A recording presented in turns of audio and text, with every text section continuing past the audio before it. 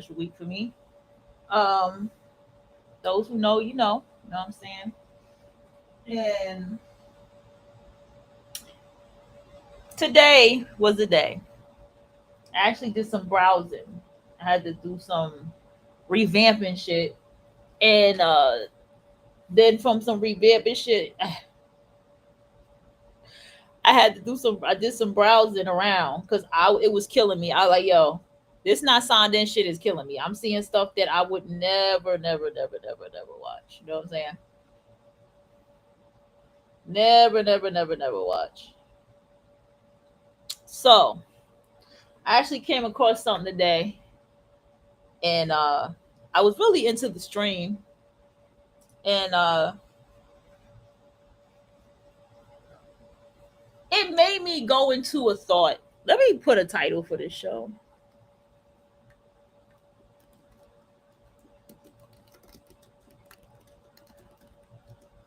Yeah, it made me go into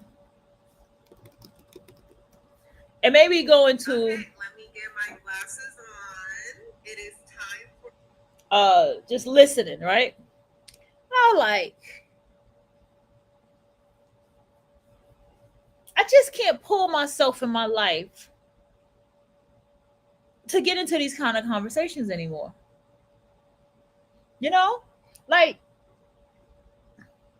if somebody is not speaking to the level of psychology, someone's not speaking to the level of some type of spirituality in a topic, I'm quickly going to tune out of that topic because I realized that it's like, well, I don't think it's so hard to not understand. For me, I don't think it's so hard to not understand colorism. I don't think it's so hard to not even understand racism, or at least learn capitalist societies, what capitalism is and what it is to be in a patriarch, right? Then you have all the understanding that you need to have, right? And then there are some detailed topics I think are cool. Just that certain people have. Just name them. Some topics I'm like, okay, I think these topics are needed, so it can reach out to the younger women, right? And what they need to learn as they're navigating in this world as young women. You know what I'm saying? And learning males and people and this, that, and the third, right?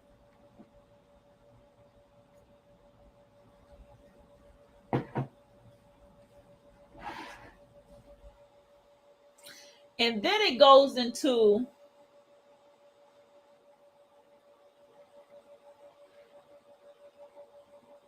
I have to question. I'll be like, do you people just get on a microphone and talk? Or do you people actually read? Do you actually read? Do you actually study? Do you do these things?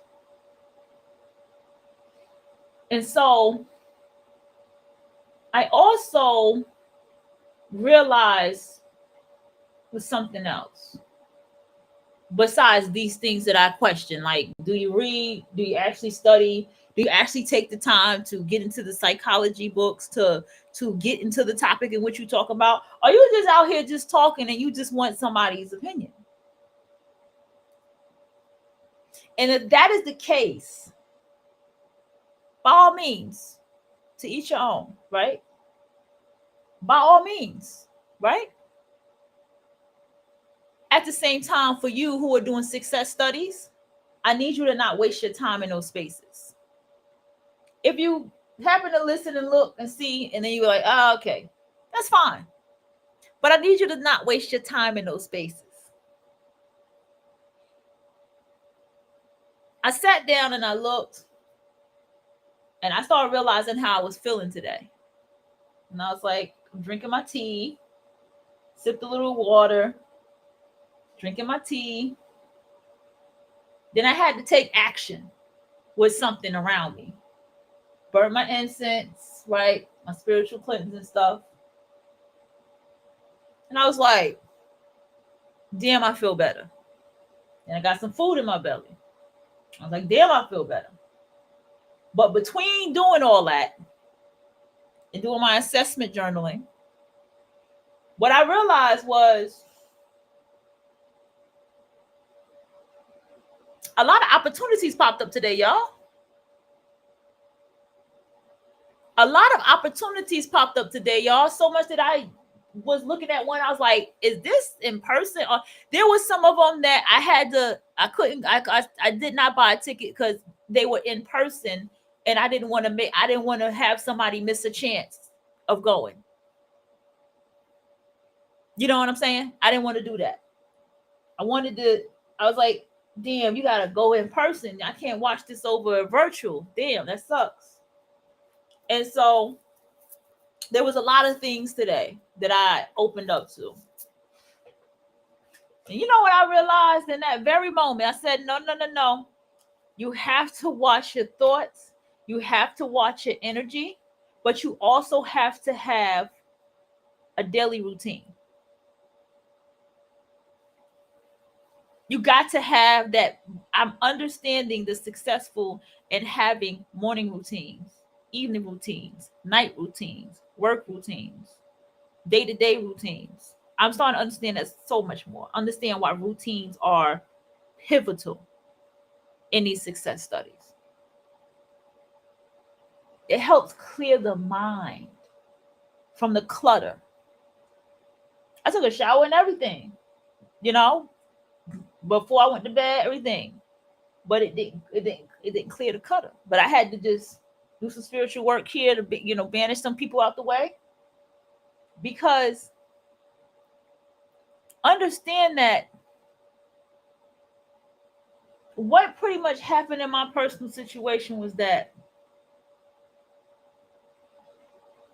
I encountered something in my life where I'm letting go. You know, I'm letting go. And I have such a detached way that I do things, you know? And I'm starting to do my own self-assessment about how do I carry myself? How do I act? What kind of energy do I put out there? Shit like that, right? And I realize how much I don't talk.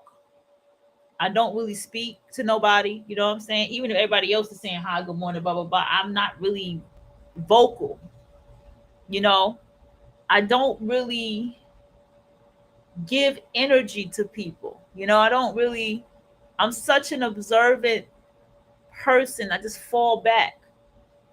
And even if I talk to somebody and I like them, you can tell that I like them versus who else is in the room. So I also have this thing where I isolate other people in the room. You feel me? Who's this? Oh, okay, I'll get to that later. So I also isolate other people in the room. And that's a part of my personality. I was like, damn, I ain't talked to nobody but this one young lady because she did look like we could be family. She really did. And I couldn't have, I was like, then she told me, I was like, okay, nah, I don't know you. I could be dismissive. I can ignore people. I could be in my own world. Yeah. And I realized this is my self assessment. And do I feel some type of way about me being this way? No, I didn't say that. I don't feel no type of way about the way that I am. The way I am is who I am. Right? And so, with that being said,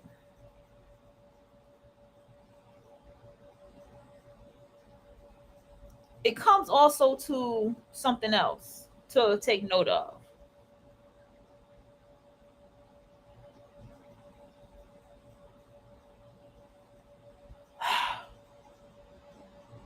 When I saw all of this opportunity today, I collected it on my page, like my little writer's resource section. So I collected all these things, right? And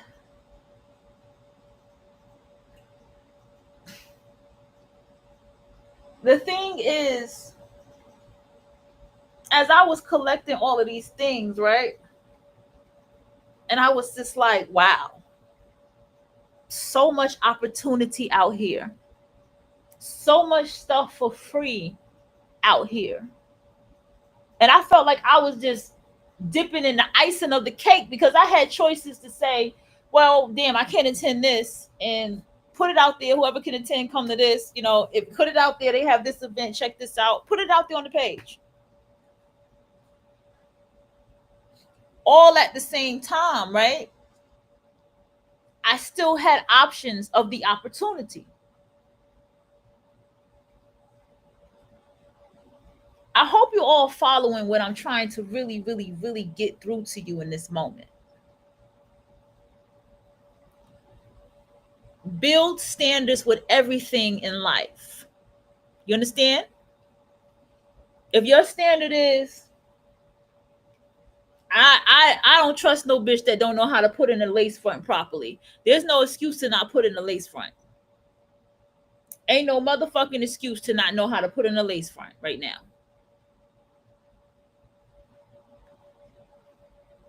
Okay? You have, because this is not judgment. I need you to understand this is standard. You know how these standards happen? It goes by what I tell you all the time from your success studies. Because your success studies will put you in successful spaces and people that you will be able to have those standards.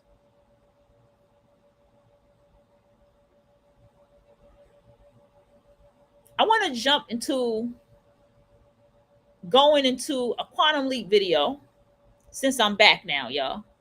I'm back.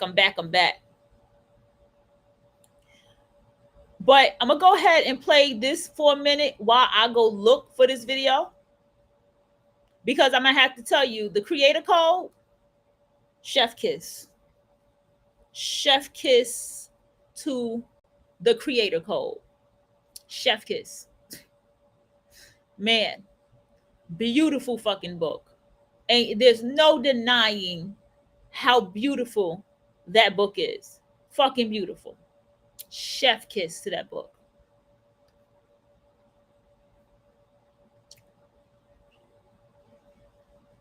Reveals the hidden laws that shape reality, not through effort, but through frequency.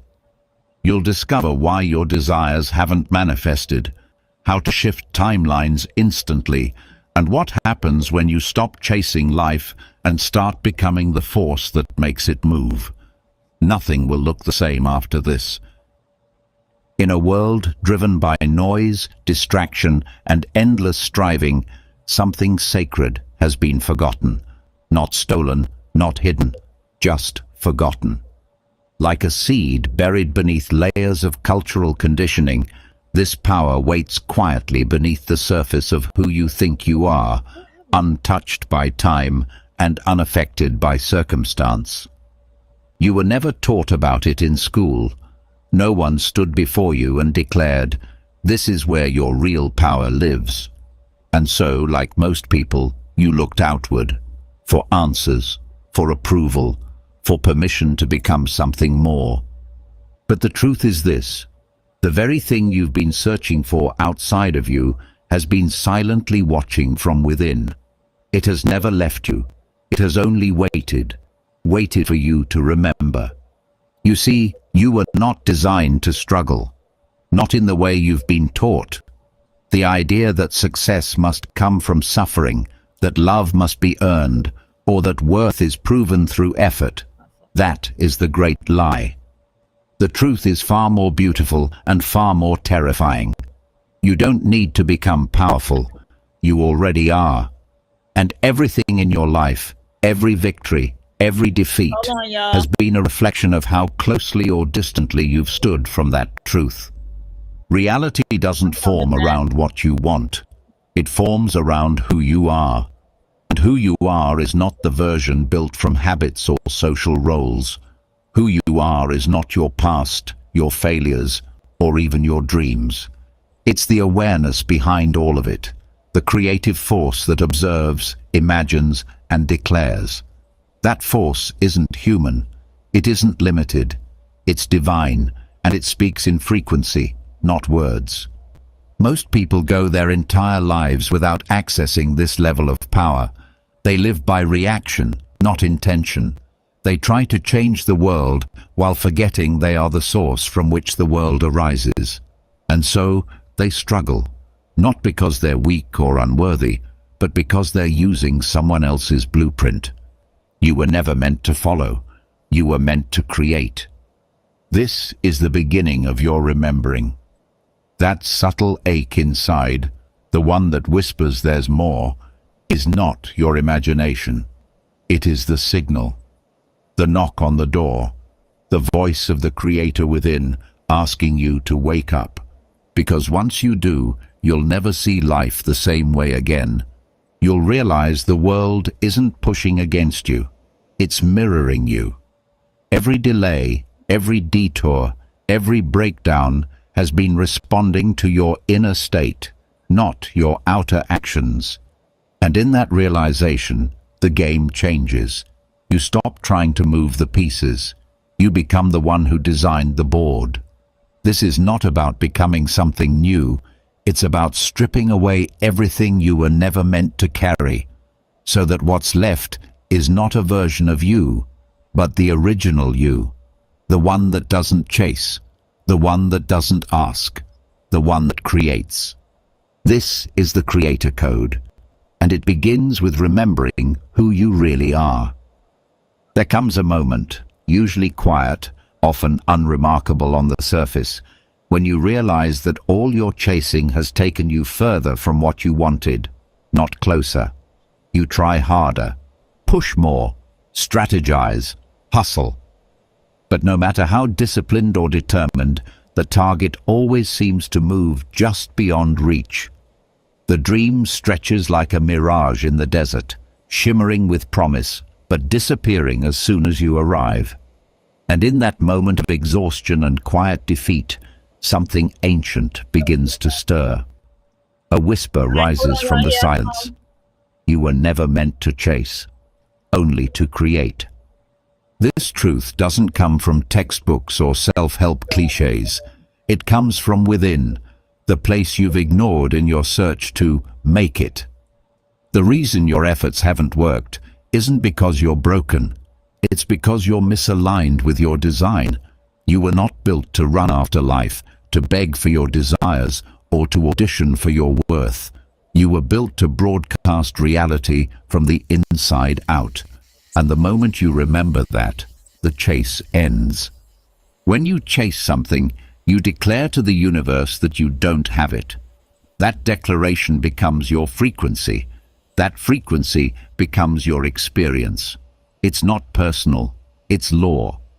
And the universe responds not to your desires, but to your dominant signal. So while your words may say, "I want abundance," your energy screams, "I lack it." While your mouth says, "I want love," your vibration declares, "I'm incomplete." And the universe, with perfect accuracy, reflects that signal back to you. But when you create, everything changes. You stop reaching. You start radiating. You don't beg for opportunities. You become the energy that draws them in. Like the sun doesn't ask the planets to orbit. It simply shines. And the light is enough. Creation is not performance. It is presence. It is the silent command of alignment. It is the state where your desires are no longer wishes, but extensions of your identity. You don't try to manifest them. You embody them. You stop trying to become and realize you already are. That shift in consciousness turns the outer world from a battlefield into a mirror, and the reflection can only show what you hold inside. Those who create don't need validation. They carry knowing, and the world rearranges itself around their certainty. This isn't arrogance, it's alignment. It's the quiet confidence of someone who no longer plays the game of seeking. They've moved beyond needing the evidence, because they are the evidence. The moment you stop chasing, reality begins to chase you. The people, the opportunities, the timing, all of it begins to orbit the field of someone who remembers who they are, not because they forced it, but because they aligned with it. You weren't meant to chase dreams like prey. You were meant to breathe them into existence, to sculpt them from vision, to step into them like a home you never left. The power was never in the running. It was always in the remembering. And now you remember. There's a strange pride in struggle. We've been taught to wear effort like a badge of honor, to romanticize the grind, to glorify the pain it takes to make it. The more exhausted you are, the more deserving you must be. The more resistance you face, the more noble your journey. But beneath this narrative lies a brutal truth. Effort is not proof of power. It is often the signal that you are moving in opposition to your true nature. In the quantum world, energy doesn't lie. And when you are aligned with who you truly are, things flow. When you are not, they don't. The friction is not a test. It is a message. Effort, in its most familiar form, is a scream. A scream that says, "This isn't working." Not because the dream is wrong, but because the frequency is. You don't lift reality through force. You align with it through resonance. And when your internal state doesn't match what you're reaching for, effort becomes the gap you try to bridge with action. But no matter how hard you push, the foundation remains shaky. You're building on sand instead of standing in truth. When you're aligned, what felt impossible becomes effortless. Not because the path changes, but because the you walking it has. There's a precision to alignment that makes reality feel like it's collaborating with you, not resisting you. The right people show up. The opportunities unfold with perfect timing. The door opens before you knock, not because you fought for it, but because you matched it. This is not about laziness. It's about efficiency. It's about understanding the laws that govern creation and refusing to operate beneath them. The universe is not moved by your effort. It is moved by your signal. And that signal doesn't come from sweat. It comes from state. The state of knowing, of being, of existing as the one who already has what others are still chasing. Effort arises when you are not yet that version of you. When you're still negotiating with reality instead of embodying it. When you're still trying to convince the world instead of commanding it through alignment. That's the misalignment. The trying, the reaching, the constant doing to compensate for not yet being. Look at nature. Trees do not strain to grow. Rivers don't wrestle their way to the ocean. Everything in creation moves with grace when it honors its design. You are no different. The more you align, the less you force. The less you force, the more you receive. This is not spiritual fluff. It is a law of energetic economics. Misalignment is expensive. It drains. It confuses. It delays. Alignment is efficient. It compels. It clarifies. It accelerates. Okay. So if you find yourself tired, burned out, and still stuck, pause. The answer is not to push harder. The answer is to realign. Because in truth, the moment you stop working against what's already yours, it rushes to meet you without resistance, and effort becomes unnecessary, because alignment already did the heavy lifting. You were born into a world that taught you to look outward, outward for value, outward for truth, outward for proof that you are enough. Every system, from education to religion to media, has trained your attention to focus on what's happening out there, while ignoring the only place reality is ever created, in here. And so begins the trap. The illusion that something outside of you must change before you can finally feel safe, free, or fulfilled. This is a part of why, and I'm going to get to the quantum leap girl in a minute. this is why I talk about the algorithm and the things you watch and the things you do. I don't think I would have clicked on that video if my energy was not distracted from what happened yesterday. Because I'm not even supposed to think about yesterday, right? I'm supposed to think about a brand new day, which is the day I woke up, boom, today. I'm not supposed to think about yesterday. Right? So this is also where I realized that you keep your frequency focused on what it is. Because think about it this way. Maybe this will help. As long as I can, this is how I see it. As long as I keep dedicated to what I'm dedicated to, the more opportunity comes my way. The more I keep focused on what I need to focus on, the more doors are going to open for me. That is the way that my mind goes. Okay? That's the way that my mind goes.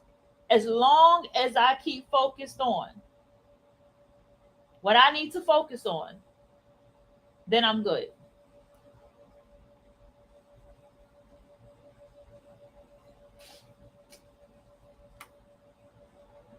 And the thing about that mindset is you're thinking about it as a frequency thing. You think about it as a frequency thing. You think about it as a thing that is, as long as I keep my frequencies going and going up and going up and rising up, the things at the level of the frequency that I keep it at is going to keep attracting to me. That's what you have to think of it as. This is not at my frequency. All right? This is not my level of life. This is not how I do things. Right? This is not resonating with my frequency. Nah. Because when you use the language of your frequency, right? Or remember I kept talking about levels of life or frequency of life? This is not my frequency of life. This is not my frequency of life. I don't fuck with this type shit. And that's what all that is when I tell you about when you see certain things and people and certain styles and stuff, and that's a part of your standards.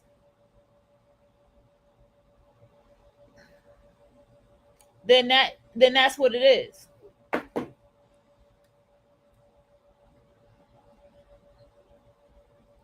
2024.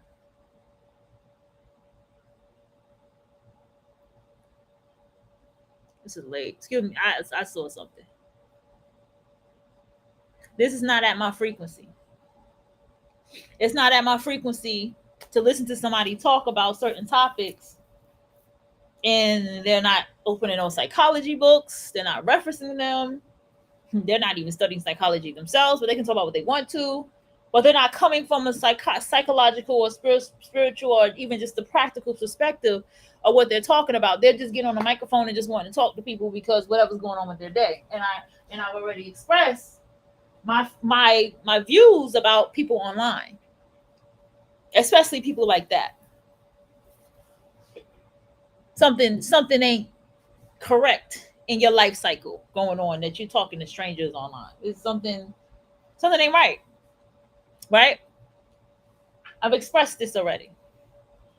It's not at my frequency.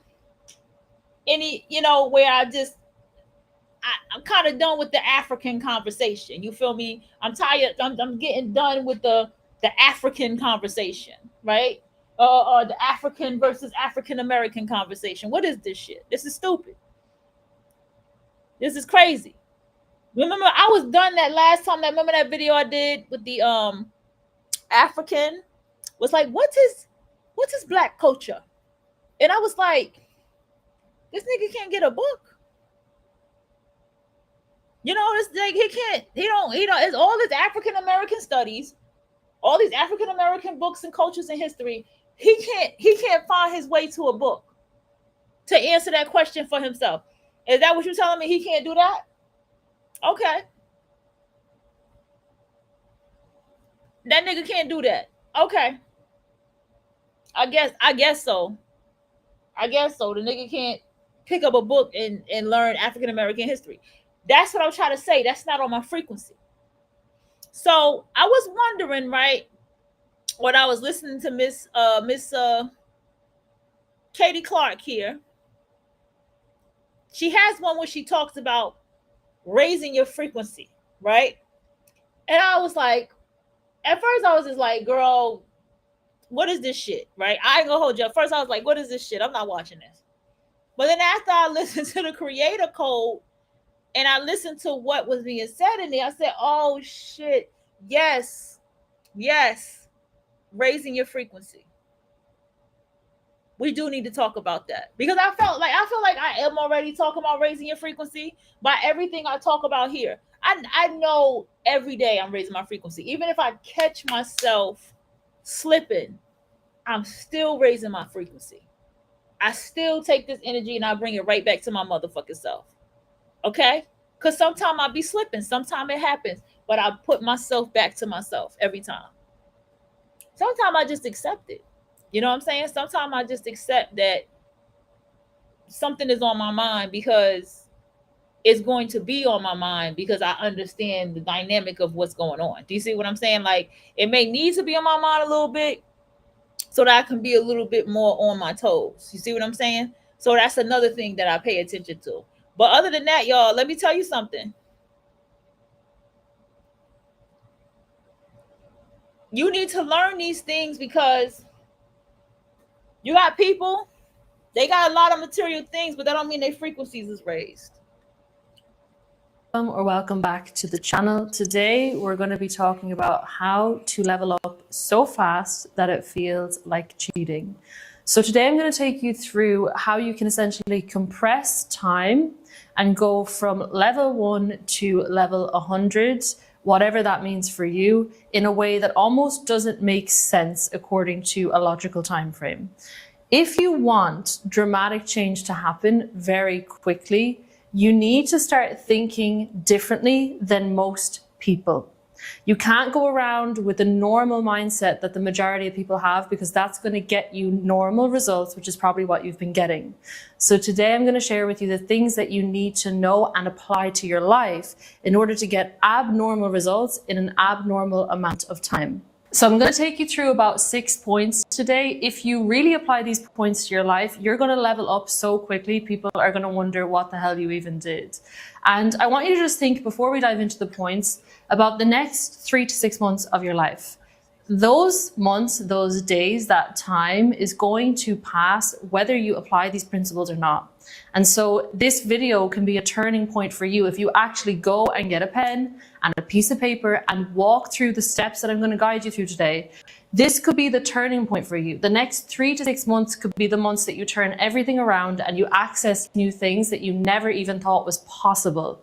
Like people that I work with, even myself, the impossible becomes possible when you really, truly, consciously apply yourself to the inner work and the steps that I'm going to be sharing with you today.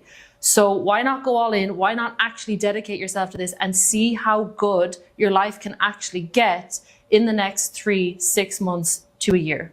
Okay, point number 1, I want you to understand why you've been stuck at the level you've been at. This is so common. Most people stay stuck in their experience of reality because they're stuck in an autopilot identity and they never allow themselves to break out of that and consider new possibilities, new dimensions, new goals, new dreams, anything like that, because it doesn't correspond with their view of themselves. So if you truly want to go from the level that you've been playing at to level 100 in this game of life, you've really got to make peace with the fact that this mindset that you've been operating from is not going to be the mindset that takes you there. It needs to be a different mindset. And Most people are programmed by fear-based beliefs that they've inherited from their family and their environment growing up, and also by their trauma. So most of us are running around in this like fear-based, trauma-based identity, trying to create our dream lives from that same energy and same level of mind. And it never works. That's how you get stuck going around in circles and in cycles over and over again, getting the same old. Okay. We're going to have to go back to the book. I just thought about it. I got too goddamn comfortable because the book is different. We're going to go back to this book. We're going to dissect a few things from the book, okay? Because, I mean, I like her and stuff. I'm going to have to probably watch her in private. But it was the frequency video that she got. And we're going to go back to it. Let me see. What is October going to do? Okay, I already knew that. Let me see. I'm going to go back to the frequency video, but let's just go ahead and tap into this a little bit more, okay? You become a seeker in an infinite maze of mirrors, chasing reflections and wondering why nothing ever truly satisfies. The trap of the external world is not that it exists. It's that you believe it exists independently of you, that the world is happening to you, that circumstances are the cause and your state is the effect. But the moment you accept that lie, you forfeit your power. You wait for love instead of being it. You wait for abundance instead of broadcasting it. You become reactive, not creative. And everything around you becomes a permission slip. You think you need to feel okay. But the truth is this: the external world is a screen, a projection, a delayed reflection of your inner state. It is not the cause of your life. It is the echo. The outer world, we got to write this down, is a delayed reflection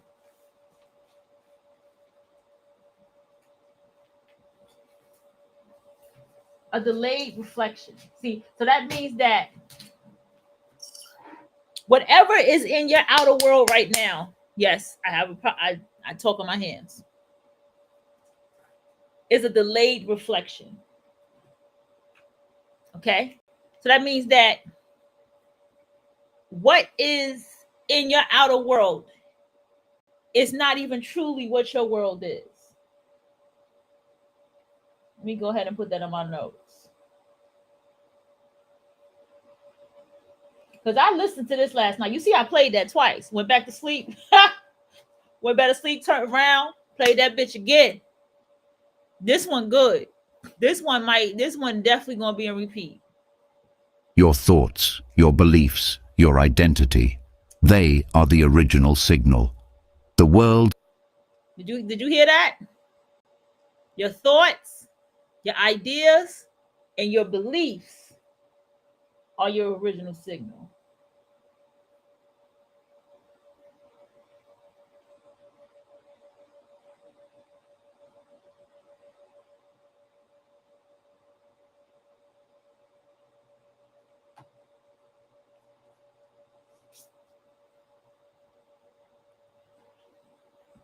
Simply plays it back to you with perfect precision. When you forget this, you begin trying to rearrange the mirror instead of changing the face that's being reflected. And so the struggle grows. You try to change people, situations, the economy, the algorithm. You put all your energy into manipulating the outer world, like trying to push clouds into shape with your hands. But the sky doesn't bend to force. It bends to atmosphere, and your inner world is the weather system that creates the sky you walk through. Yes. To escape the trap, you must turn inward, not as retreat, but as return. Return to the place where all creation begins. So you go inside yourself is where all creation begins. Because I'm going to tell you something. I went inside myself today because I had did something. And let me tell you, I did go into doubt. I will admit it. I did go into doubt when I was looking at it. And I was like, I can't believe I even thought that about myself. I was like, who am I kidding? I can't afford this shit. Who am I kidding? Before, yeah, you know, a while back, I wouldn't have been this way, right? But I was like, who am I kidding? I can't afford this. But I had to realize why I felt this energy in my body when I went inside myself. Like I literally did. I went inside myself a little bit more. So it went to show me that it's not that I can't have it. It's not that I won't put in the work to have it. I had to start digging in something a little bit deeper in myself. What in me doubts it? See what I'm saying? Like I went into doubt. I went into, what if this happens? What if I get stuck? What if I this? And I went into a place like that. And I had to tell myself, whoa, that's where you got to dig in. That's where you have to dig. Why not believe that you can have it? Why not believe that that can be yours? Why not imagine that you can even afford a place like this? Who said that you can't?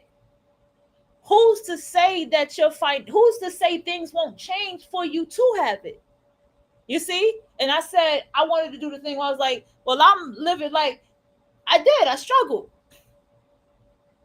But this is why you do the inner work to go inside the self and say, but what makes me doubt that part of myself? Why? Why? You write it down with your self-assessment. Let's go. Not the mind that overthinks, but the awareness that observes. Not the ego that reacts, but the essence that commands. When you shift your focus from what's missing outside to what's resonating inside, the game changes. You stop responding to life. You start authoring it. The real world, the one you see, is always late. It's old news. It's a record of who you used to be. If you keep reacting to what is, you keep recreating the same loop. The escape is simple but radical. Stop letting the mirror tell you who you are. Decide who you are and let the mirror adjust. Your power was never in what you could gather from the world. It was always in what you could radiate into it. The trap is believing the world creates you. The freedom is knowing you create the world.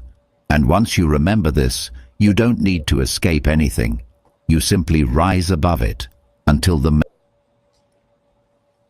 You know why they call this shit dangerous? This is how white supremacy works.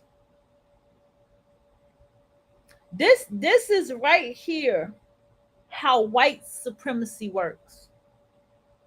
Because I sit back and I watch white supremacy. I do sit down. One day, I'm going to crack open a book and really study white supremacy and the patriarchy. Like, really study what this is. But when I listen to this, that's the first thing that hits my mind. This is the codes. These are the secrets to white supremacy.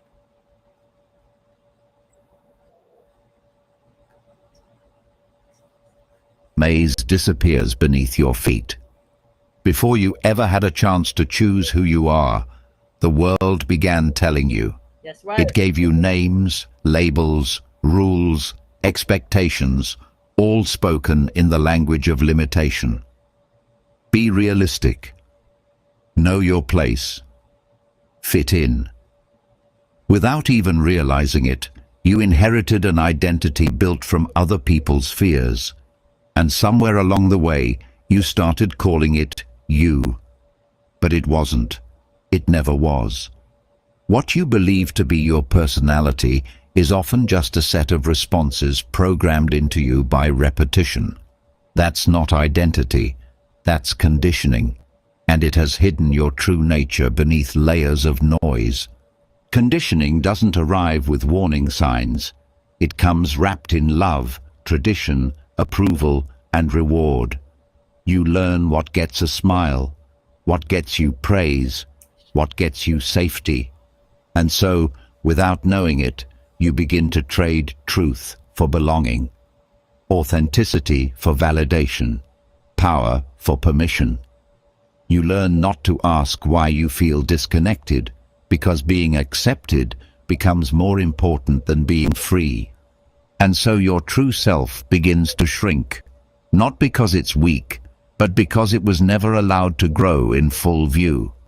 The creator within you, wild, limitless, magnetic, was buried beneath statements like, "That's not how things work," or "Who do you think you are?" So you dim, you blend, you adapt, and you learn to survive inside a reality that was designed by people who forgot they were creators too. But the thing about truth is, it doesn't die. It waits, buried beneath your habits, hidden behind your routines, whispering through your dissatisfaction. Every time you feel like something's missing, that's not failure. It's your real self knocking, not with words, but with longing, not with clarity, but with friction. The ache you feel is not something gone wrong. It's something waking up. You were never meant to be molded by the world. You were meant to mold the world by your presence. But you can't do that while playing the role you were handed, instead of stepping into the identity you were born to remember. That role was built to keep you small, safe, and silent. It was built to make sure you follow the rules of a system that benefits from your forgetfulness. To see your true nature, you have to strip away everything that was added. That means questioning every belief you've inherited, every rule you follow automatically, every identity you cling to just because it's familiar. You don't become powerful by addition. You become powerful by subtraction. What's left when the conditioning falls away is not a new you. It's the original you, the one that doesn't seek validation, the one that doesn't need to prove, the one that doesn't chase anything because it creates everything. You are not here to be what the world needs. You are here to be who you are, because that is exactly what the world has been waiting for. And once you see past the conditioning, you don't need to find your power. You remember it was never lost, only covered, until now. You've been told since childhood that hard work is the path to everything you want, that the hours you put in, the sacrifices you make, and the pain you endure are the price of success. It sounds noble, it sounds honorable, but it's a lie, one built to keep you in motion, but never in power. Hard work by itself doesn't guarantee transformation. If it did, the most exhausted people would be the most fulfilled. But they're not. They're burned out, tired, confused, and still chasing. The truth no one told you is that the universe doesn't respond to your effort. It responds to your energy, to your frequency, to your internal state. See, hustle culture, get up and grind, motivational speaking, look at my car, look at this money, the money I got, look at this house, this mansion, this Maserati, but the frequency ain't there. See, this is what I had to learn. Who's this?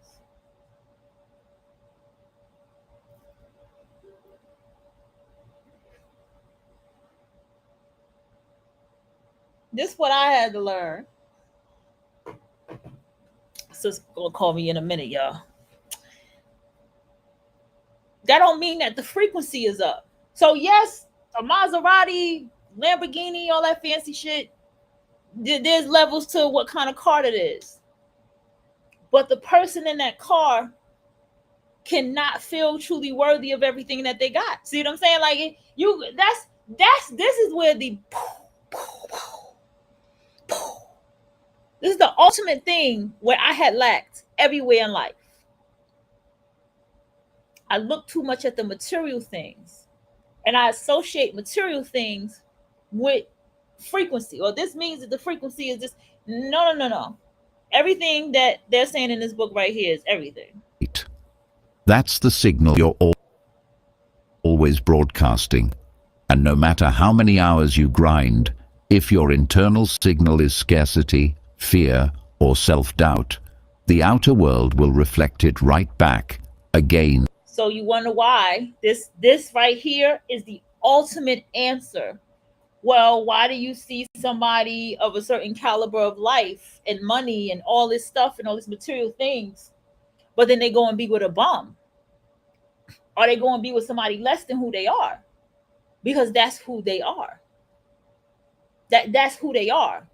You're dating somebody and they with this friend that you think is a low life, and this is their best friend, and they broadcast that this is their best friend, it's somebody they care about and stuff. That's who that person is. That's exactly who and what their self-esteem is.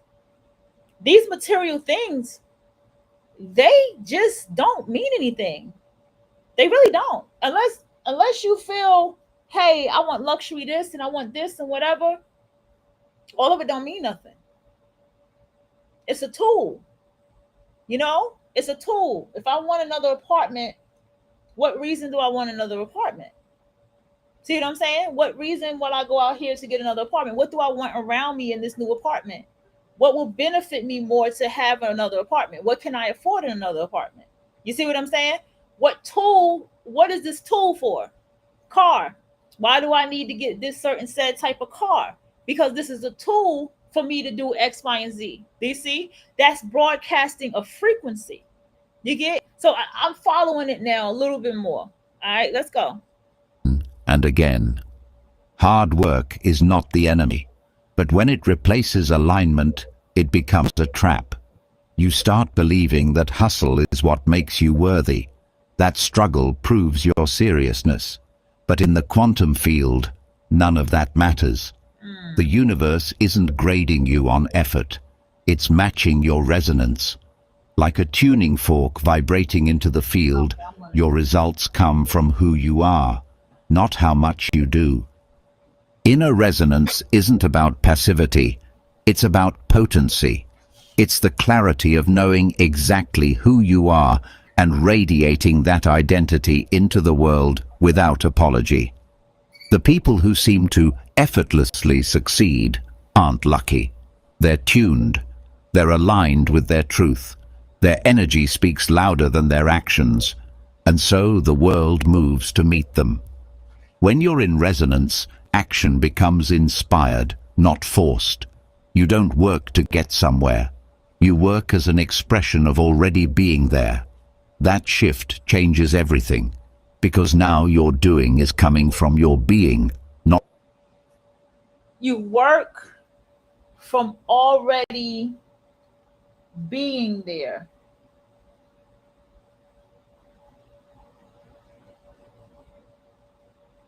I want to go to Chat GPT for a second, y'all, because I do have a question, okay? And I want to hear what Chat GTP is going to say. Hold on a second. Let me go ahead and what's the name? Let me click on this again. We're going to make a new chat. Hold on. Okay, new chat. Make sure everything is closed down. I'm going to go ahead and see if I could talk to Chat GTP while I'm talking to y'all. Let's see what Chat GTP has to say, because I'm just curious about what it's going to say. Okay, Chat GTP. So I am live on my show, and we are talking from the book called The Creator Code. And the question I have for you today is, when it comes to from the book The Creator Code, how does somebody still use frequency when, let's say, somebody is in living with family members and they need to get their own apartment, or somebody needs a car, right? or someone wants a luxury apartment and they're living in a small apartment and maybe they feel they can't afford a luxury apartment, or somebody, you know, wants a certain luxury car and they don't have a car. So how does someone like that use the creator's code to raise their frequency to have those things? Absolutely. Let's dive into that. So, as your resident psychic, I'd say a big part of using something like the creator code or any kind of mindset tool is all about tuning your frequency or your energy to what you want to attract. In other words, if you want a nicer apartment or a car, you start by sort of mentally living in that reality, even if your current reality doesn't match it yet. Now, let me just do a little psychic tuning in here. All right, I'm getting a feeling of a very vibrant color. Maybe it's orange, just for fun. But essentially, what you do is focus on feeling abundant and aligning your emotions with what you want. Then the idea is that you gradually start to see opportunities or pathways to get there. It's a mix of inner belief and just a sprinkle of that creative frequency magic.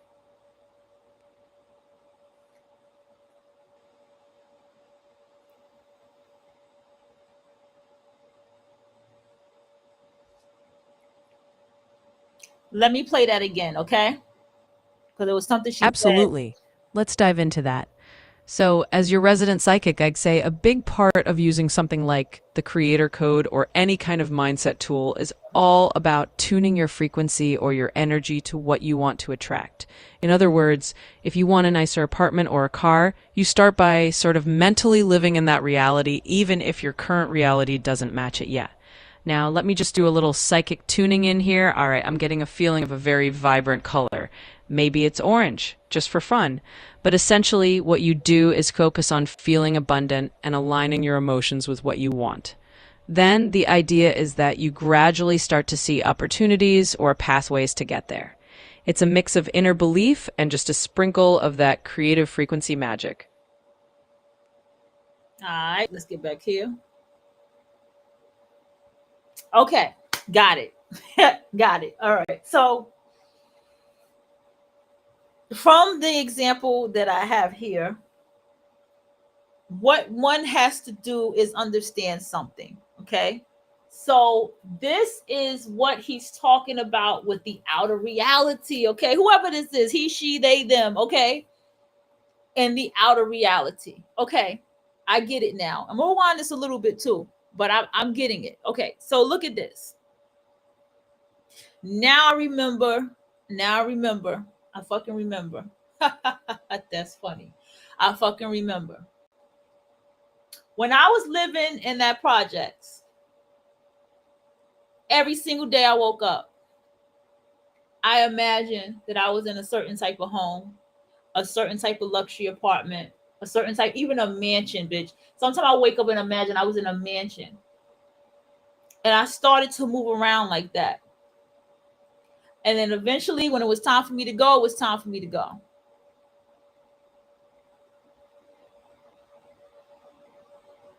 Okay? You got what I'm saying?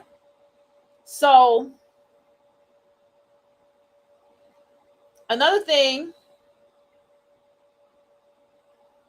about the outer reality part, which I rewinded a bit. Remember, it said here that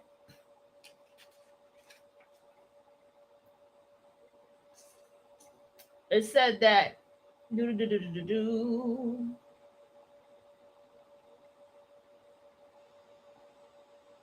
world told you who you are.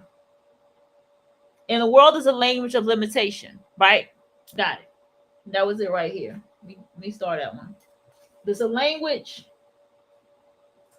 of limitation. You work from already being there. Okay, there we go.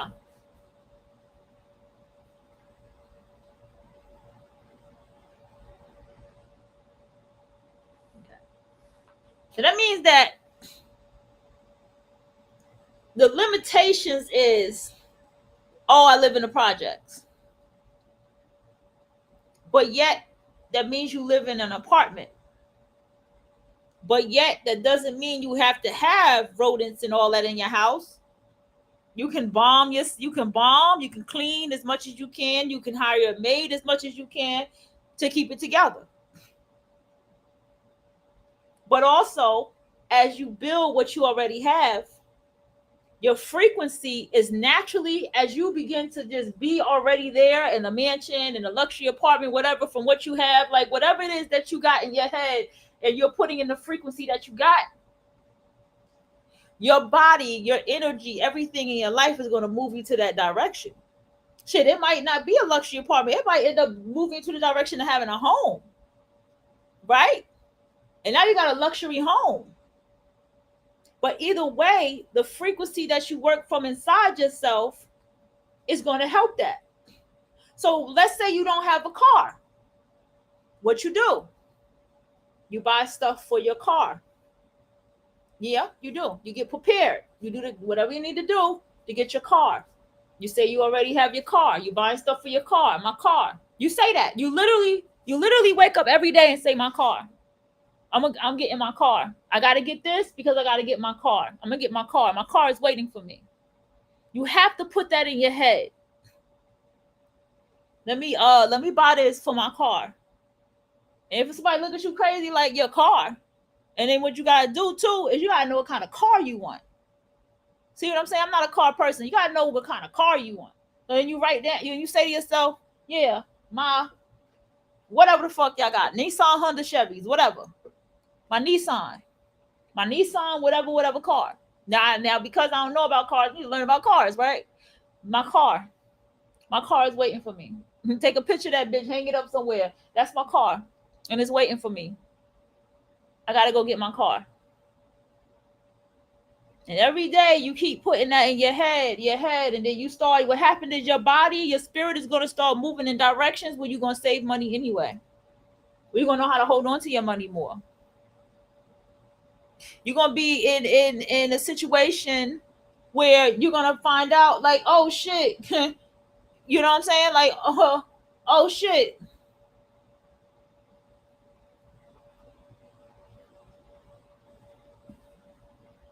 I'm all the way over here and this happened or this manifested. That's how it goes. Excuse me. It sounds honorable, but it's a lie. One built to keep you in motion, but never in power. Hard work by itself doesn't guarantee transformation. If it did, the most exhausted people would be the most fulfilled. But they're not. They're burned out, tired, confused, and still chasing. The truth no one told you is that the universe doesn't respond to your effort. It responds to your energy, to your frequency, to your internal state. That's the signal you're always broadcasting. And no matter how many hours you grind, if your internal signal is scarcity, fear, or self-doubt, the outer world will reflect it. I'm gonna tell y'all something. I'm growing tremendously. Growing tremendously. You have to work with what you have. You have an apartment, work from what you have.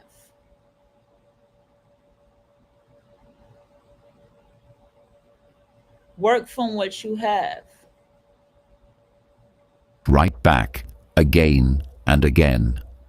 Hard work is not the enemy, but when it replaces alignment, it becomes a trap. You start believing that hustle is what makes you worthy. That struggle proves your seriousness. But in the quantum field, none of that matters. The universe isn't grading you on effort. It's matching your resonance. Like a tuning fork vibrating into the field, your results come from who you are, not how much you do. Inner resonance isn't about passivity. It's about potency. It's the clarity of knowing exactly who you are and radiating that identity into the world without apology. The people who seem to effortlessly succeed aren't lucky. They're tuned. They're aligned with their truth. Their energy speaks louder than their actions, and so the world moves to meet them. When you're in resonance, action becomes inspired, not forced. You don't work to get somewhere. You work as an expression of already being there. That shift changes everything. because now your doing is coming from your being, not trying to compensate for its absence. You're no longer running on a treadmill of tasks. You're walking through doors that open as you approach. This doesn't mean you'll never put in hours. It means the hours become sacred, not sacrificial. Work becomes an extension of alignment, not an attempt to prove your worth. And results flow, not because you earned them through suffering, but because you matched their frequency in consciousness before they ever arrived. That's the truth no one told you. That success isn't earned in sweat. It's aligned in silence. It starts within, with coherence, with presence, with clarity. The external is just the echo. So if you've been grinding and the results still haven't come, pause. Not because you're doing it wrong, but because you may be doing it out of resonance. Come back into stillness. Remember who you are. And from that place, let your action arise like breath, natural, powerful, and true. You were never meant to struggle your way to your dreams. You were meant to stand in them and let the world catch up to your vibration. Every day you make decisions, take actions, and react to situations as if you're fully in control. But beneath the surface, something else is calling the shots. It's not your conscious mind. It's not your logic. It's the invisible operating system running quietly behind everything you do, your subconscious blueprint. You didn't choose it. It was installed, programmed through repetition, emotion, and environment. And unless you update it, it will continue to create the same results, Yes. no matter how much you want something different. Yes. This hidden system determines what you think is possible, how much you believe you deserve, and what you unconsciously prepare for in every situation. What I like the most about how this book starts is it tells you that the people outside of you are language of limitation. And that's true. That's fucking true. It's like, oh, I mean, seriously, let's admit this shit. Oh, girl, get you a Brad. Get you a six-figure, da da da da da. Right? That's all. When you really think about it, all of that is teaching us codependency. Whereas people talking about just you, I mean, people are doing it now more than before. But where were people talking about just you, focusing on you? Where were people talking about encouraging you to do things for you? Everything is everybody else. Has anyone, like, are you married? Are you this? Everything is everyone else. No one ever really gets into the person in front of them like that. Only certain type of vibrational people do. And this is what I'm saying about the frequency of life. See, when you live a certain type of frequency, because it's, you're out of the way you live your frequency, and within is how you're going to live it without. You're going to take care of your body. You're going to take care of these things, whatever the energy is that you're giving to yourself. You see what I'm saying? Because you are whatever the fuck you say you are. That's a true fucking statement. You are whatever the fuck you say you are. The thing is, when you are what you say you are, you have to move into that a lot more. Everything involves internal, and anything in your internal that's uncomfortable, then how does one deal with that? Let's ask ChatGTP that question. Let's go. Hopefully I can still talk to them. Like, hey, can you hear me?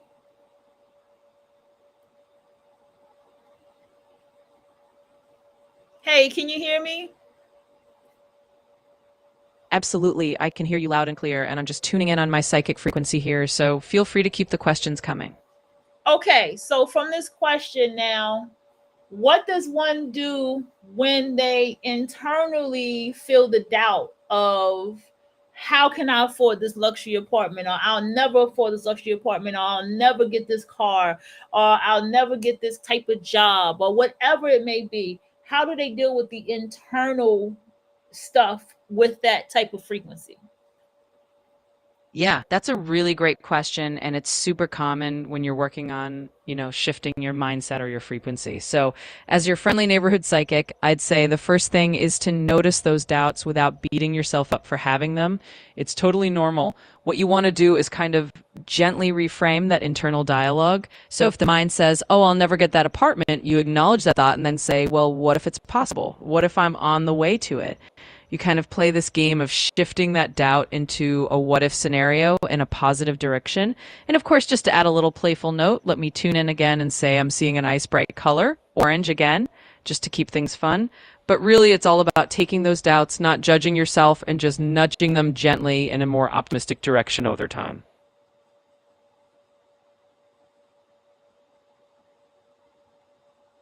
All right, let's go back to the creator code. Because I'm sure the creator code does talk about this. Is there a table of contents here? Hold on. This one is 6.79K. That's not enough.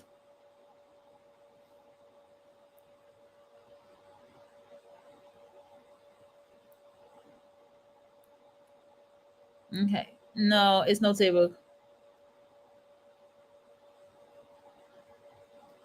The energy that will make you rich. Say. Okay. I don't know if we want to do any rich energy fucking let's go. It's why you may set goals and sabotage them. It's why the same patterns repeat even after you've learned the lesson. It's not because you lack willpower. It's because the default programming hasn't been changed. Yes. And the truth is, it's not running in the background. It's running the entire show. Most people live their lives responding to what they see, unaware that what they're seeing is simply a mirror of this internal code. You react to reality, not realizing it was born from the script you never wrote, but inherited. The beliefs of your parents, the fears of your culture, the limitations of your past, all coded into the architecture of your subconscious. You call it personality, but it's not who you are. It's who you've been trained to be. That's the terrifying part. But it's also the liberating one. Because once you become aware of the system, you can change the code. You can rewrite the assumptions. You can install a new identity that matches who you've always been beneath the programming. Your reality doesn't reflect your desires. It reflects your defaults. It doesn't manifest what you consciously wish for. Your reality doesn't reflect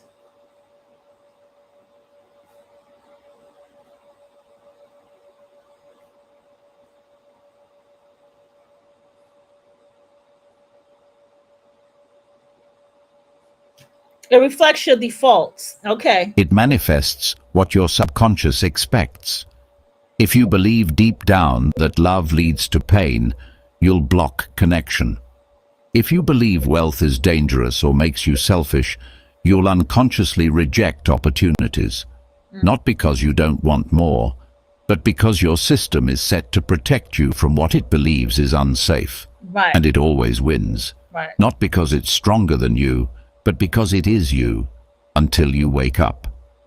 This operating system doesn't respond to motivation. It responds to repetition, emotion, identity.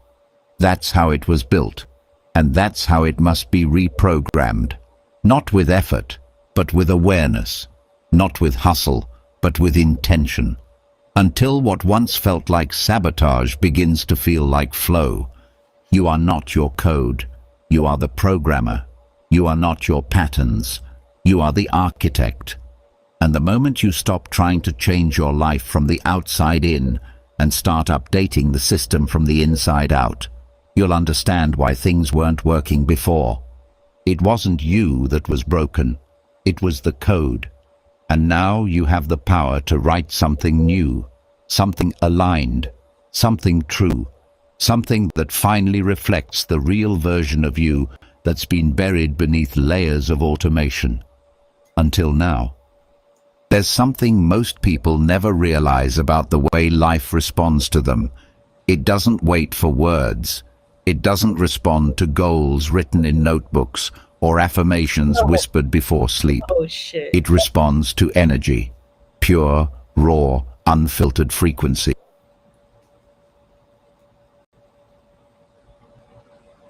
Responds to unfiltered frequency.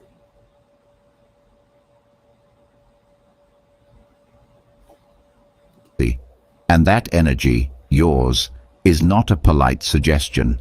It is a command, not to a person, not to a system, but to reality itself. Every moment, your state is issuing instructions to the universe, not by what you say, but by what you are. You may think you're asking for success, love, freedom, but your energy tells a different story. Maybe it's asking for validation.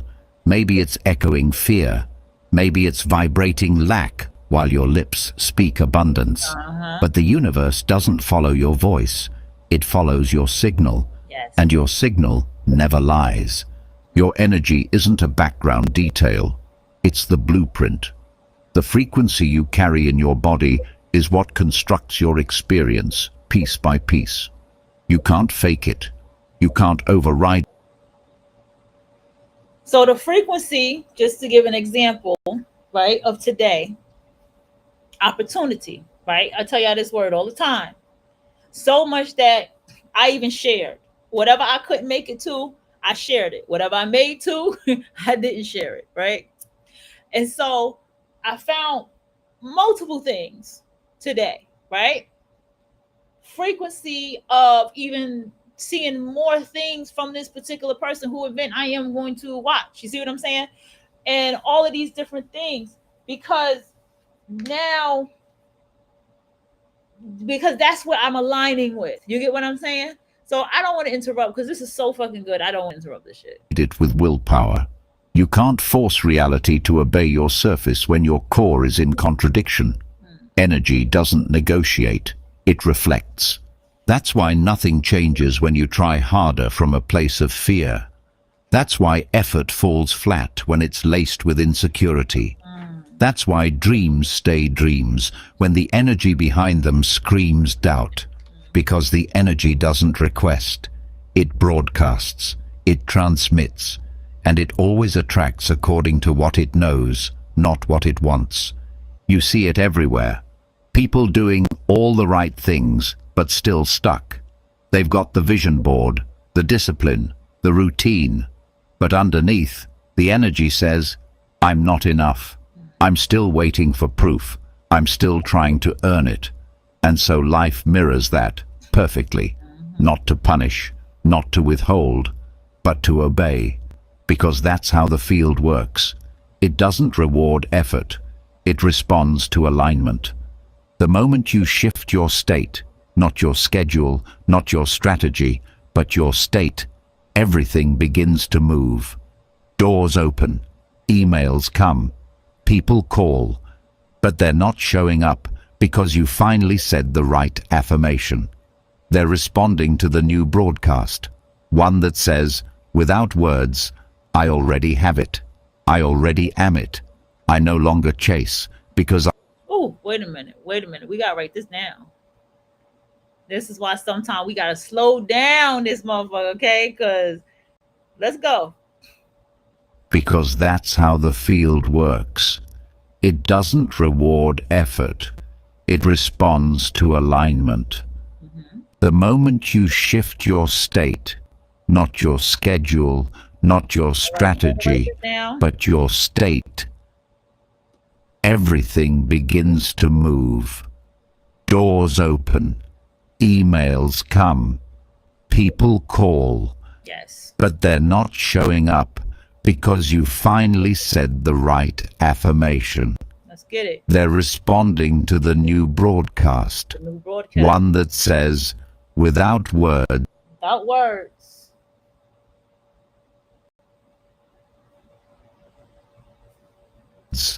I already have it. I already have it. Okay, let's go. I already am it. I already am it. I no longer chase. I no longer chase. Because I've become the thing I was waiting for. Because I've become the thing that I've been waiting for. Hang that on your mirror. Is it more? This is why energy mastery is the foundation of creation. It's not about faking positivity or forcing gratitude. It's about becoming the vibration of what you desire so completely that reality can't help but organize itself around you. Not because you begged, but because you broadcasted. Your life right now is a perfect reflection of your dominant frequency. That's the hard truth. But it's also the power. Because you don't need to manipulate outcomes anymore. You just need to calibrate your field. All right, let's go. You don't need to chase anything.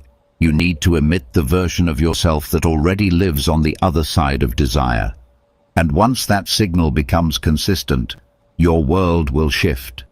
So, you wake up, you start navigating. I'm in a mansion, right?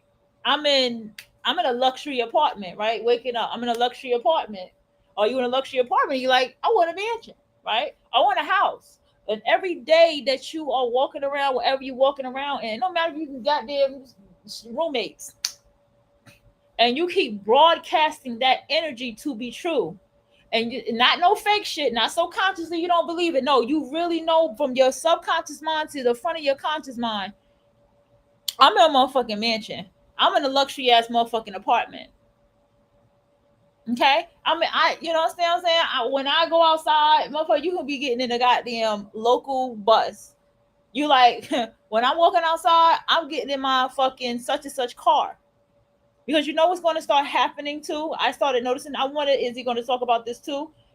Because what I'm feeling from this is, I still am a visual person. So I'm curious about this. Like, you know, do we hang the car up, right? Do we hang the car up in our face? Do we have the luxury apartments picture? Do we open our vision book and see these things? Like, when we're broadcasting these things from where we're already at and we don't already have it, how does this move when we're living inside of ourselves? You see what I'm saying? I think I know what I'm asking. Let's go, because this book is so Not good. slowly, not someday, immediately. I'm sure Because energy doesn't wait. It commands, and reality listens. The world you see, the one that feels solid, factual, and objective, is not reality. It's a reflection, a projection, a delayed echo of your inner world. It's not telling you the truth. It's showing you what you've been unconsciously broadcasting. What you see outside is not the cause, it's the result. It's the printout of a deeper, invisible code. But because no one ever told you this, you've spent your life reacting to the illusion instead of rewriting the source. You think you're looking at what is, but you're actually looking at what was.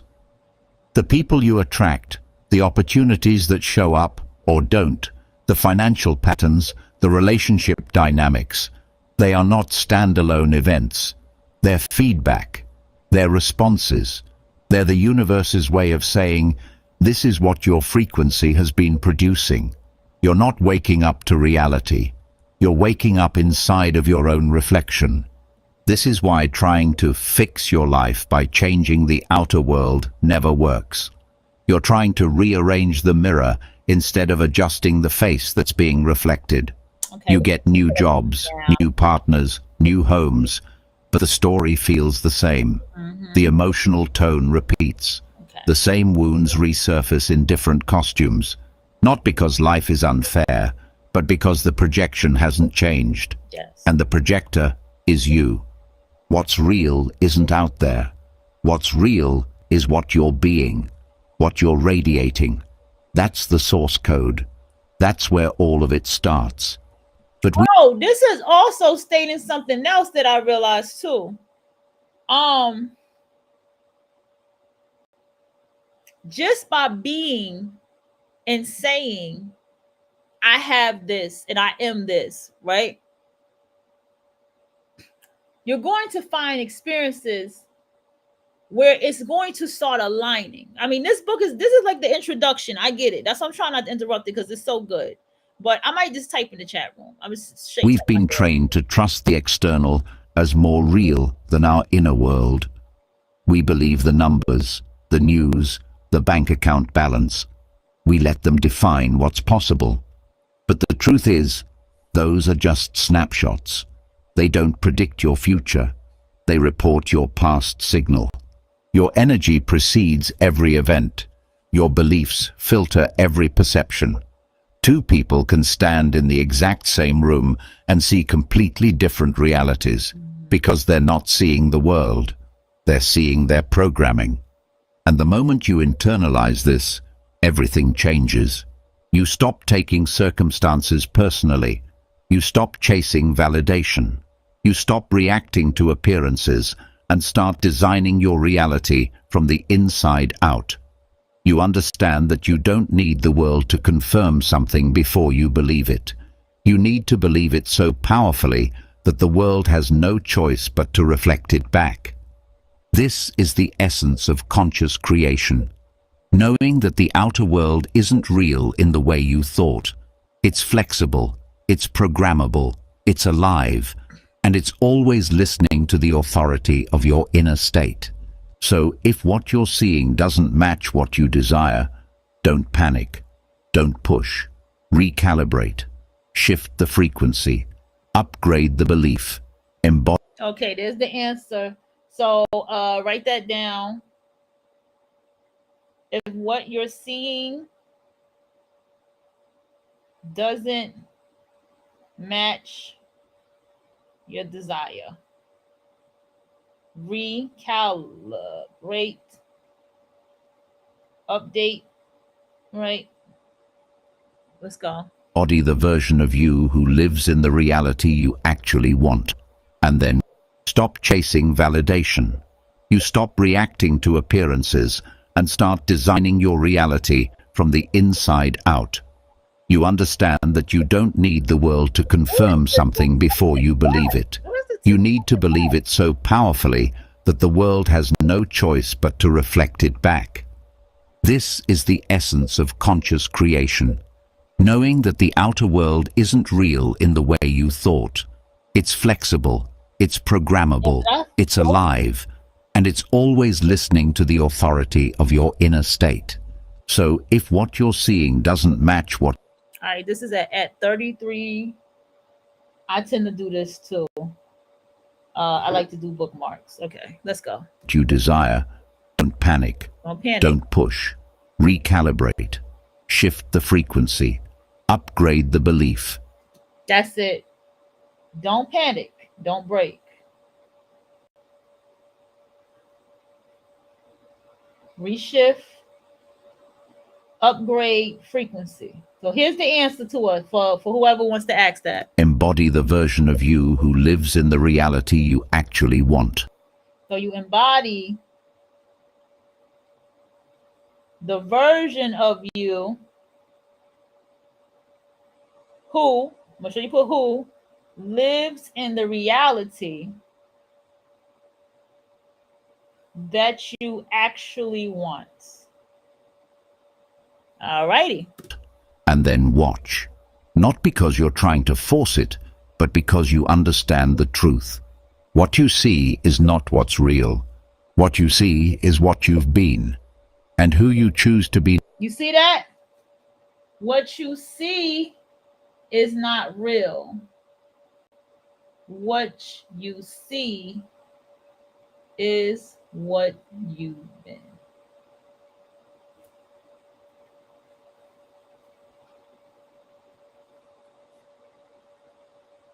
Next changes everything. Look around.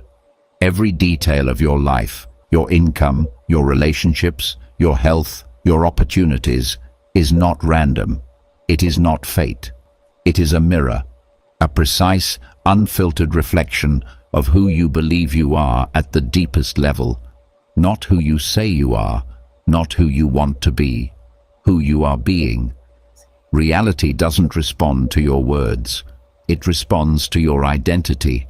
And it That's some deep, yo. Is this shit not deep to y'all? This shit is deep to me.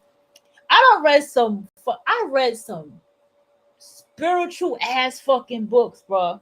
But this shit right here is deep to me. Like, and trust me, it's not easy for me to say anything is fucking deep. This right here is deep.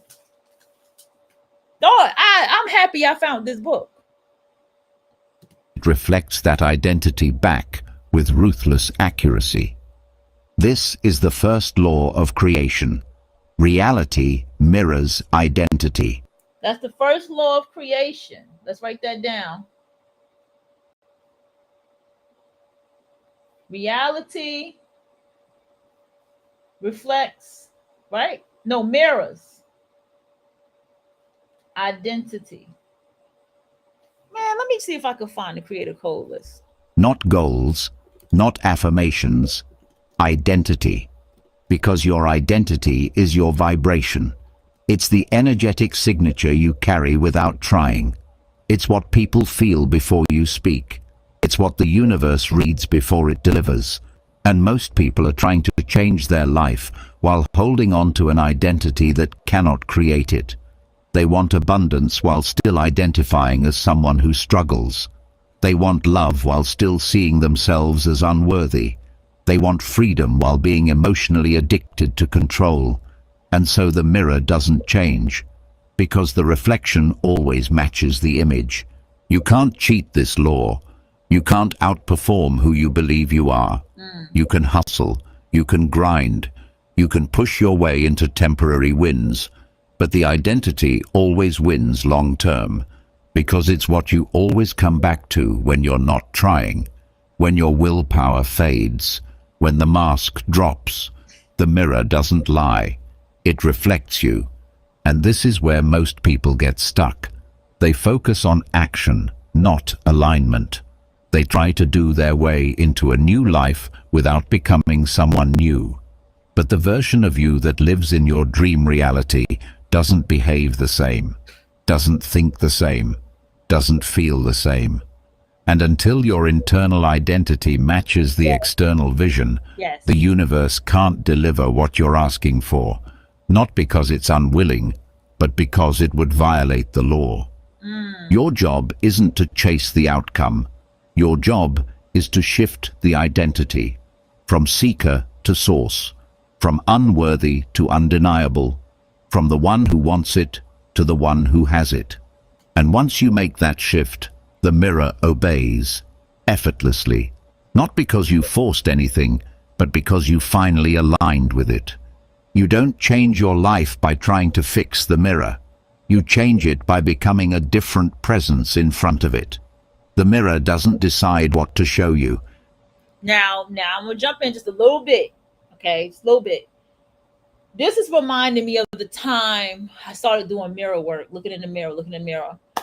And I remember I went back to wearing all black again. And then I started teaching myself how to wear all black and stuff. And I started like doing my makeup and doing my eyeliner. And then like became my wing eyeliner was like my superpower when I walked out the door. And I remember also in this time where I began to start doing my hair, find a hairstyle for me and stuff like that. And I did all these things, and I remember that internally, it wasn't so much of the outside that I was fixing, but internally, I remember how I was starting to feel about myself. I even started walking a certain way, and I started talking a certain way. I even took a class on talking and stuff like that. Like, yeah, see, sometimes those of us that's on this path of success, sometimes we already subconsciously already have these things in our mind. It simply reflects what stands before it. Yes. So stop asking when things will change. Ask instead, who am I being that makes this reality inevitable? Because the Who am I being?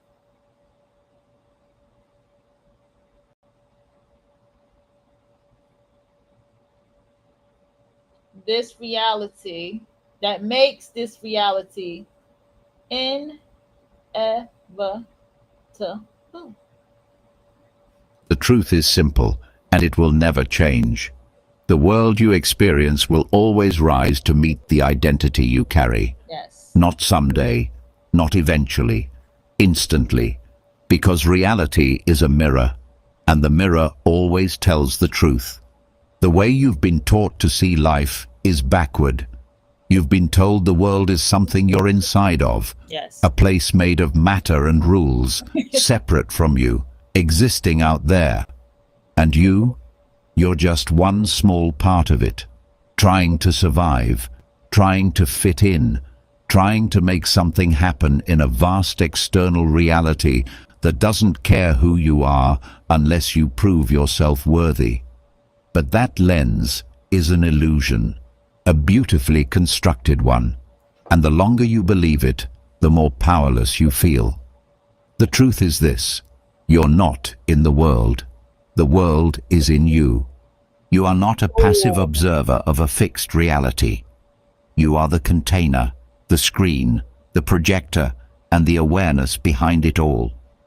Everything you see, feel, touch, and interpret exists within your field of perception. You do not perceive the world directly. You perceive your relationship to it. And that relationship is filtered through your identity, your expectations, your beliefs, your emotions. The world is not objective. It is coded through you, which means the more you change, the more reality has no choice but to follow. Yes. This is why two people can live in the same city, the same economy, even the same household, and yet have completely different experiences. Because it's not about what's out there, it's about what's in here. Reality doesn't happen on a screen in front of you.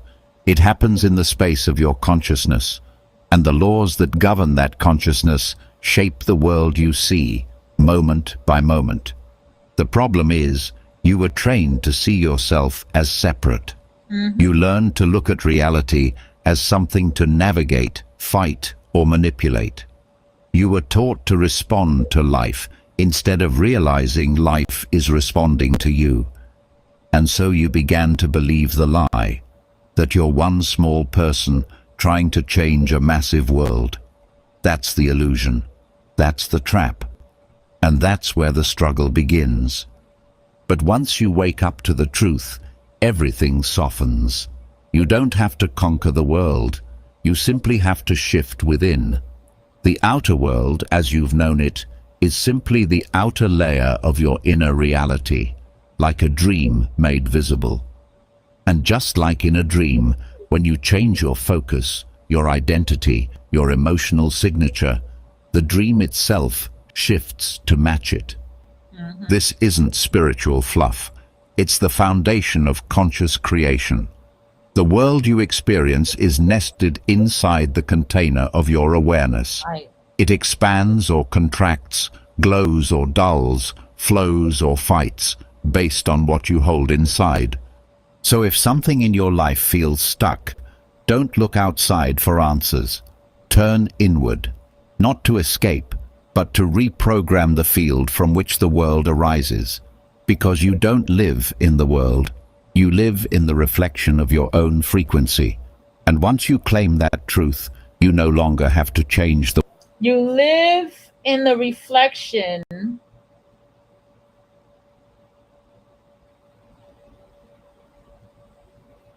of your own frequency. world. You only have to change the you that the world is made from. Yes. Most people walk through life believing that things just happen. Good luck, bad luck, coincidence, random timing. They shrug and say, "That's life," as if the events unfolding around them are accidents stitched together by chance. But randomness is a myth, one of the most convincing lies ever told, Ooh. because it keeps you. He said randomness is a myth. Write that down. Put a star next to that one. I remember I said nothing's really random. I always said that, but he said, I like the fact that he said it's a myth. I didn't use the word myth. I said I don't believe nothing is random. I said that. So let's go. You blind, powerless, disconnected from the truth that everything around you is intelligent, precise, responding not to fate, but to frequency. And when you begin to see the patterns, you realize none of it was random, not the heartbreak, not the delay, not even the miracle. Reality is not chaos, it is code, a matrix of responses, perfectly echoing the signal you're emitting at any given moment. The problem isn't that life doesn't make sense. The problem is that you were never taught how to read it. You weren't trained to track synchronicity, to notice repetition, to listen when the same theme shows up across different people, places, or events. Yes. But those repeating patterns, they're messages, reflections, feedback loops from the field of consciousness, and they are telling you exactly where you are in your vibration. When something keeps happening, pay attention. When different people say the same thing to you, pay attention.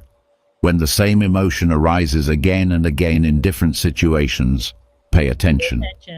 Life is trying to show you the blueprint you've been operating from. It's the blueprint that you've been, because I damn sure got one.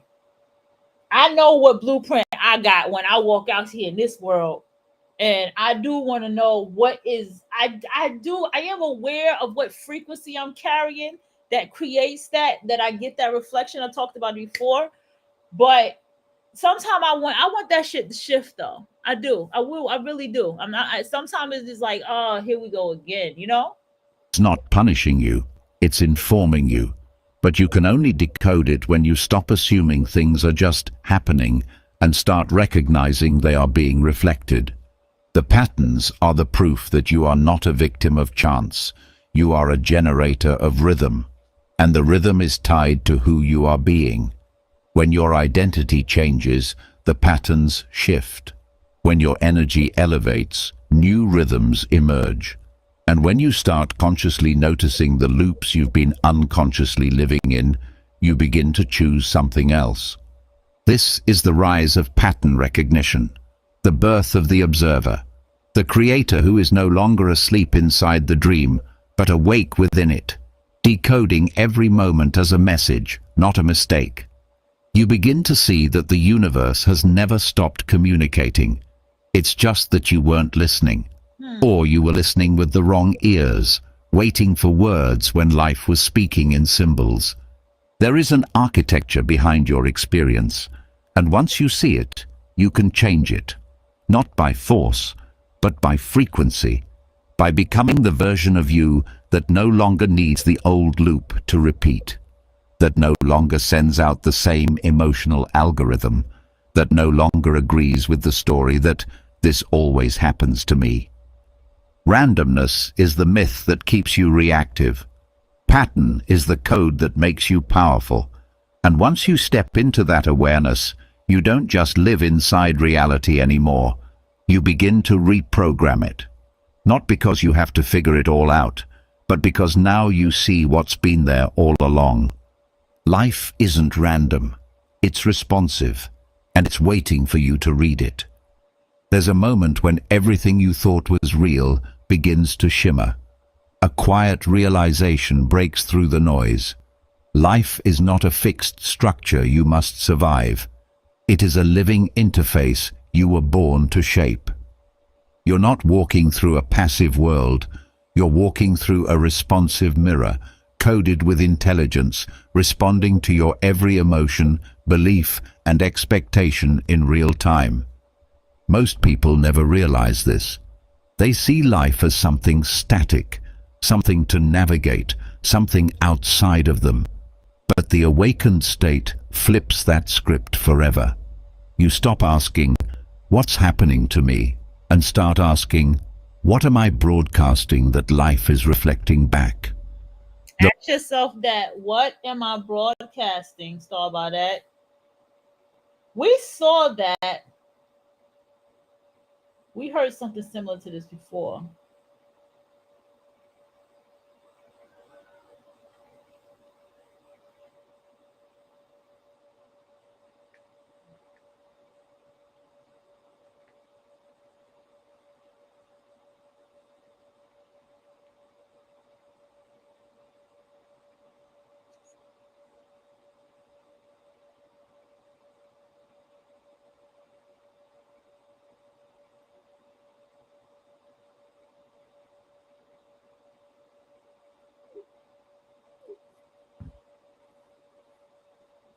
The moment you enter the awakened state, everything changes.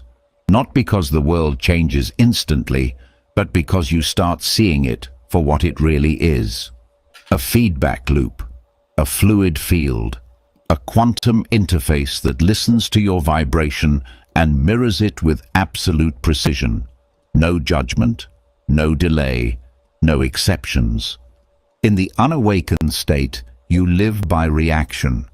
You think things just occur, and you scramble to respond. You try to control outcomes with willpower, manipulate timing with effort, and manage people through behavior. It feels exhausting, because it is.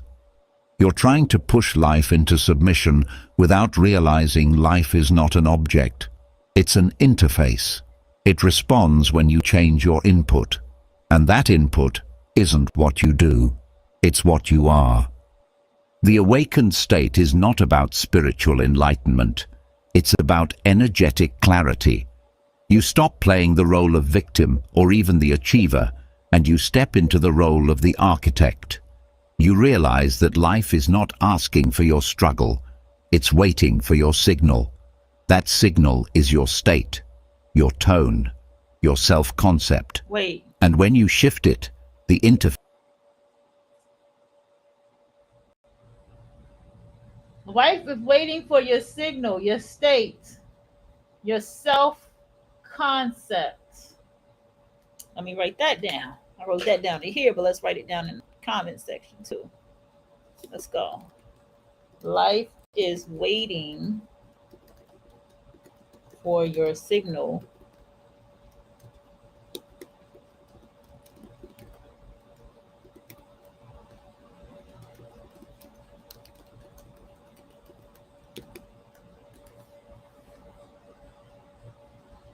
Face shifts with you. A conversation that once triggered you now empowers you. An opportunity that felt distant now arrives unexpectedly. A person who once overlooked you suddenly wants to collaborate. Yep. Not because anything out there has changed, I heard when I was but because your interface received a new command. Yep. You altered the input, so the display updated. That's how it works. Always. This is the space where synchronicities multiply, where messages appear in conversations, license plates, songs, where the right people call at the right time, and everything starts to feel choreographed, because it is.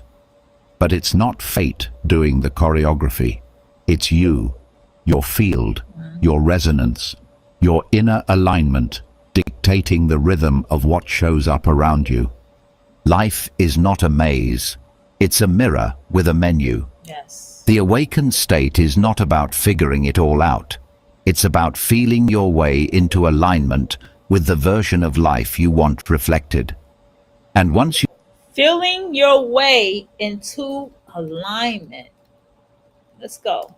It's about feeling your way into alignment. So basically,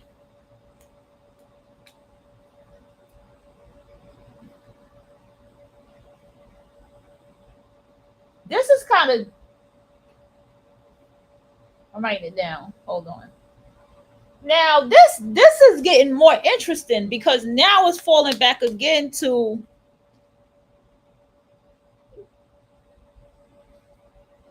how do I say this?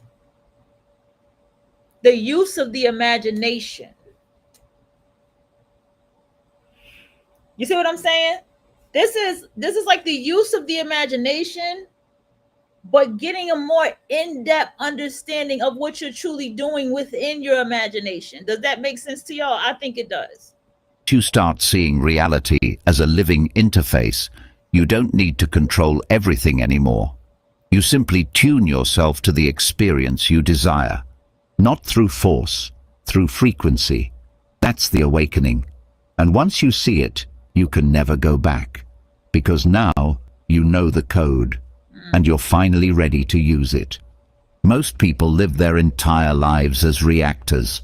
They wake up and check their phone, immediately pulled into the agendas, crises, and expectations of others. They see the news and adjust their mood. They get an unexpected bill and panic. Someone disrespects them and they spiral. Without realizing it, they spend each day responding to a version of reality that was programmed by yesterday's thoughts, beliefs, and assumptions. And the cycle continues. Same inputs, same outputs, over and over. But here's the shift. You were never meant to respond to reality. You were meant to program it. The idea sounds radical until you realize how reality actually works. It's not a fixed structure reacting to your actions. It's a responsive field adjusting to your frequency. The reality you experience today is simply the echo of who you were being yesterday. Your thoughts, your emotions, your identity, they've already been coded into the field, and now it's showing you the result. But instead of reprogramming the code, you're taught to react to the output, to fix what's on the screen instead of rewriting what's on the drive. Reacting to reality puts you in a loop. You make decisions from fear. You overcorrect. You try to manage what's already manifested, forgetting that your real power lives upstream, at the level of consciousness. Right. That's where the programming happens. That's where tomorrow is being written.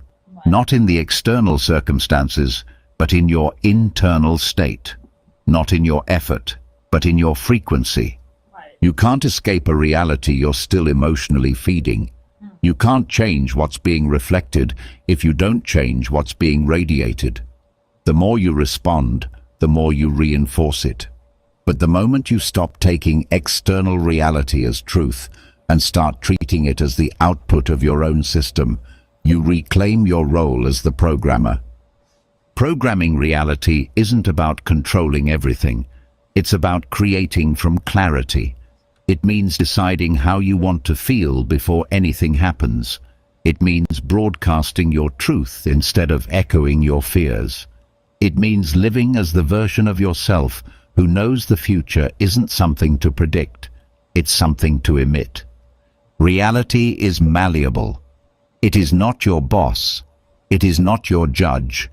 It is a mirror, coded by emotion, amplified by repetition, and shaped by identity.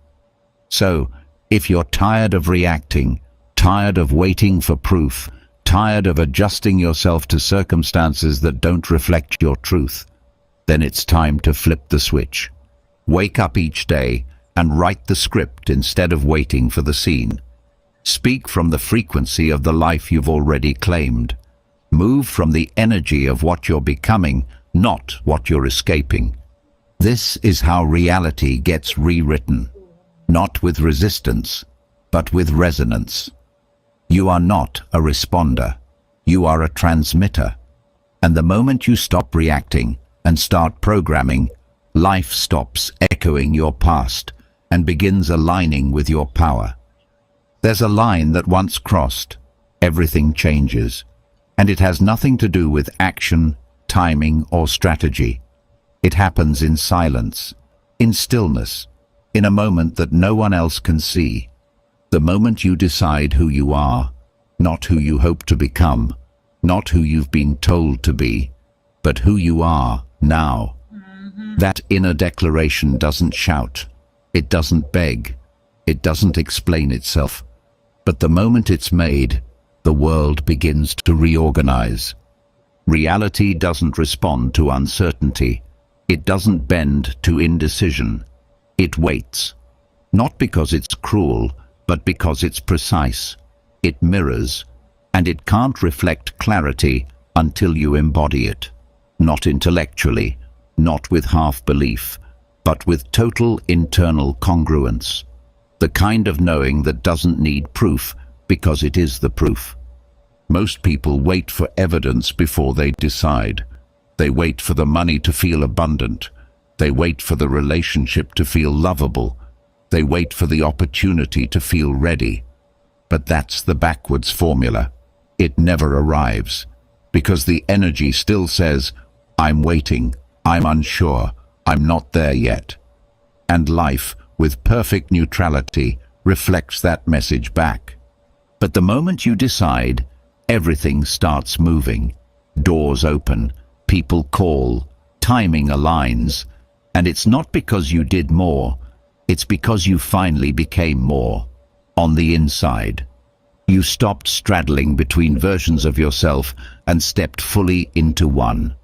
The one that matches the life you've been asking for. This is not about pretending, it's about returning. Returning to the version of you that never questioned your worth, your brilliance, your power.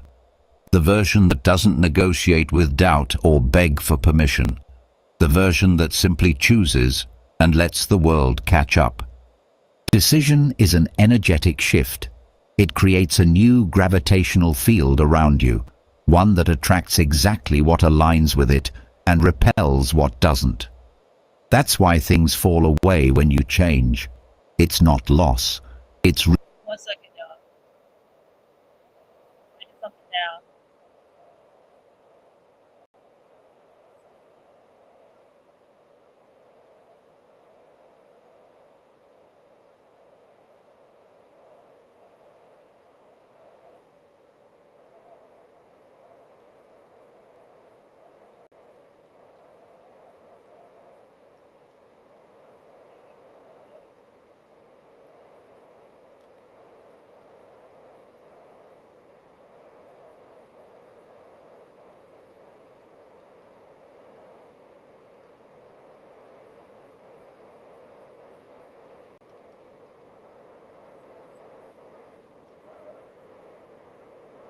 Hold on, y'all.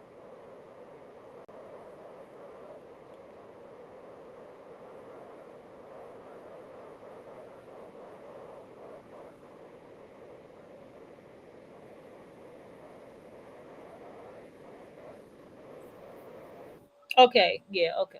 Yeah, I already knew that. I'll get to that later. All right, let's go. reorganization. Life isn't rejecting you. It's Okay, I want to go back just a little bit. 54, 54, 56. I'm going to go back to 41. All right, let me just hear this again. Let's go. one that attracts exactly what aligns with it and repels what doesn't. That's why things fall away when you change. It's not loss. It's reorganization. Life isn't rejecting you. It's rearranging to match the signal of your new self. Think about the most powerful shifts in your life. They didn't come from a to-do list. They came from a moment where you said, I'm done. Yeah. I'm ready. I'm not this anymore. I am that now. Yes. And without anyone telling you how, you just moved differently, spoke differently, saw the world through a new lens. That's identity in motion. That's the decision that reprograms the field. You don't need to force anything into existence. You just need to decide who you are in relation to it. Because once you do, you no longer chase it. You live as it. And life has no choice but to mirror that version back to you. The shift doesn't happen when you get the result. The shift creates the result. And it begins the moment you choose, fully, unapologetically, finally, who you are. There's a part of you that wants to heal, rise, and create with ease. But there's another part, quieter, more subtle, that resists all of it. That part is the ego, and what it wants, more than success, more than freedom, even more than happiness, is struggle. Not because struggle feels good, but because struggle feels familiar. I love, okay, okay. I'm trying not to talk so much. I promise y'all, okay. He's getting somewhere with this. Okay, let's go. Safe, known. The ego isn't evil, it's outdated. It's built from old pain, old stories, old survival. Oh, the ego is not evil. It's built from old pain and old stories. That makes so much sense, right? Because think about it, y'all. Y'all can type in the chat room, by the way. I don't have to be the only one if you have a thought or whatever.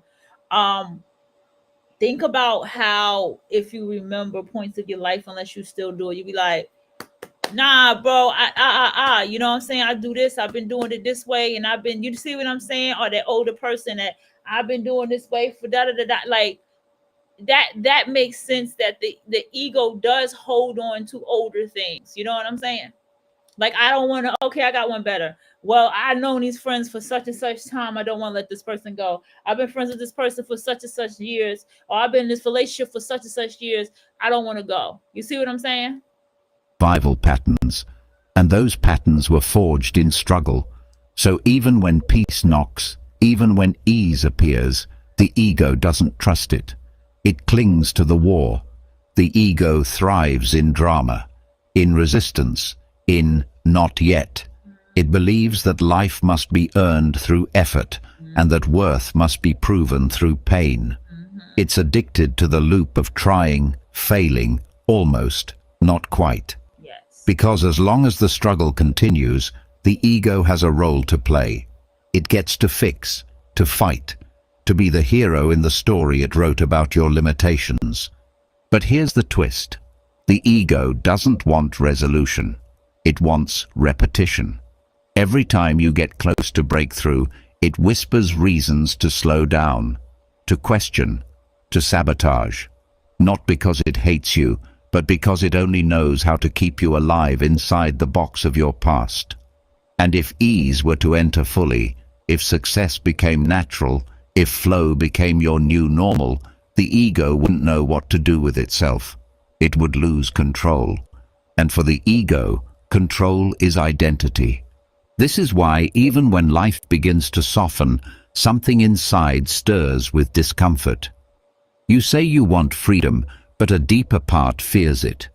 You say you want abundance, but the part of you addicted to struggle equates abundance with loss of meaning, or worse, loss of identity.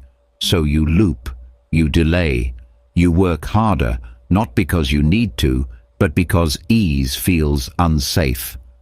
To transcend this, you don't fight the ego.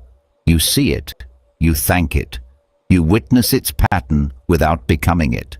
You realize that struggle is not sacred, it's habitual. You learn that ease is not laziness, it's alignment. And then you begin to choose again. The version of you that lives in peace, flow, and power doesn't carry the ego's addiction. It no longer needs life to be hard to feel worthy. It no longer needs chaos to feel alive. It lives from a different center, a quieter one, a more honest one. And the moment you shift into it, the addiction begins to break. Struggle is not your nature. It's a story you've outgrown. One written by a version of you who thought pain meant progress and that suffering was the gateway to something sacred. But now you know better. Now you see the loop. And once seen, it can't run the show anymore. You're not here to struggle your way to freedom. You're here to remember you were always free and choose the path that finally reflects it. There's a subtle energy behind wanting that most people never notice. It feels innocent at first, natural. You want more money, love, purpose, peace. You set intentions, say affirmations, visualize outcomes. But beneath all of it, beneath the clarity and vision, lives a quiet frequency that speaks louder than your words. I don't have it yet. And that's where the resistance begins. Because wanting, by its very nature, declares lack. It emphasizes separation. It points to the gap between where you are and where you wish to be. And the universe responds not to your desires, but to that gap. When you want something, your focus moves to the future. And in doing so, you leave the power of now. You start imagining how, when, and if. You scan for signs, measure your progress, question your timing, and all the while you're feeding the frequency of absence. You're vibrating with the energy of not here yet, and so reality mirrors it with delays, uncertainty, and silence. This is the paradox that keeps so many stuck. You want the thing because you believe it will free you, Okay, here we go. We at the top of the hour of the audio book. but your wanting keeps you bound. Oh, You think desire will pull it closer, but it pushes it further away. Not because desire is bad, but because the emotional state you're living in is contradiction. You're asking for alignment from a place of disconnection, yes. and the signal doesn't match. Desire isn't the problem. It's the emotional state that surrounds it. You can want from empowerment, or you can want from lack. You can want as a declaration, or as a desperation. So you can want from empowerment. Write that down. If you need me to pause it for you, I'm open to do that. You know what I'm saying? I don't mind doing that. And it said empowerment or want from lack, and then it said something or desperation. I didn't catch the first word. One attracts, one repels. The shift happens when you stop living in the wanting and start living in the having, not physically, energetically, emotionally, internally. The version of you who has it doesn't wonder when it's coming. They don't check for signs. They don't grasp. Now They embody. They radiate. this is what I was talking about with the vision board.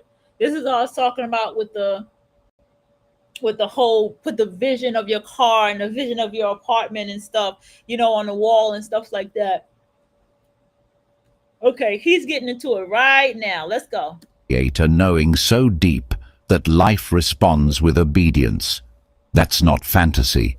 It's resonance. The moment you shift your emotional frequency from lack to already, the resistance drops, and manifestation becomes movement. So how do you move from wanting to having? Yes, let's go. You close the gap in your mind. All right, so we got at 102.26.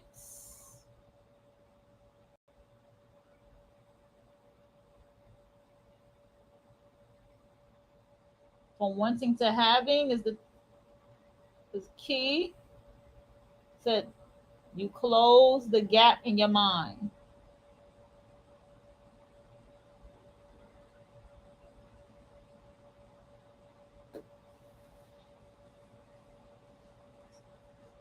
You feel the result before it arrives.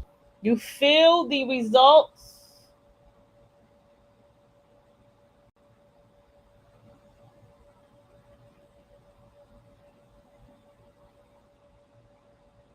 before they arrive. You speak as the one who already lives it. Didn't I say that?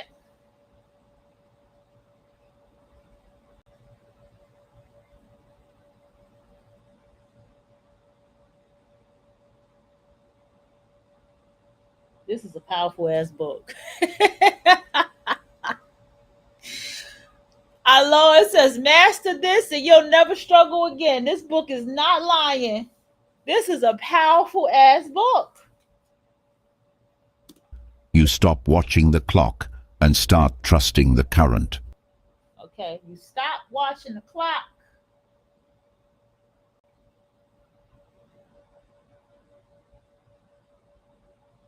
and start trusting the currents. Ooh, damn. You make the decision to align your state. You make the decision. I gotta type that into.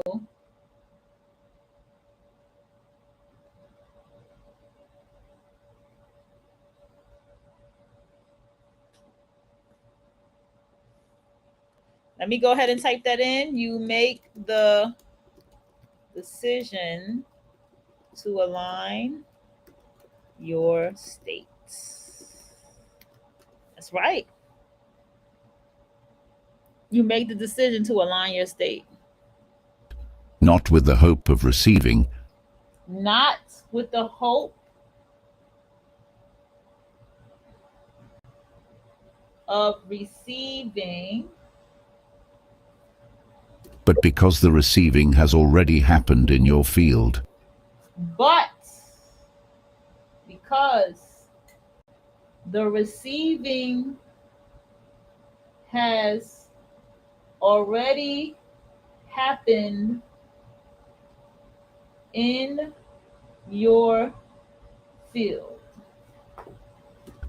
And now, it's only a matter of time catching up to your vibration. Wanting is a natural impulse, but lingering in it is a trap. It keeps you in a holding pattern where your dreams remain just out of reach. So release the grip. Drop the emotional tension. Let the desire breathe without needing, and become the one who no longer waits, because in truth, there is nothing to wait for. There is only you, aligned, embodied, and no longer asking for what you've already claimed. Desperation is subtle. No longer asking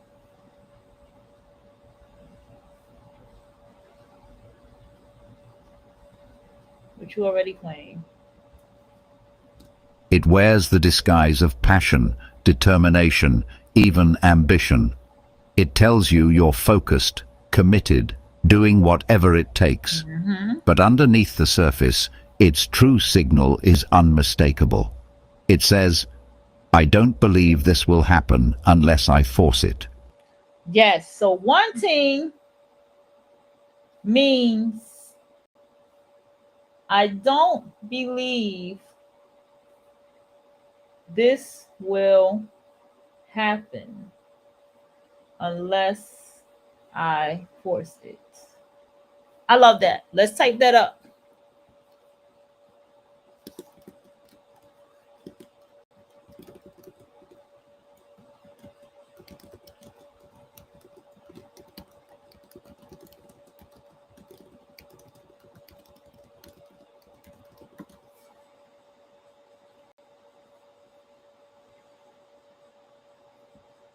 And the universe hears it loud and clear.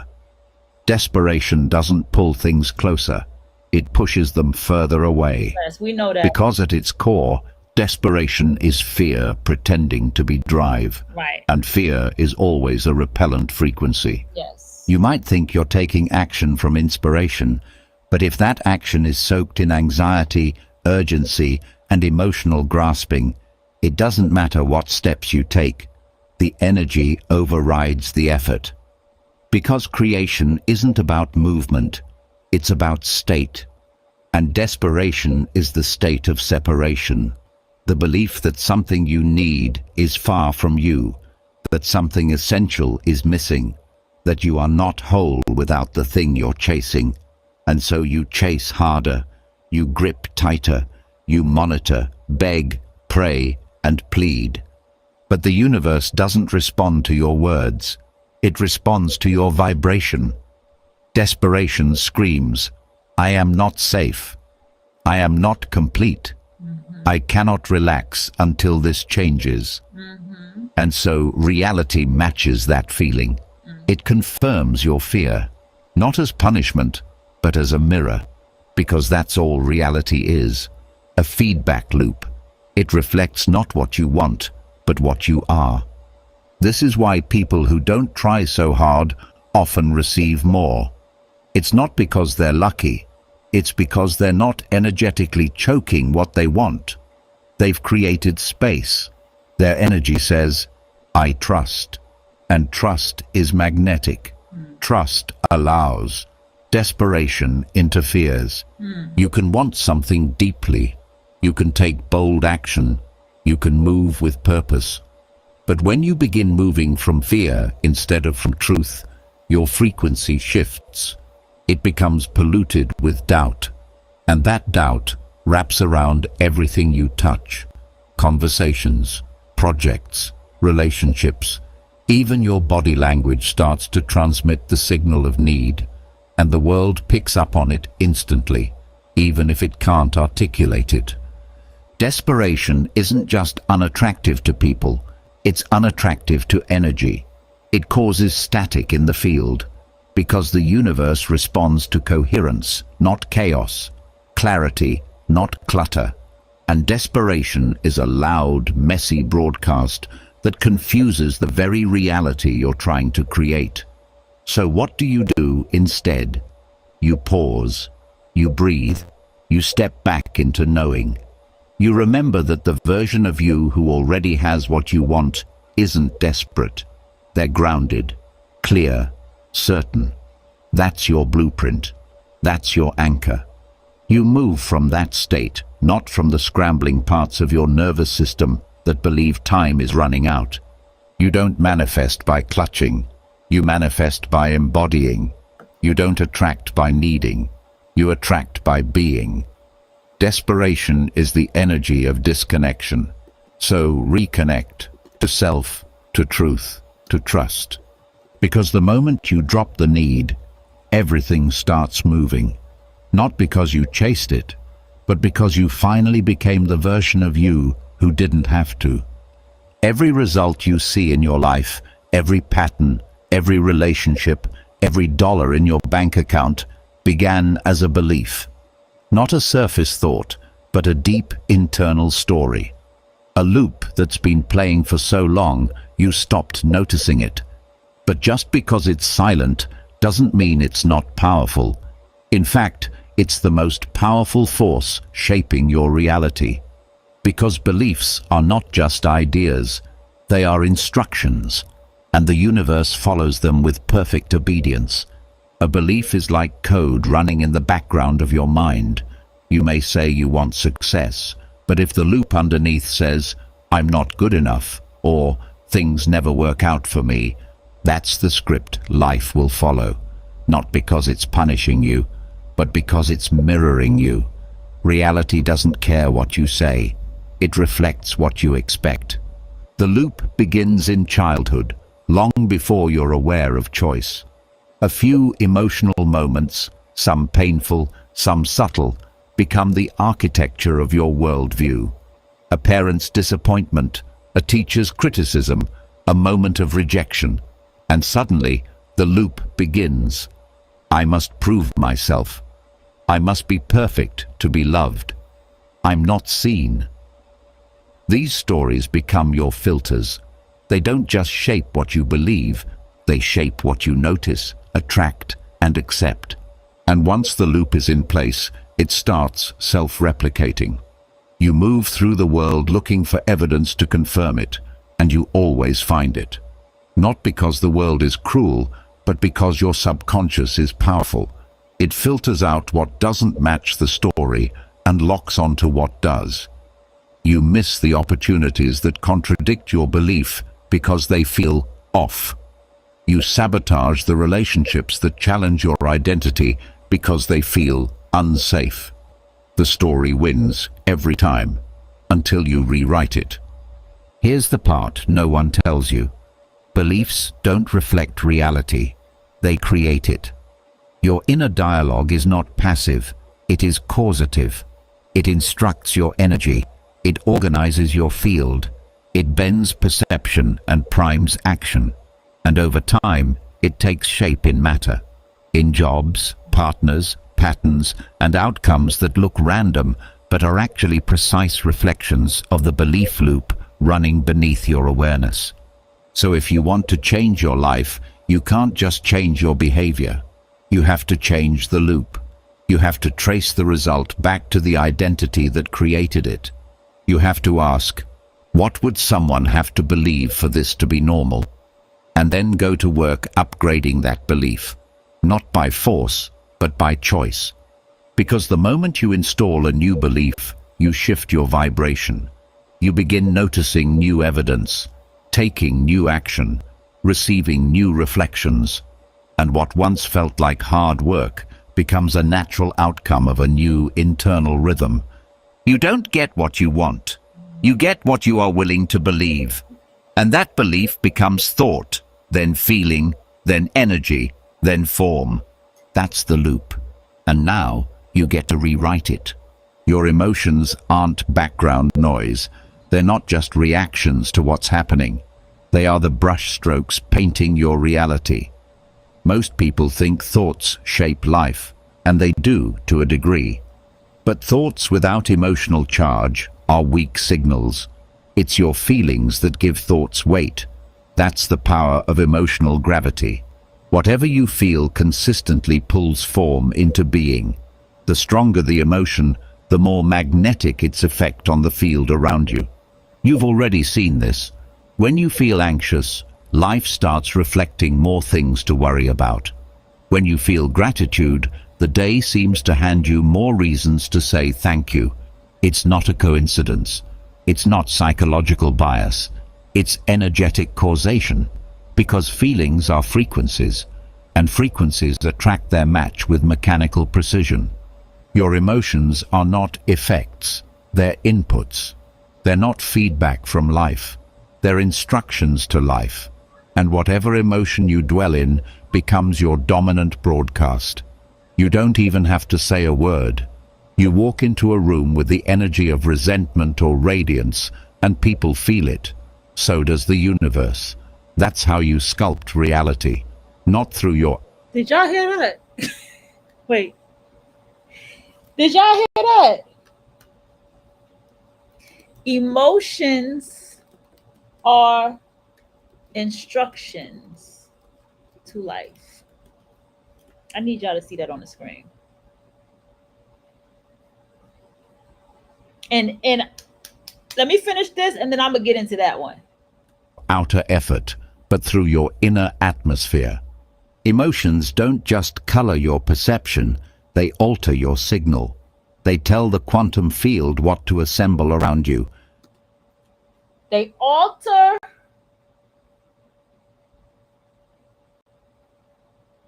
your signal.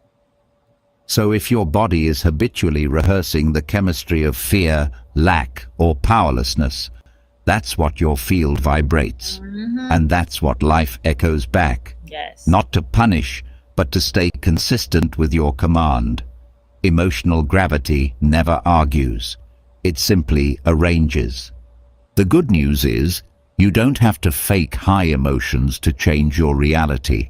You just have to become honest with your current ones. Most people suppress. They override.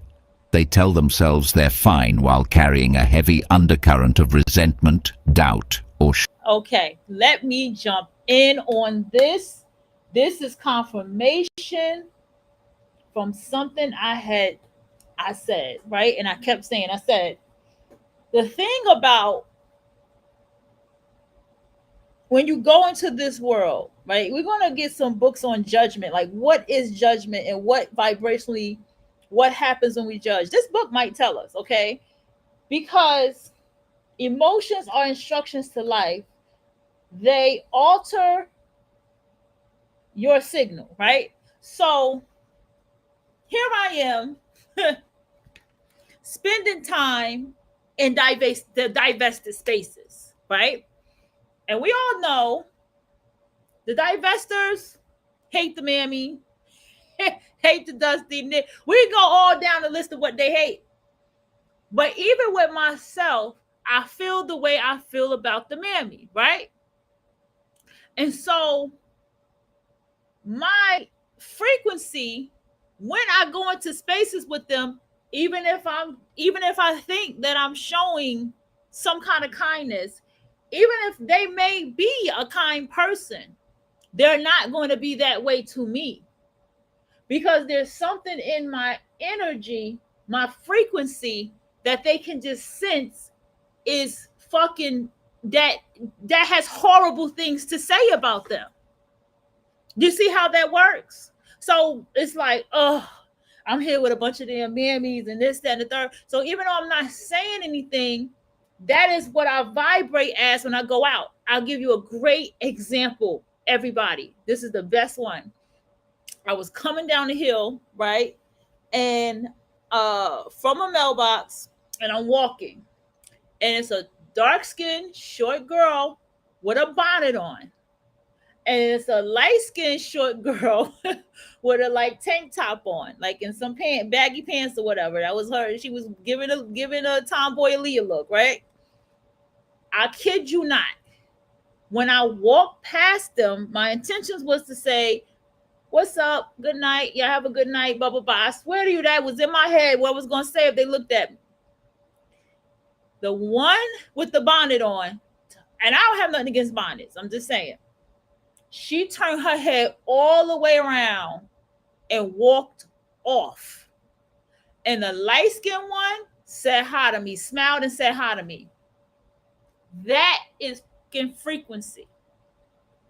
So even if you got racist thoughts, you're a colorist, you're judging, you're divested, ain't no fucking way that frequency is not. It makes so much sense, because I be hearing them divested stories. Hold on, story time for a minute, y'all. Hold on, because it's hitting me. Tell me if you know what I'm talking about. I be hearing divestors stories. And when I tell you, they be going through a lot of shit with people when you listen. They always got a situation when they get out their car. I notice that a lot with them, okay? They, the divestors don't like Hispanic, anything that they don't like Hispanic. They don't like immigrants. I need y'all to know this, right? Because some people, y'all don't know that. It goes deep with them. And so they'll have an altercation with an immigrant. And they'll be like, well, that person didn't speak their language to me, and this, that, and the third. Or they have an altercation with another. It's always a black woman. Always a black woman. Well, she did this, and she just did her car like that, and she didn't do her car. It's always the same people that they despise are the people that they have all these problems with. Okay, just wanted to throw that out there. Shame. But repressed emotion still broadcasts. Yes. It still creates. Yes. And often it creates the exact scenarios you're trying to avoid. Feeling isn't weakness, it's power, but only when it's conscious, only when it's integrated. When you start honoring your emotional state as the creative force that it is, you stop trying to think your way into new results. You begin to feel your way into new timelines. You begin to embody the future you want, not just imagine it. That's where real creation begins.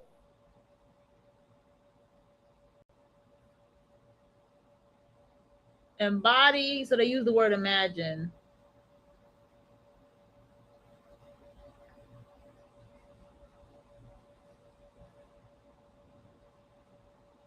Did he say want? Hold on. I'll make sure I heard that right. 114. Hold on, let me make sure. What's this one on? 113. Okay, I'll be skipping. Let me go back just a little bit, y'all. 111. It's not psychological bias.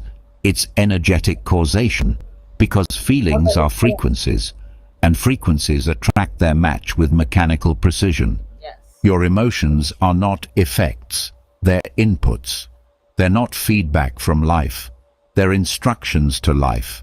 And whatever emotion you dwell in becomes your dominant broadcast. You don't even have to say a word. You walk into a room with the energy of resentment or radiance, and people feel it. Yes. So does the universe. That's how you sculpt reality, not through your outer effort, but through your inner atmosphere. Emotions don't just color your perception, they alter your signal. They tell the quantum field what to assemble around you.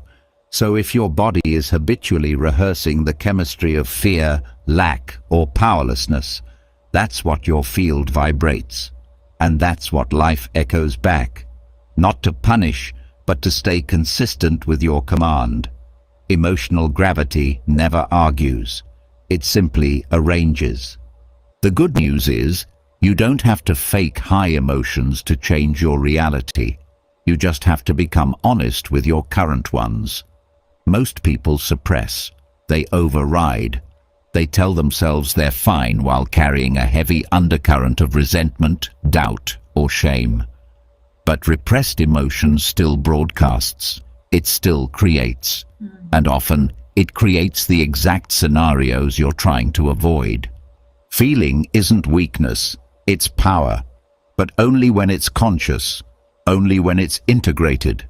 When you start honoring your emotional state as the creative force that it is, you stop trying to think your way into new results. You begin to feel your way into new timelines. You begin to embody the future you want, not just imagine it. That's where real creation begins. Because the version of you who already has everything you desire doesn't just think differently, they feel differently. They carry the energy of trust instead of tension. They exude presence instead of pressure. And that emotional atmosphere becomes their gravitational field. It pulls people, opportunities, and synchronicities into orbit, not through effort, but through embodiment. So the next time you feel something powerful, whether joy or fear, pause. That feeling isn't just yours, it's a signal. And what you do with it will shape more than your mood. It will mold the very space around you. Emotions are the architects of your experience.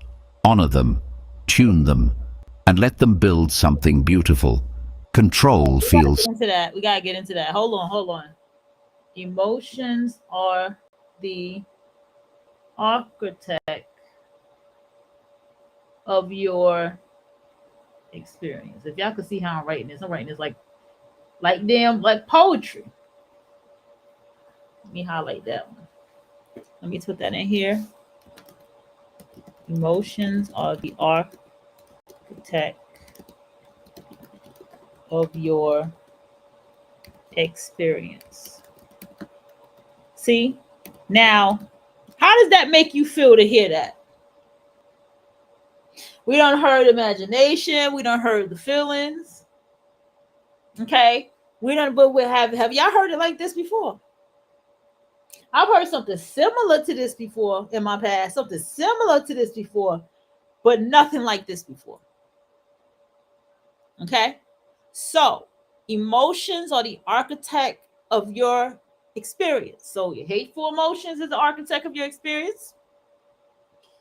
Your freaky emotions are the architect of your experience.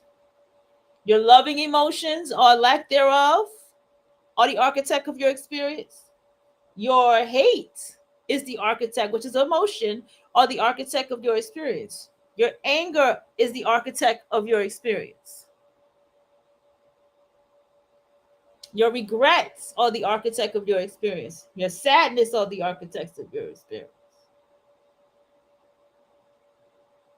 So this book is teaching us how to truly let go and pull our emotions fully into a space where we want to be. And I understand now how the inner work and shadow work goes, because now it's like, well, what has been programmed into me to believe that I do not deserve these things? How am I punishing myself? And why am I punishing myself like this?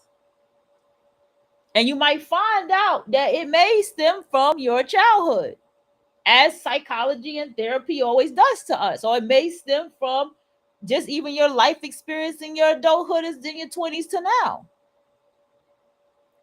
But emotions are the architect of your experience. So now it's like, now that really makes you check your algorithm, right? I still stand on algorithm. I heard what he said about fixing your algorithm. I still think This still ties into the same thing.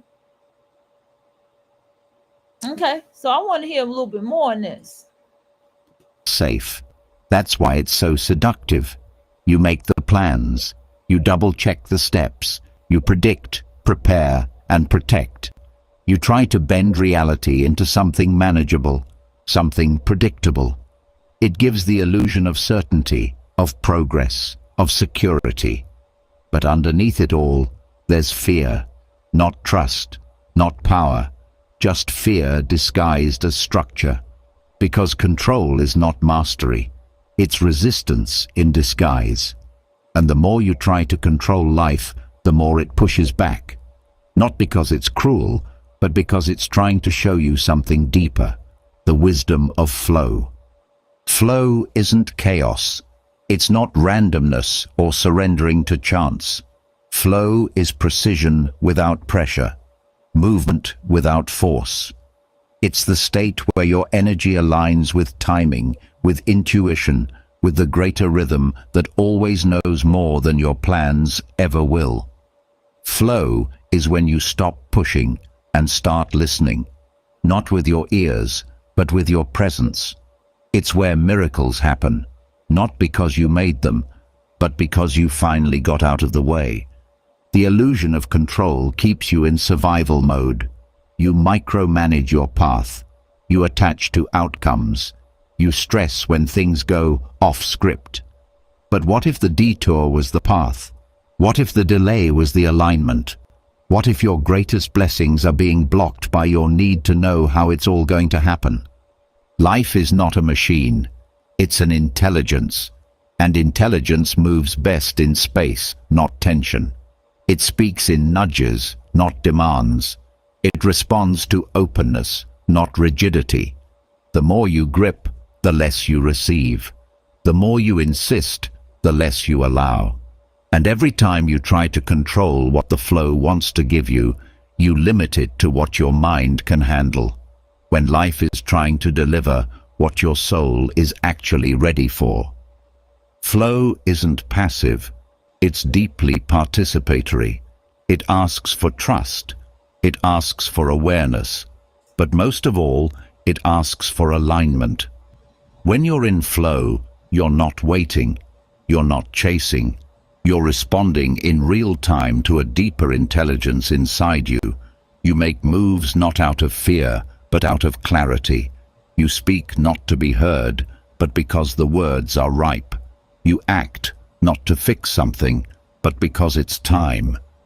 Control tries to manipulate reality. Flow works with it. And in that cooperation, there's a strange and beautiful power. Because when you stop needing to manage every outcome, you leave space for magic, for synchronicity, for outcomes better than you could have scripted. You move from being a manager of life to being a channel for it. The illusion of control is loud, but the wisdom of flow is subtle, quiet, and infinitely more powerful. And once you feel it, truly feel it, you'll never want to go back. Because control exhausts you, flow elevates you. One shrinks your world to the size of your fear. The other expands it to the size of your faith. Let go, not to lose power, but to finally use it. Resistance is quiet, but relentless. It shows up the moment you try to grow, expand, or step into something unfamiliar. You set a new vision, and suddenly you feel tired. You get an opportunity, and your mind floods with doubt. You say you want change, but your body tightens, your thoughts scatter, and your energy pulls away. That's not hesitation. That's the resistance reflex. It's the part of you that fears losing control, leaving comfort, or becoming someone you haven't been before. And unless you learn to recognize it, you'll mistake it for intuition, or worse, logic. Resistance isn't just a mindset.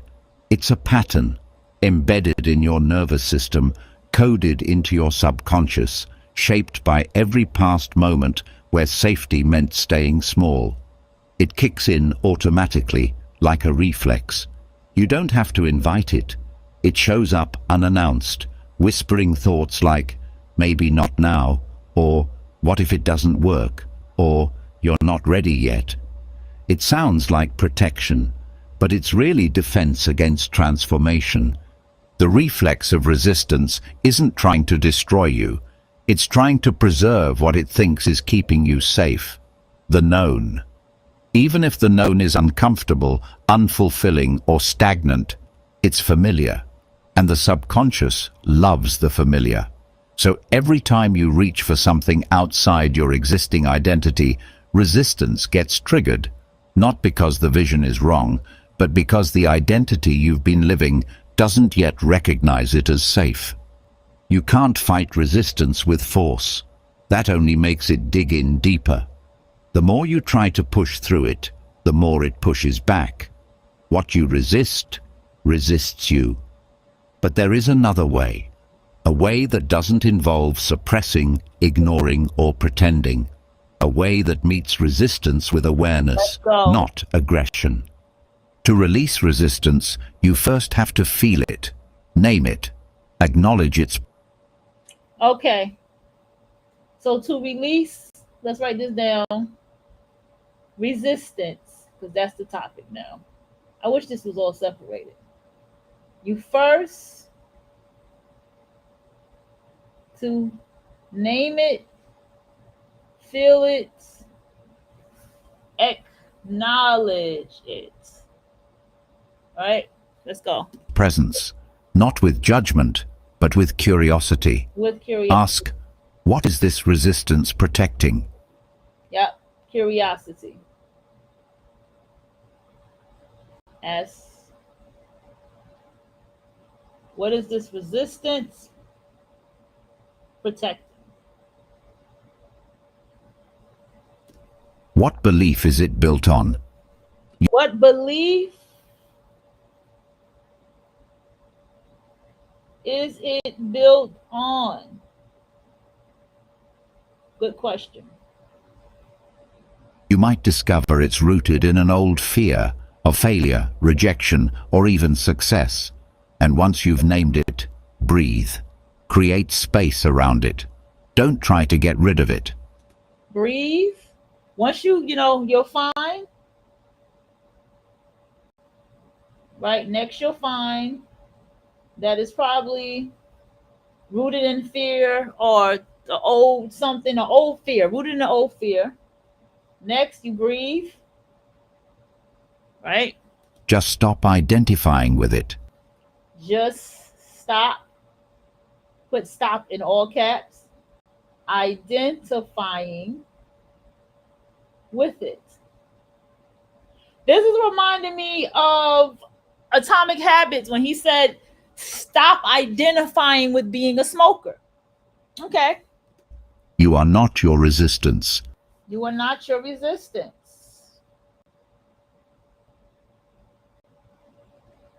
If any of you are writing or typing to me in the chat room, sorry, can't see you. Not sorry, just seriously, I can't see you because I'm not in there. So give me a minute. If you are typing, you're going to have to wait for me to see you. You are the one witnessing it. You are the one witnessing it. From that awareness, you can choose differently. From that awareness,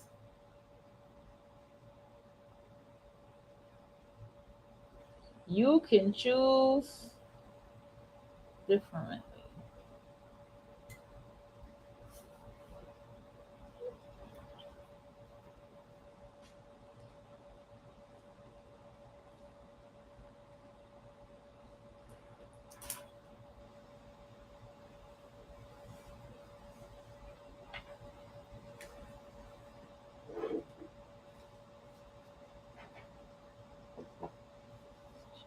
You can move forward with the resistance.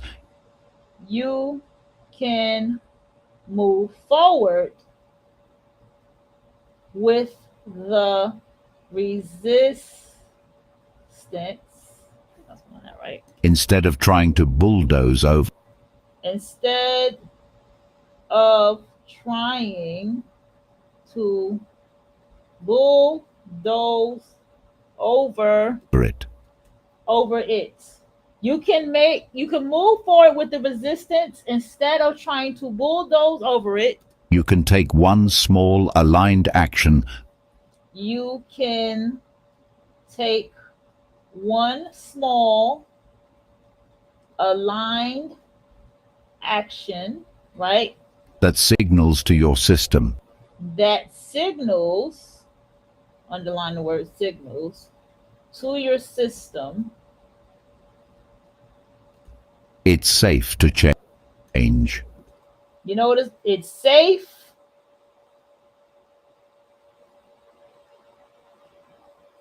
to change. And as you do that consistently, And as you do that consistently, right? the reflex weakens. The reflex weakens. The resistance softens. The resistance softens.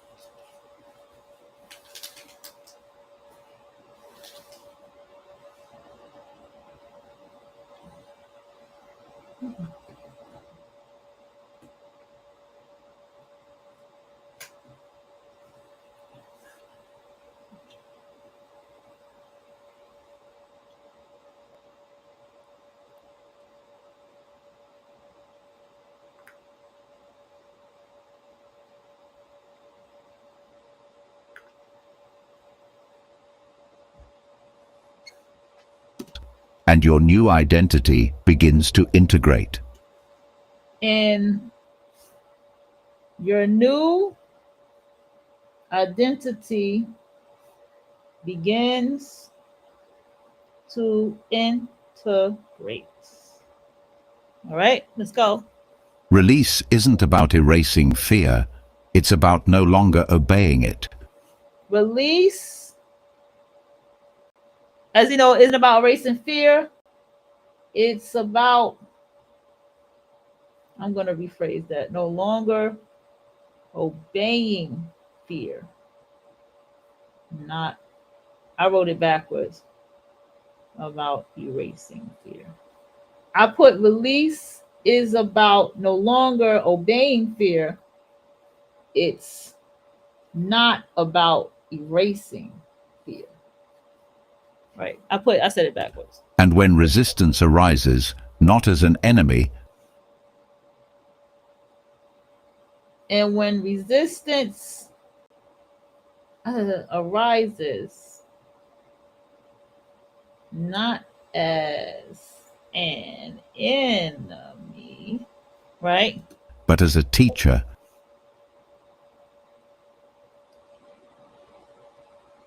But as a teacher, you reclaim your power. you reclaim your power. You stop avoiding the edge of your expansion. You stop avoiding the edge of your expansion.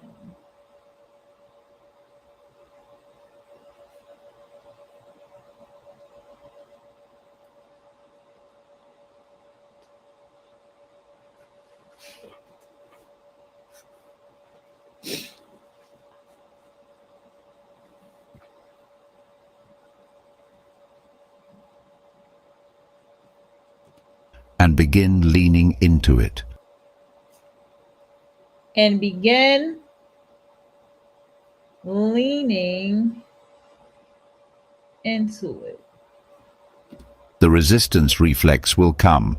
That's normal. But how you meet it determines whether you stay the same or rise into who you were always meant to be.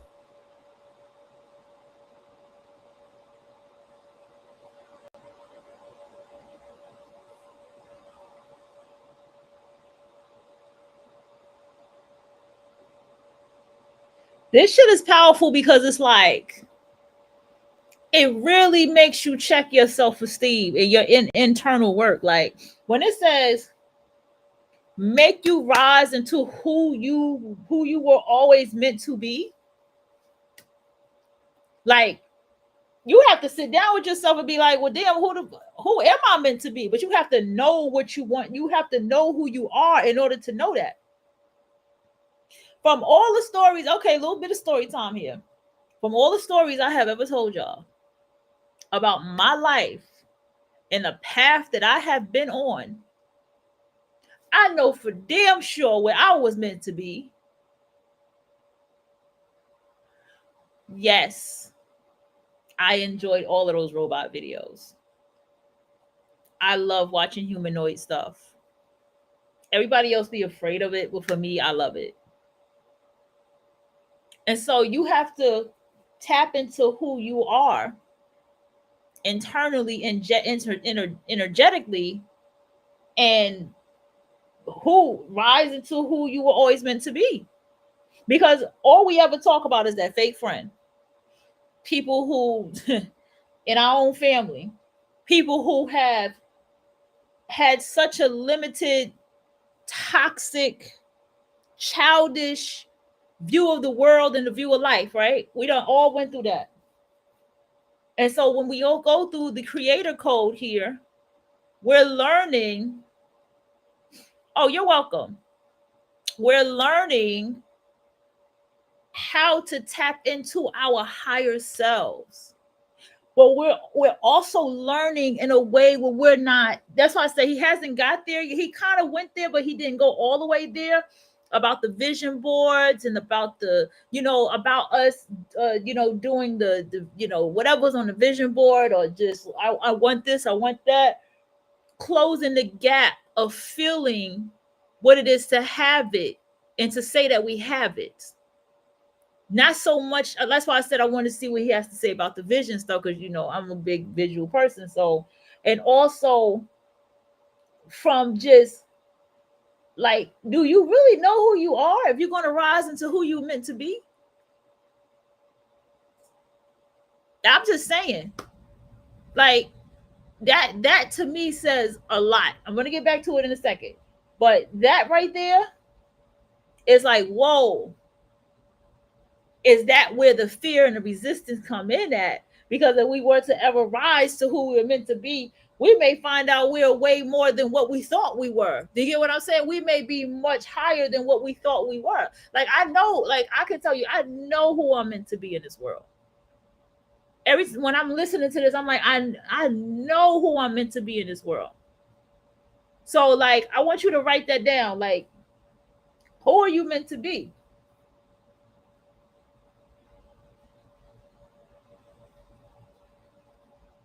Like, write it down.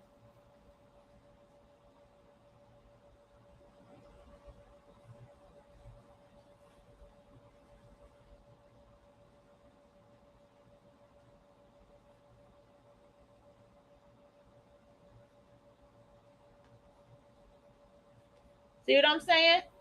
That right there is the beginning of the creator code that you're adjusting within yourself to bring the feeling and bring that out. And see, here's another thing that's hitting me too. And that's why I said we need to get into like judgment and what criticism really is and all these things, because I'm starting to feel, and I'm being low key about how I'm starting to feel. I'm starting to feel that even our judgments, like our harsh judgments of people, is something that's a part of lowering our frequency. You understand what I'm saying? Because like there's a book called Don't Believe What's Behind Your Eyes or something. I had saw it. I didn't get to save it, but I remember the name of it. I'm starting to believe low key that judgments and oh, that bitch look dusty with her bonnet on, or why that nigga got on that. I'm starting to feel like that is going to be, that's a part of like lowering the frequency. What if we just like the journey of becoming, and you want to think about who you're meant to be because you already appreciate how you're growing? Excuse me. Whew. I needed that yawn. What if you just like the journey of becoming, and you don't want to think about who you're meant to be because you already appreciate how you're growing? Well, let me read that again because I heard it, but let me read it again. What if, just like the journey of becoming, okay, that must be a book, okay, and you don't want to think about who you're meant to be because you already appreciate how you're growing? What I feel like is because this is like a part of the introduction of the book. You read an audio book, once you hit about 1 hour, you're still at like the introduction going all the way to the start of the book, right? So you can appreciate how you're growing as far as like the feeling, like, you know what I'm saying? I get what you're saying because that's what they want you to do. I feel like this book is pushing a little bit more to say, the book is saying the reason why he said who you're meant to be, and I can resonate with that because of what I experienced in life. Like, I know for sure I was like, nah, life should have, this is not where I'm meant to be, right? I use words like that. But what I'm feeling from him is he's pushing to say all of the stuff that has been telling you who you are, I'm here to tell you to be who you are and how to be who you are. Well, that maybe that's why. Maybe that's why you feel like that. I have lived a life that was not my life. I have lived a life that was not my life. I had a lot of depression, trauma, which was not by the cause of myself. And I have to tell you, I was not, that's why I was getting so frustrated. You understand what I'm saying? That's why I was just, I've been telling my story for a long time now. And I was just getting frustrated with just people and the people around me. And I'd be like, oh my gosh, I don't want to deal with this because I know what that feeling of loss or anything, because I never lived my life. I never lived my life being me. And I would literally be somebody who would be like, I don't like this, and end up being with the same thing that I say that I don't like. And I always hated that shit. I always hated that shit. I end up going towards what I didn't like every time, every time. What I don't even like, here I am. And so I had to start realizing the programming and what I was battling with. And I was battling with being my true self. So if you never felt lost or anything, that's beautiful. Shit, that is beautiful. I still kept going and did the things I love to do, and I still built stuff for myself. I did a lot of stuff I did a lot of things for myself. My projects I got put to the side tells you how much I did for myself. Okay. And that's not even all of it. That's just the stuff I kept. So I'm saying all that to say, what's that? No, I've definitely dealt with ton of drama, but it never made me feel lost inside. I always knew it was them somehow. I just, okay, that's good. I mean, I'm just saying, like, that's good that you had the strength to know that. I didn't know that. I'm the opposite of that. I'm somebody who beat myself down tremendously. You know what I'm saying? And I said, like I said, my trauma and my stuff is not my own. Crickets? It's not my own. Was that a cricket? That shit was loud. And so, with all that being said, this is why I feel like he said, rise into who you were always meant to be. And also, I feel like my intuitions tell me too when I listen to this book, I feel like this book is for people who, myself, who would get too caught up with material things that people had. And I associated those things with vibration. You get what I'm saying? Like, you on some high vibration because you got a Lamborghini or you got a Maserati. You on a high frequency because you sitting around in a mansion, or you sitting around here in or you know what I'm saying, or a nice ass luxury apartment. You want some high vibration shit. And I used to think that, because it is levels to this shit. Don't get me wrong, it's levels to living in a project versus living in a luxury apartment. I get that. But what I start to realize is that's not what determines that. Oh, you're welcome. I mean, I'm happy I'm finding these books. I'm happy to find them and share them. Is, you know, I usually have my little I used to have my little collection back in the day where I used to just find shit and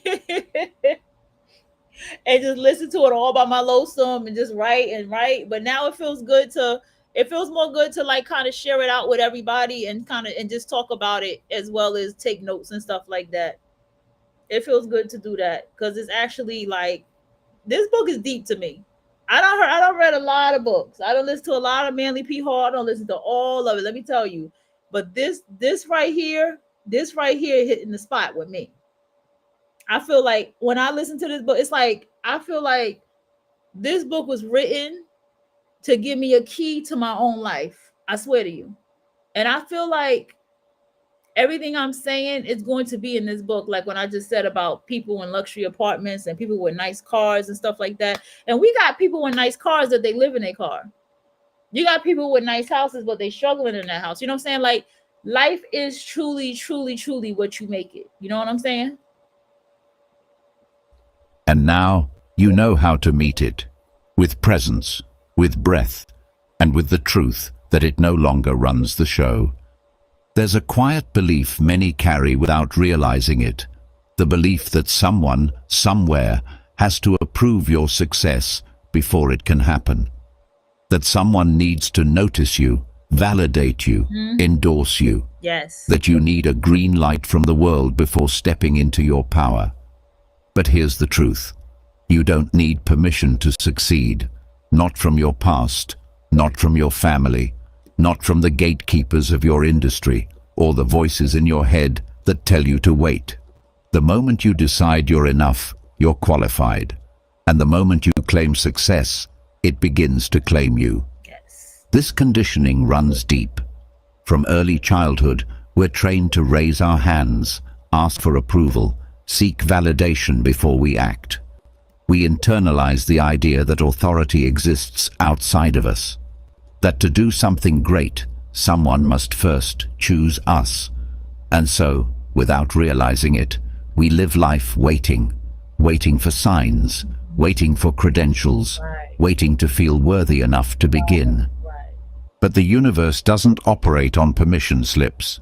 It operates on alignment, on identity, on energy. It doesn't ask whether others think you're ready. It responds to whether you think you're ready. It mirrors your inner stance. And if your energy says, "I'm still waiting to be allowed," then life echoes back delay. Not because you aren't capable, but because you haven't claimed your right to act as if you are. The people who succeed, truly, consistently, aren't always the most talented, educated, or experienced. They're the ones who gave themselves permission. The people,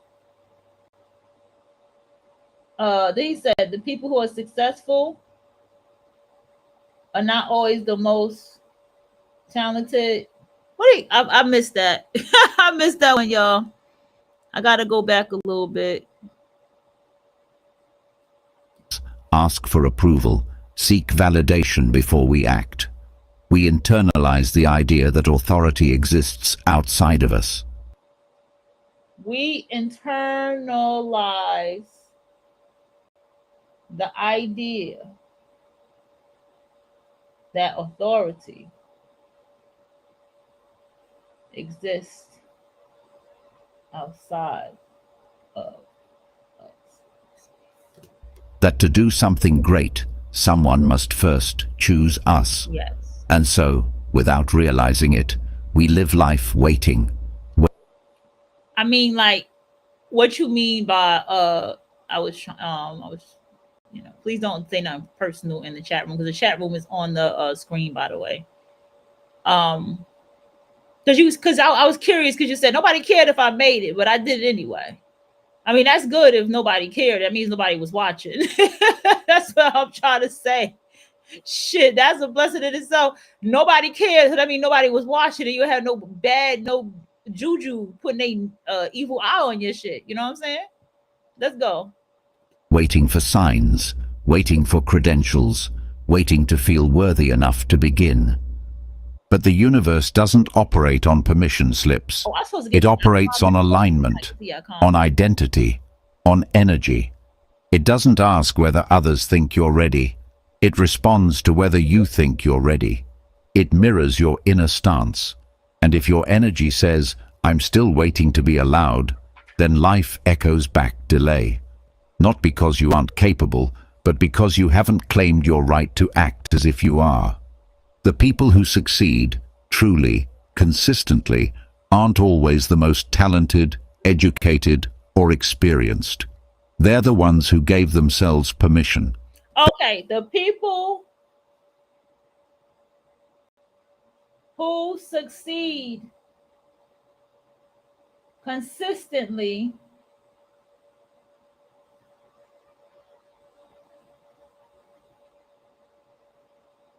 aren't the most talented. I didn't catch the rest of the word. They stopped waiting to be picked. They stopped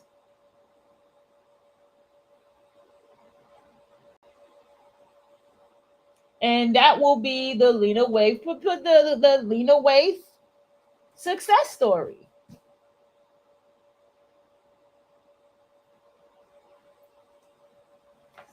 That would be the Lena Waithe success story. Just that right there. Everything that just was said. Okay, let's go. And picked themselves. Shonda too.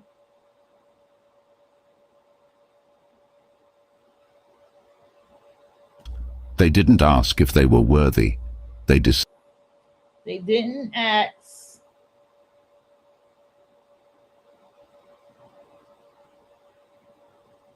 decided they were.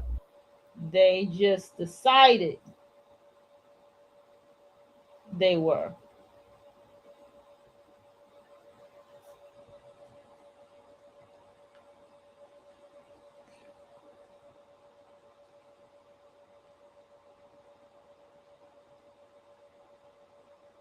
Hold on. Let's go. That decision changed their posture, their voice, their presence, and life responded. You have that same choice, right now. Not after you've read more books, not after you've fixed everything, not after you feel perfectly confident.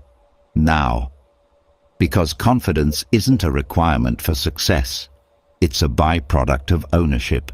And ownership begins with the inner knowing. I don't need to be granted a seat. I am the table. What if no one ever gives you permission? What if... Let's go. We about to get into it now. I don't need to be granted a seat. I am the table. Let's go. No, they knew they were. They knew word was abused in the home. It was giving me okay. Knew I was. They ignored me. I'm protecting your privacy for people who may just be listening. More me, and now I empower others, encourage them to self actual. Oh, okay.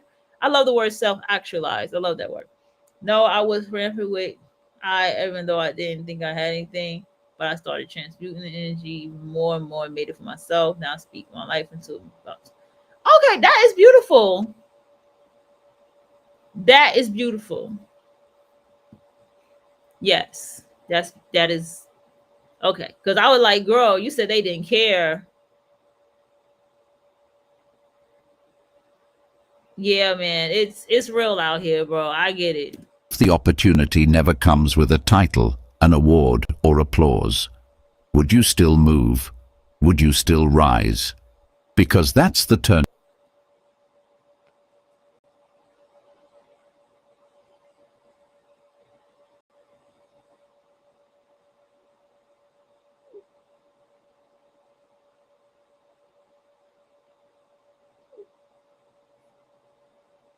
point.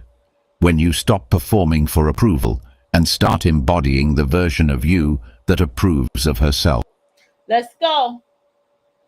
When you stop performing for approval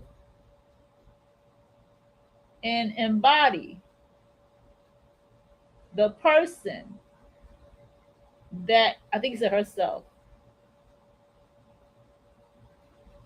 Because I'm telling you, this book is talking to me. Okay.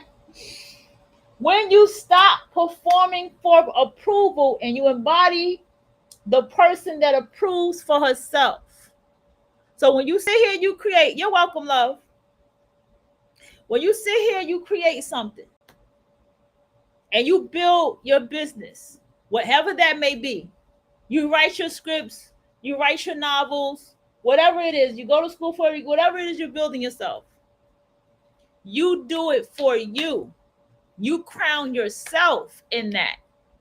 And you create your, this is going back again. You create from that space and you just keep on creating.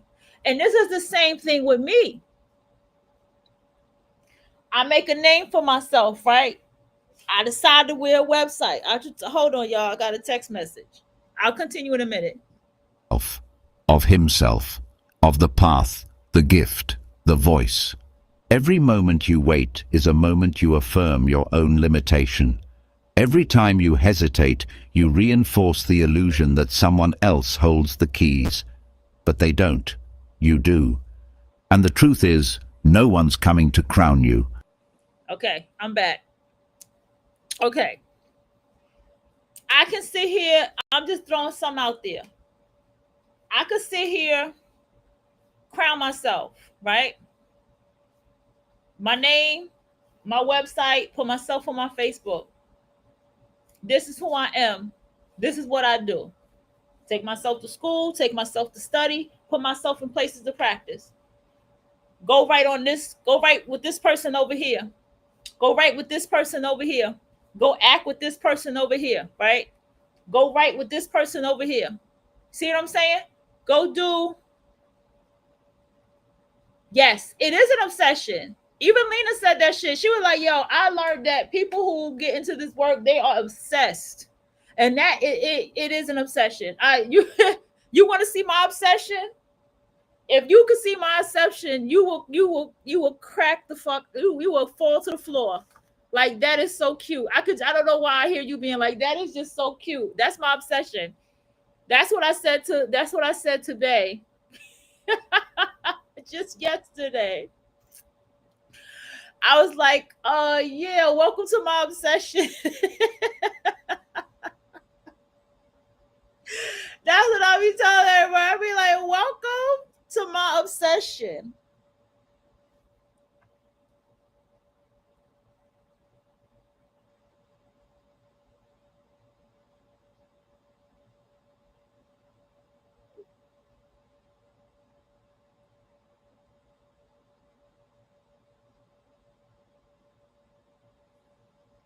Word. Hold on. That's my brother texted me. No one's coming to say, okay, this is the part I need everybody to know. I need you to put in all caps. I have to write a certain way because I have a certain type of pen. So I got to write gently. No one is coming to dot dot colons. We about to see what? It's your time. It's your Because time. it's always been your time. It's your The time. world has just It's your time. Because it's always been your time. Tell me this book ain't talking to me.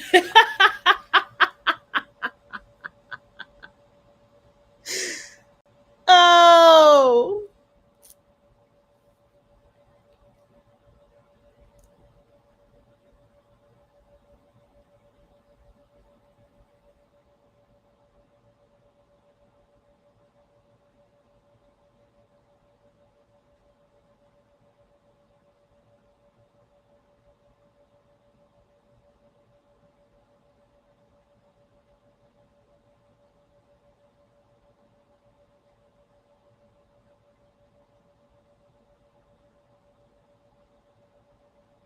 Okay.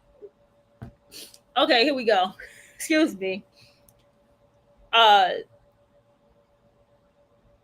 I swear this book is talking to me. That's the first time I heard this book say her. This book was not gender anything or she. Tell me I ain't hear that in this book. been waiting for you to realize it. So step Let's go back because I really like that one. Let's go back a little bit. We at 126. Let's just push it up to 125. So it's going to be kind of. never comes with a title, an award, or applause. Would you still move? Would you still rise? Because that's the turning point. When you stop performing for approval and start embodying the version of you that approves of herself, Yes. of himself, of the path, the gift, the voice. Every moment you wait is a moment you affirm your own limitation. Every time you hesitate, you reinforce the illusion that someone else holds the keys. Yes. But they don't. No. You do. You do. And the truth is, no one's coming to crown you. No one's coming to say, it's your time. Because it's always been your time. Right, let's go. The world has just been waiting for you to realize it. The world has just been waiting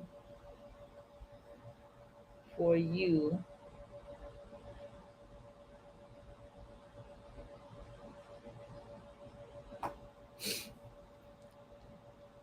All right, let's go. So step forward, speak boldly, Step forward.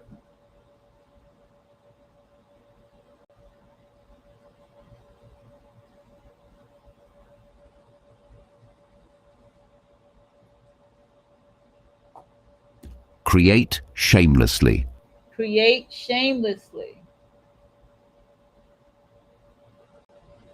Notice that people who are deep into laws of attraction, right, are people who they say God, this and that, but they still use, I can still tell that these people use the laws of attraction, right?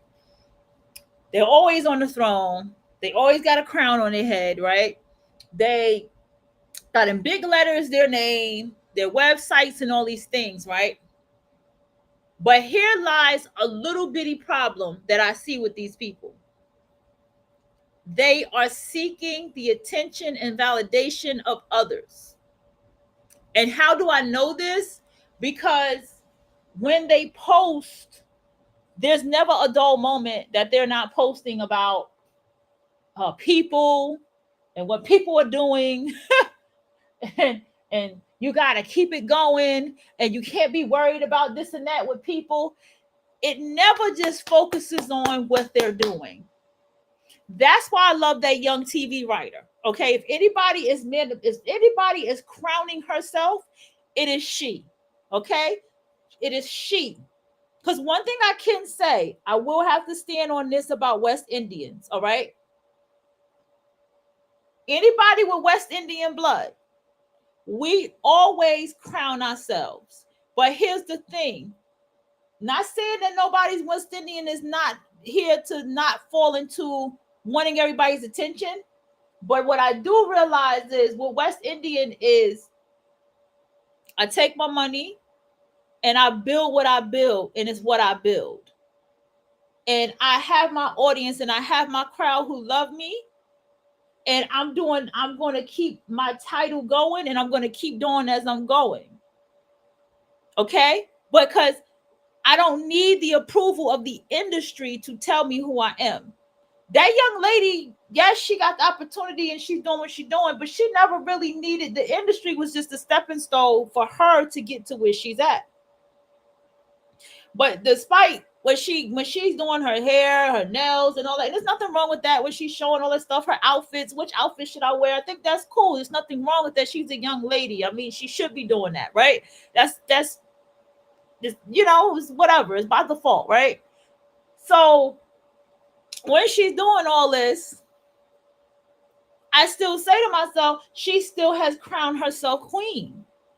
She's teaching classes. She's letting us see the inside of the studios and this and that. And that is how you crown yourself.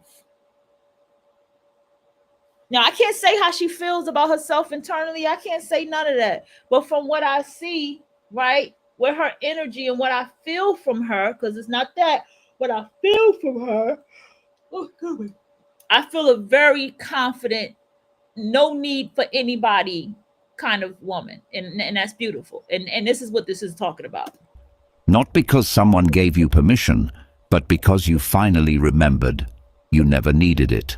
Right. Let's write that down. Not because someone gave you permission. We're going to put this in the chat too.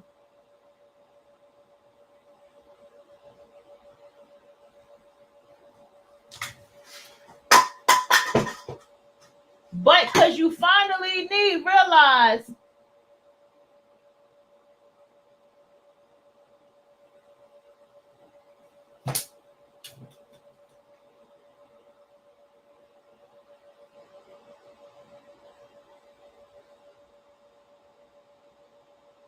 you never needed it. There's a kind of pain most people don't talk about. It's not the pain of failure or loss. It's the pain of pursuit. The ache that builds when you've been chasing something for so long, right. It begins to own you. Yes. You do everything right. You set the goals, you visualize, you act, you push. And still, the thing you want stays just out of reach. Yes. So you try harder, move faster, think more. Right, but instead of feeling closer, you feel heavier. That's the pain of pursuit. And it doesn't come from not having. It comes from the belief that if you stop running, you'll lose your chance. That effort equals worth. That struggle equals value. But the deeper truth is this: what you chase, you push away. Not because you're doing it wrong, but because the energy of pursuit is built on lack. On the unspoken belief that what you desire is separate from you and must be earned, hunted, conquered. That belief becomes your frequency, and the universe, with perfect fidelity, mirrors it back. You think pursuit will bring fulfillment, but it brings friction, because it's rooted in resistance. Resistance to the present moment. Resistance to the idea that you already have access to what you want, right now, through identity, through embodiment, through inner shift. That's where surrender enters, not as defeat, but as power. Surrender isn't giving up. It's letting go of the illusion that force is the only way. It's remembering that your desire already exists in a version of you, and that version isn't chasing. It's attracting. It's aligned. It's grounded in knowing. When you surrender, you stop running toward the future and begin embodying it in the now. You stop negotiating with life and start collaborating with it. The power of surrender is not in inaction. It's in non-resistance. It's in trusting that life wants to meet you halfway, but it can't if you're constantly trying to control every step of the path. When you let go of the grip, the magic rushes in. You receive insights you never could have strategized. People appear. Timing aligns. Not because you chased harder, but because you cleared the static that was keeping it away. The mind believes pursuit is strength, but the soul knows surrender is deeper. It's not passive, it's magnetic. It's the act of saying, I trust the version of me who already has this. I trust the version of me. It says, I trust the version of me who already has this. I don't need to earn it through suffering. I don't need to earn it through suffering. I simply need to align with it. I simply need to align with it Through being. through being.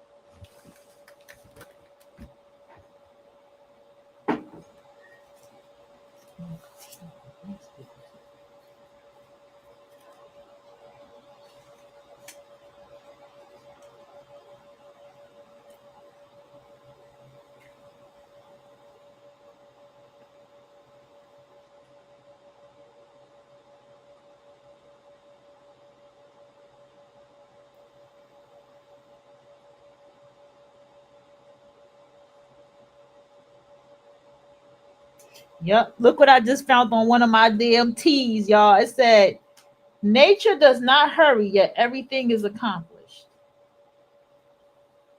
And when you do that, the very thing you were chasing begins to chase you, because you're no longer coming from fear, you're radiating certainty. You're no longer trying to pull something toward you.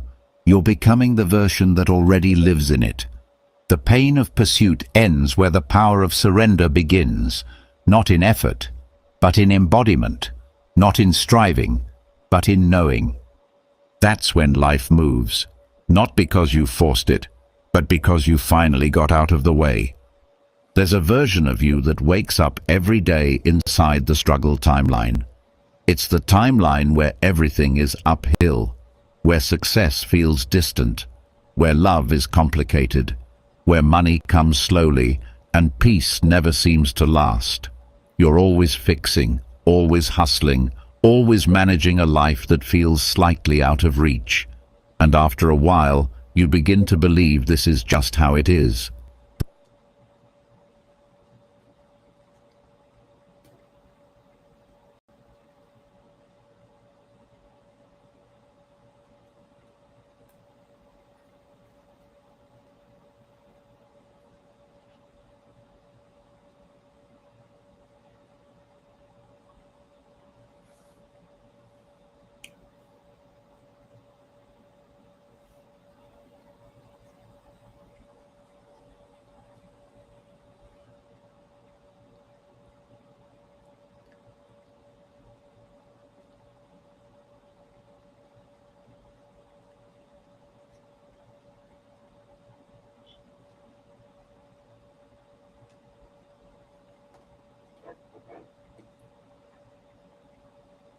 That maybe life is supposed to be hard, that maybe your dreams require suffering, but that's not truth.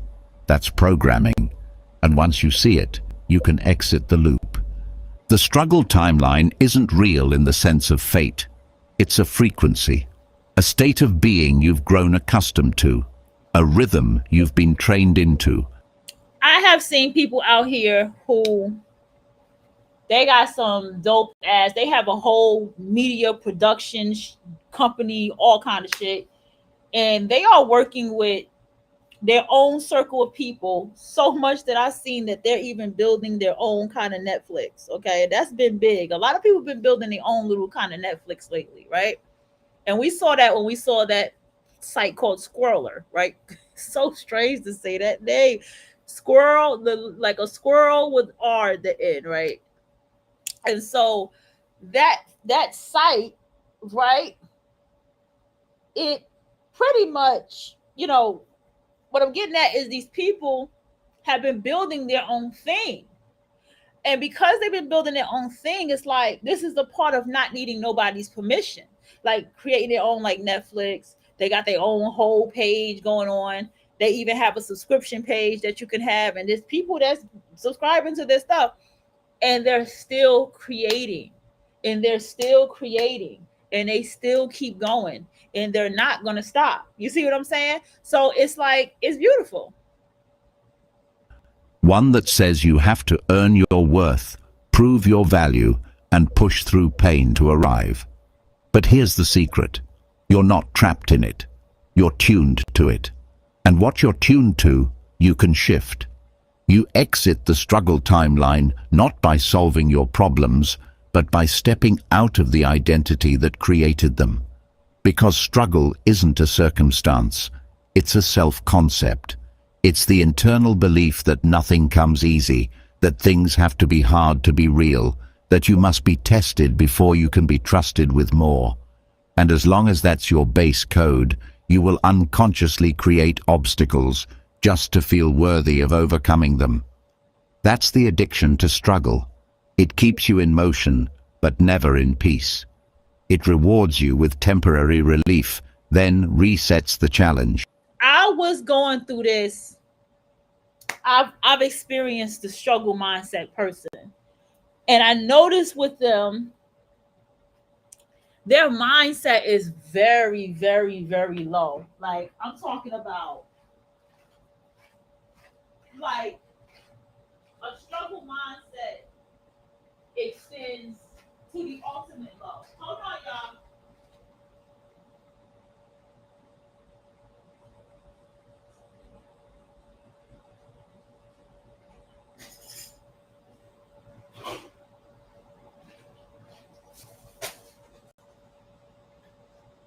So the struggle mindset, excuse me, y'all.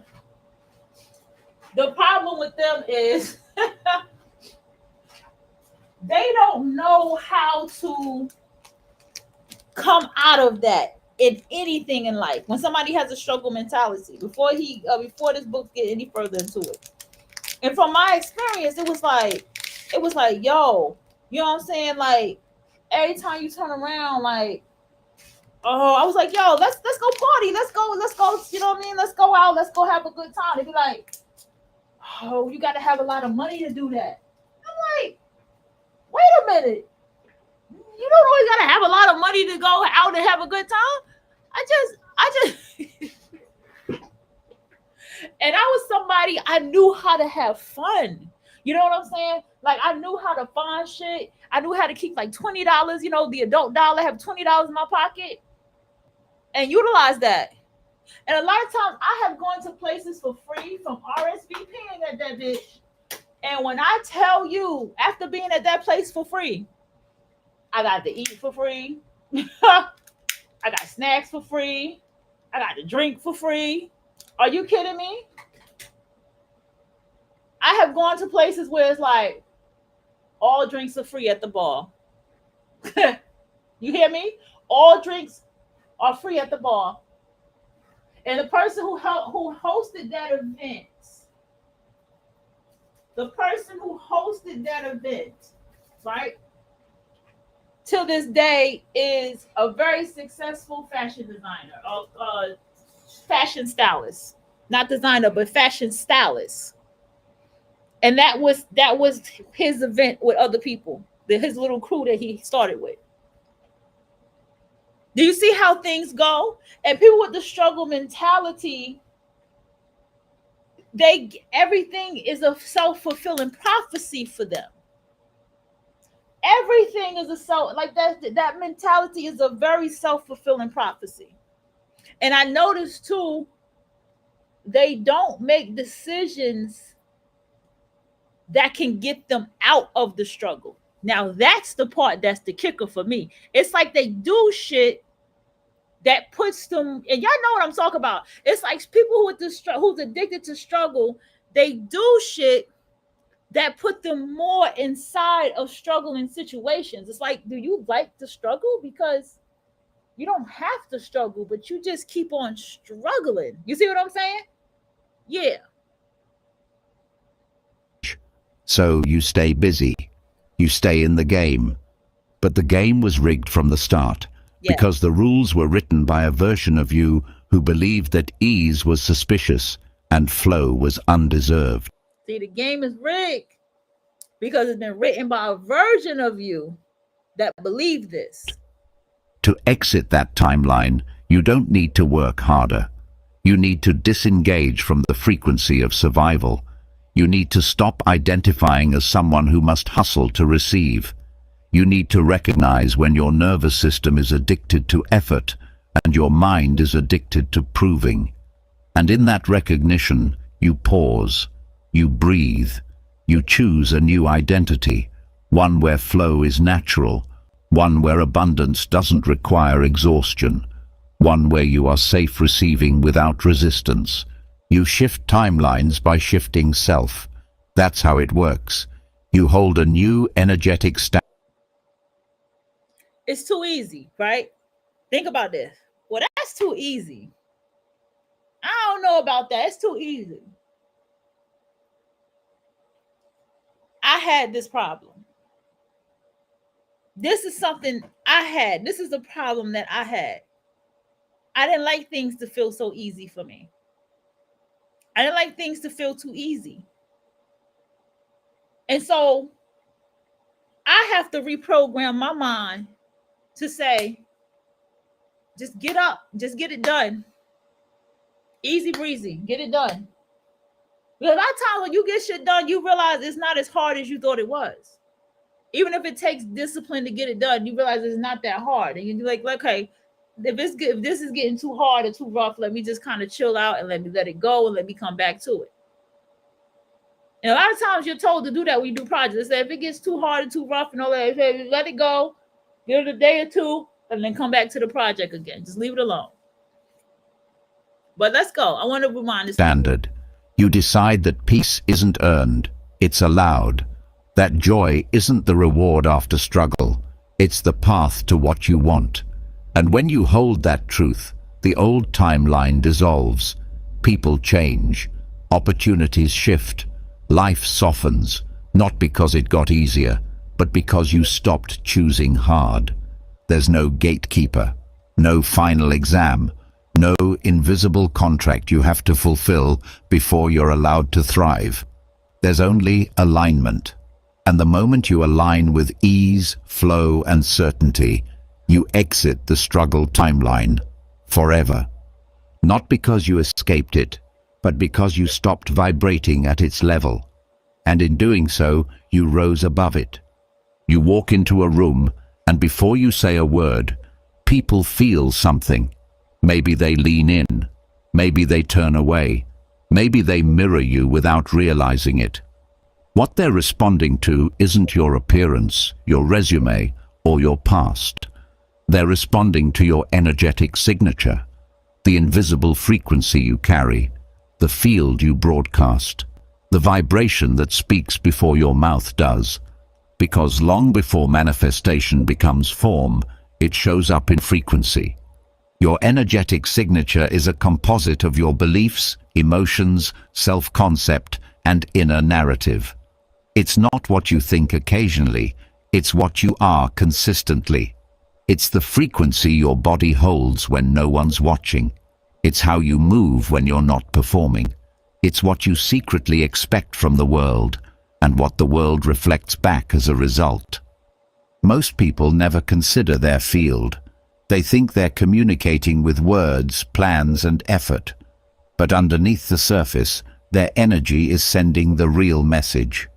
You can say, "I deserve abundance." But if your frequency says, "I'm scared to receive," the field listens to the vibration, not the vocabulary. And the universe doesn't respond to your goals, it responds to your baseline. This is why some people attract effortlessly. Okay, people who attract effortlessly. Before we get to this, I want to touch on. We're going to touch on that. I have to bring it here on this topic, and y'all, and I know y'all ready to hear it. Okay, it is too many times when we have music artists who have been around for some time and who have put in work, and you look at them and they're not the best in singing or even dancing or even rapping, right? But they have creative videos. They have constant albums and singles that they put out, right? They have constant interviews and stuff that they're on, or they're constantly collabing with other people, right? And these people are not that great. And then you see this artist and you're like, damn, they can sing and this person can dance and this person can this. And you don't get but an album from this person every 3 years, every 5 years, maybe. And you might see a bunch of social media stuff with them, and they're not the top of the charts. But this person who you've been seeing constantly with these songs and these albums and these videos and all this stuff, right? You're like, well, how the hell is this person doing it? That is an example. Cardi B is an example too, because Cardi B crowned herself before Cardi took over Nicki Minaj, right? We'll get to her in a second. And what's being seen is this person, what I see about people who are like that, they are putting all their work that they take serious into extreme practice, and they're honing their craft. Because I see them in the studio, I see them with the notebook and the notepad writing their lyrics that everybody thinks is so horrible and singing the songs that everybody thinks their voice is terrible. I sit down and I see them really behind that microphone with the headphones, stop this, put this out, help edit this. I see the consistency in what they do. And I also see how they begin to transform. Rico Nasty did this, but we know Rico is very talented. And I see how they end up transforming as they grow into themselves as an artist. Cardi B was already rapping. Cardi B was already being Cardi B. She was Cardi B before Nicki Minaj. Because Cardi B is, how old is Cardi B? Oh, she's 90s. Yeah. So Cardi B never gave a damn about a Nicki Minaj. She never praised a Nicki Minaj. She probably didn't even listen to her music. And when Cardi B came out, boom, everybody loved Cardi B. And even though her lyrics may have not been the best over Nicki, because Nicki could spit, everybody was loving the fact that someone challenged Nicki and that somebody and everybody was like, damn, you know what I'm saying? And all these other women who've been trying to come up there like her, but notice that because Cardi B crowned herself. And see, I noticed that like that's one of the biggest arguments that everybody has. But it's like, you can't get mad at these people because they do believe in themselves and they do believe in their work. So much that people be like, oh, this person put magic or whatever on their music or whatever. It don't even matter if they did that. They still believed in themselves enough to even do that and still create and still go into the world of creating and still being an artist. So this is what I'm saying as a whole. Like, Cardi B was just outside of New York City with her albums with a damn kufi on. It's some incense still on her album in the street. You You think people didn't buy it just because it was Cardi B and she was out in the street? Like, yo, did Cardi B really go out in the street and sell her album like this? Yeah, hell yeah, we're gonna buy that shit just off of that. That's what I'm trying to say about people like this. They are in their own world, right? And I mean, again, just hear me out. I'm just using an example. Malicious China is number one to me as the example of someone who has created her own universe, rapping, doing what she do. I had somebody to be like, I think that bitch is fucking people in the industry and this, that, and the third, and blah, blah, blah. And I'm like, I don't even care about that. Every time I turn around, Malicious China got a single. And then she pops out with a video. And then she does an interview or whatever. And then from an interview, she goes and she does something else. You understand what I'm saying? Like, she stays working. And then she got signed with them. I forgot the name of that label right now, which is perfect for her. Signed her instantly from the work that she was doing. So I'm not going to drag the topic. Let's continue. They're not lucky. They're aligned. Yes. Their energetic signature. Say it again. Write that down. They're not lucky. They are aligned. Is clear, coherent, magnetic. They've embodied the version of themselves that expects good things, and so they show up. Others may work harder, push louder, try more, but if their field is full of doubt, resistance, or confusion. And I have to touch here, because I'm gonna rewind this back just a little bit more. Let me make sure I'm on the right number. 35, 34. I'm gonna throw back. I have to touch on this. There's artists that I think are incredibly talented, right? There's like one main artist I'm thinking about who's incredibly talented, albums and all. And everybody always saying it is criminal how underground this artist is, right? It's criminal how this artist is not where they're supposed to be, right? And I'm not over exaggerating. These are the kind of things that's being said about some of these artists or this particular one. And I'm like, but this artist don't feel worthy. This artist is throwing themselves away. This artist is giving up on themselves. Because what happened, what I realized is that artist needed to be validated by other people for their music.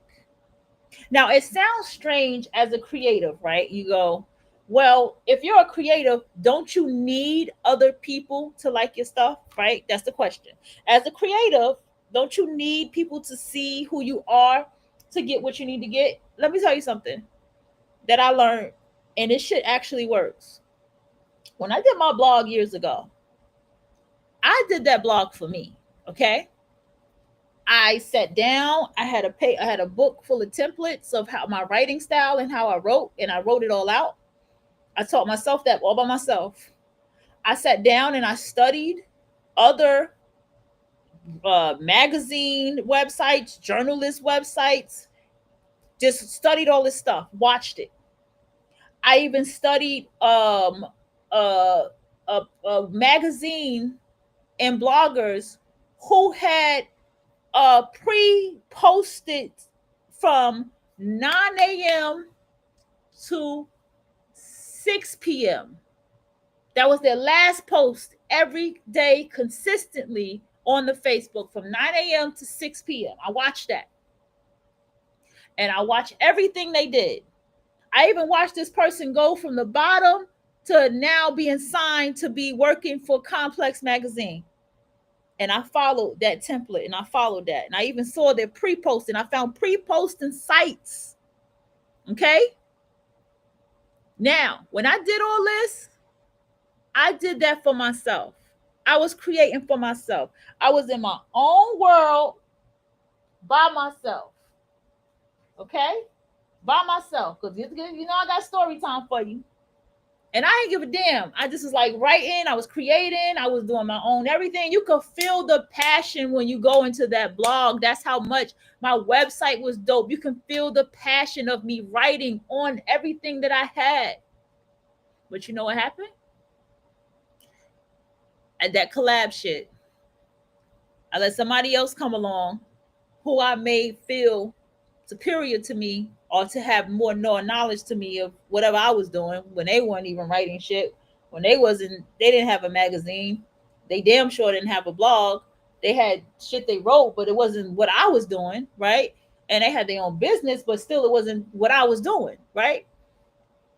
And I let the criticism of other people and other people and other people, but yet they would tell me and make it seem like I was the one who was looking at other people. You see how I'm saying, how I see how it all plays out? No. As a creative, you can create and be in your own world, and someone will find you and be right there engulfed into your world of creation. That person that found me and asked me to collab with them, that person looked at my page. That person saw what I post, and they saw more of what I posted when I accepted their friend request. That person realized, okay, this is somebody I want on my team. They even talked about it, and I knew, I just already knew. Okay, so no, as a creative, as an artist, the number one thing about a creative artist is you need to be creating and building for yourself. Even if you go out there and you see what other people are doing, and you go ahead and you put what other people are doing inside of your work, right? It doesn't matter. You still create for yourself, because what I find is the most unique, creative, eclectic, out of this world type of creatives and artists, they have a huge fan base of people. I looked at my Facebook and I said, how did I go from 7 to 100 friends on Facebook? I don't even know. And who knows? I'm going to look up and I'm going to have 1,000 friends on Facebook. The more and more and more I keep aligning myself with what I'm doing and attending these opportunities and working with people, and my picture being out there, because I'm going to take more pictures of myself, and my picture being out there and my name and all this kind of stuff. And you want to know something else about alignment? You can't go into a space of fear. You can't go into a space of fear. Oh, what if my job see me and stuff like that? I'm a fucking screenwriter. So what if anybody see that I'm a fucking screenwriter at work? Like, I'm a fucking screenwriter, and I write with other people, and that's what I do. That's my work. That's how I handle it. You can't even, you know what? You can't even have your mind to think about that, because shit, the people at your job might not be aligned with you to even see you. That's another thing to think about. Like, you could be so aligned into what you are in that they might not even see you. So you can't hold on to all of that. Now, protect your privacy. Absolutely. You can work in private. My page is private. Whoever works with me, unless they page public, I'm still private. So nobody's going to see me. Even if I comment on their page, nobody's going to see me. You see what I'm saying? Whatever work I'm doing is private. So yes, protect your privacy. I didn't say that. But what I'm saying about alignment, there are so many things that can hinder us. And I'm sure he's probably going to talk about it. But I don't talk enough. Let's get a little bit more into the people. I think I rewinded it. Doesn't respond to your goals. It responds to your baseline. This is why some people attract effortlessly. They're not lucky, they're aligned. Their energetic signature is clear, coherent, magnetic. They've embodied the version of themselves that expects good things, and so they show up. Others may work harder, push louder, try more, but if their field is full of doubt, resistance, or confusion, the results come slowly or not at all. Mm-hmm. Your field is always tuning, always broadcasting, right. And every thought, every emotion, every state you dwell in is shaping the frequency you emit. Mm-hmm. You don't need to control reality. You need to tune your signal. Right. Because just like a radio dial, you don't hear the music until you match the frequency. Mm-hmm. So how do you tune it? First, by becoming conscious of what your current field feels like. Not what you want it to be, but what it actually is. How does your body feel? What does your current field, what does your, I'm going to write it down in the chat.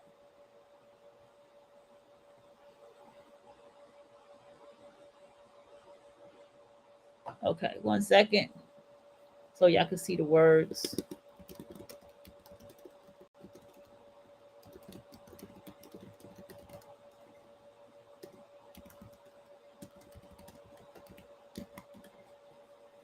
Okay, I'll put that right here. I'm gonna keep it like this. That's the title. Okay, what does your current field feel like? Okay. When you think about your future, what emotional tone do you carry through the day? When you think about when you think about future, what's your emotional tone? What is your default vibration? Default vibration?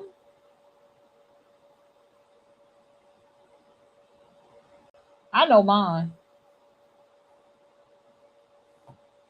Urgency or trust? Scarcity or sufficiency?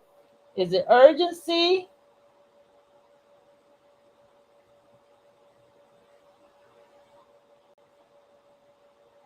Scarcity or consistency? Is that consistency? Is that what he said? Chaos or clarity? Chaos or clarity? Awareness is the first shift. Then you begin to calibrate. Gently, intentionally, repeatedly. You enter the state of the version of you who already has it. You embody the feeling of already there. Then you embody the feeling.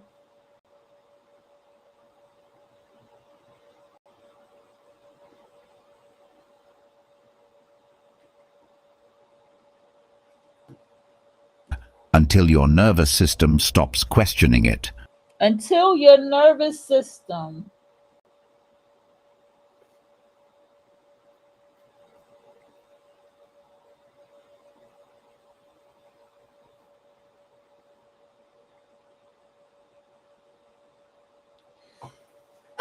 excuse me, y'all.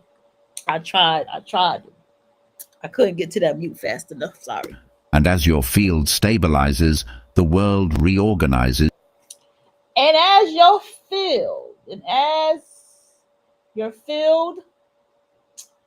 organizes, the world stabilizes. Is to match it. To match it. And as your field organizes, the world stabilizes to match it. Because energy doesn't lie. Because energy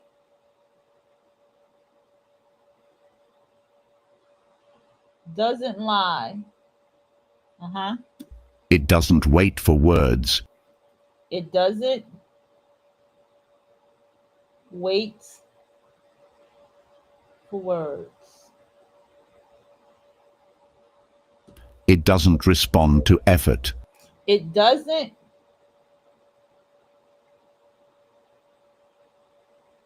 respond to effort. We heard this before. It moves in resonance. It moves in resonance.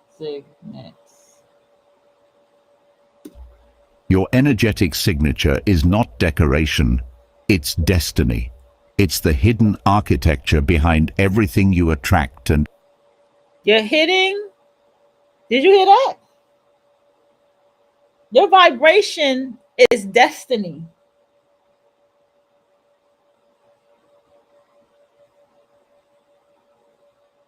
Damn. Everything you repel. And the moment you realize that you're not just living in the world, but vibrating through it, You stop trying to force life to respond. You simply become the frequency that makes response inevitable. You've been taught to think in timelines, that things take time, that your dreams are always somewhere in the distance, waiting for you to work hard enough, grow enough, become enough. So you wait, you plan, you tell yourself someday. But someday is a trap, because time, as you've been taught to understand it, is a lie, Oh, a convenient illusion. time is a The lie, deeper right? truth is this: reality doesn't operate on clocks, it operates on frequency. What you call a delay is often just a mismatch in vibration. Time is not linear, it's responsive. It bends and flexes around your consciousness. It accelerates or slows down based on who you're being, not how long you've been trying. When you believe something takes years, it does. When you believe it can happen now, you collapse the space between desire and manifestation, not through magic, but through alignment. The universe doesn't measure time, it reads signals. And the stronger your signal, the less time matters. But here's where it gets tricky. Most people attach their desires to time. It'll take a year to heal. It'll be 5 years before I'm financially free. Maybe in the next decade, I'll meet someone. And so, the mind builds distance. The body believes it. The field receives it. And reality obeys. Not because it has to, but because you said so. Not with words, but with energy. The delay wasn't real. It was constructed, projected, installed by belief. What if it didn't have to take time? What if the only thing between you and what you want is the version of you who already has it? Not the calendar, not the future. Just a shift in frequency, a change in self, a new identity that vibrates as if it's already done. Because in the quantum field, it is already done. The timeline exists. The reality exists. You're not waiting for it to be built. You're just aligning to it, or resisting it. This is why some things come instantly and others take years. It's not the size of the goal. It's the clarity of the embodiment. It's not the passage of time that makes something real. It's the collapse of doubt. The dissolving of the part of you that still sees your desire as distant. The lie of time is that it's required for transformation. It's not. What's required is decision, alignment, identity. When you shift those, time has no choice but to bow. It condenses, it rearranges, it serves the energy that leads it. That's the truth behind quantum leaps. Not luck, but calibration. Not chance, but choice. You don't have to wait. You only have to match. The delay is not in the world, it's in the field. And the moment your frequency becomes the now version of your vision, time no longer delays you. It delivers you, instantly, because you finally remembered. Time doesn't move you forward. You move time. Most people live in reaction. They wake up and immediately respond to messages, to headlines, to problems that aren't even theirs. Their entire day becomes a sequence of reactions to what already is, and without realizing it, they reinforce the same timeline over and over, not because they want it, but because they keep responding to it. Reaction is unconscious agreement. It tells reality, this is who I am, this is what I expect. Keep giving me more of this. And so it does. But creators don't live that way. Creators don't react. They select. They don't wait to see what the world hands them. They decide which timeline they're stepping into. They choose their state, their focus, their emotional baseline. And by doing so, they shift the field. They don't respond to the version of reality they no longer want. They tune to the one they do. And that tuning becomes... Oh, put that down. They no longer You say respond.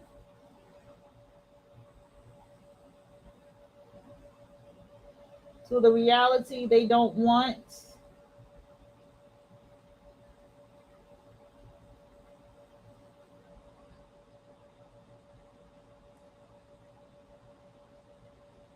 They focus on the one that they do.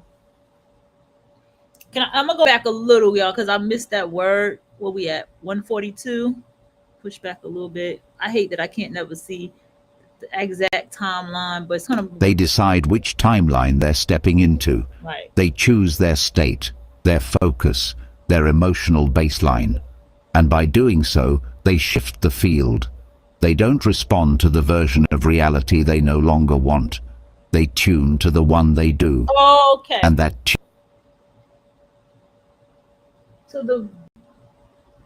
the version of reality they no longer want.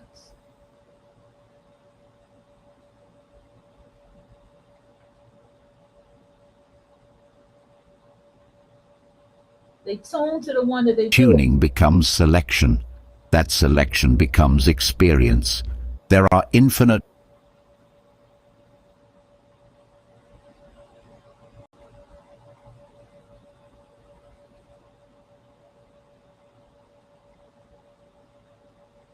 Yo, this is something to think about. This is some successful shit because, yo, check it out.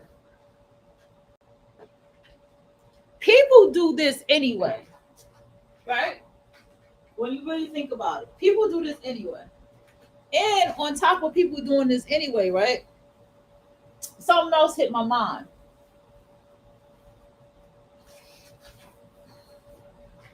You know how somebody like Eve, right? She living all the way across the world. I don't know where she's at, but she's across the world. She lives this very rich lifestyle. And she come back over here to interview. And I think that sucks that Eve does that. I just do. That she comes back on this side to interview and they're just like little children. What's it like over there in Candyland? You know what I'm saying? When they talk to her. And she said, well, they asked her, well, what do the people think about Black Lives Matter over there and all this and that? She's like, y'all gotta understand that these people live in a different reality. They don't have none of that stuff over there. They don't even know what that is.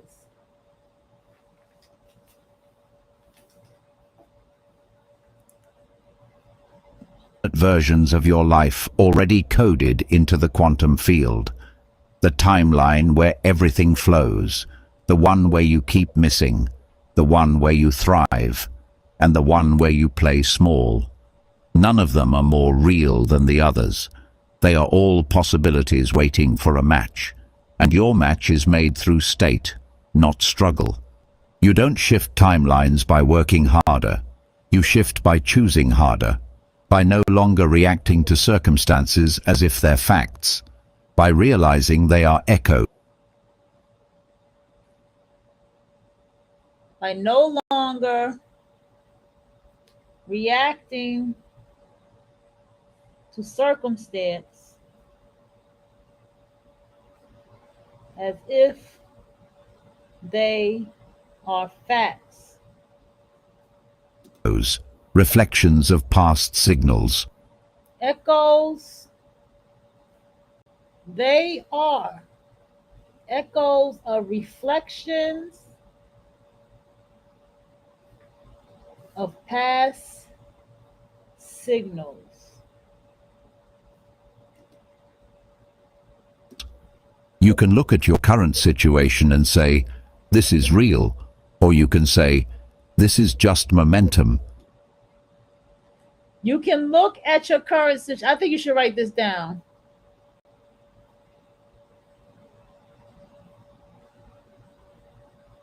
You can look at your current situation and say, this is real, or and I can change it. Or you can do, hold on, what the fuck? Hold on. Why is it so hard to catch the fucking, that's too far down. Now I went too far back. It keeps you in the loop. Selection is creation. It breaks the loop. The creator wakes up and chooses, not just how to feel, but who to be. They don't ask if their vision is realistic. They decide it's already done. They don't negotiate with fear. They move in faith. Go back and Their choices don't match what they see. They match what they know. And that knowing sends a signal so clear that reality has to respond. This is not about denial. It's about dominion. I think I went It's too far about back. refusing to argue with what's on the screen and instead reprogramming the source. It's about saying, I don't respond to this timeline anymore. I've chosen another. Okay. And then embodying the version of you who already lives there. Right. You're not here to survive the timeline you woke up in. You're here to select the one your soul is calling toward, not through effort, Damn, through I went embodiment, too far back. from reaction to selection, from victim of circumstance to master of choice. Yes. That's the shift. Did I go too far? And once it's made, reality starts bending around you, not because you forced it, but because you finally stopped agreeing with what no longer belongs to you. The world teaches you to become, to always be in motion towards something, towards success, worth, love, healing. You're told that life is a staircase, and with enough effort, time and discipline, you'll finally arrive. And so, you chase, you upgrade, you fix, you strive.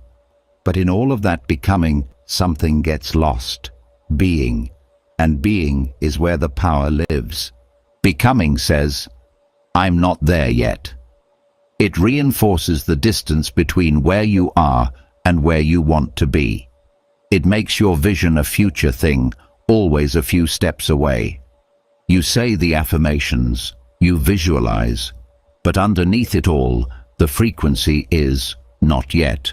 And the universe listens to the frequency, not the intention. What the fuck, bro? So the result stays out of reach, Was I not paying not because you're unworthy, It was like but 40 because the energy you're living in is future-based, not now-based. It's right here. Being collapses that gap. It says, I am, not in arrogance, but in authority. It pulls your desire out of the imaginary and roots it in your current identity. You stop waiting to become, and you start embodying the version of you that already has it.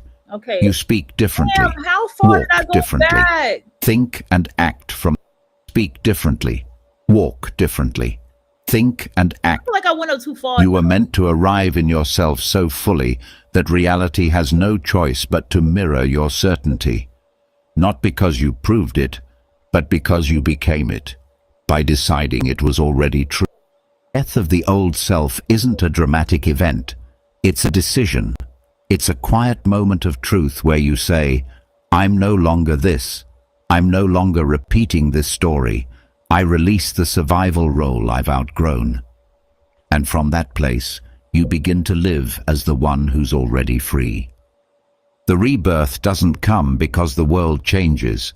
It comes because you do. You stop identifying with your wounds. You stop ambition. It adapted, adjusted, and did what it had to. Speak differently. Walk different. This is not about denial. It's about dominion. It's about refusing to argue with what's on the screen and instead reprogramming the source. It's about saying, I don't respond to this timeline anymore. Right. I've chosen another. Yes. And then embodying the version of you who already lives there. You're not here to survive the timeline you woke up in. You're here to select the one your soul is calling toward, not through effort, through embodiment, from reaction, tune to the one they do. And that tuning becomes selection. Okay. That selection becomes experience, All right, we heard struggle. You don't shift timelines by working harder. You shift by choosing harder, Okay. by no longer reacting to circumstances as if they're facts, Right here. by realizing they are echoes, reflections of past signals. You can look at your current situation and say, this is real. Yes, here we are. I knew I was too far ahead. You can look at your current situation and say, this is real. Or you can say, this is just momentum. Or you can say, this is just momentum. Y'all should all know how to spell that. And I can change it. And I can change it. One keeps you locked, the other sets you free. One keeps you locked, other sets you free. Reaction is survival. It keeps you in the loop. Selection is creation. It breaks the loop. The creator wakes up and chooses, not just how to feel, but who to be. They don't ask if their vision is realistic. They decide it's already done. They don't negotiate with fear. They move in faith. See that? Got it. That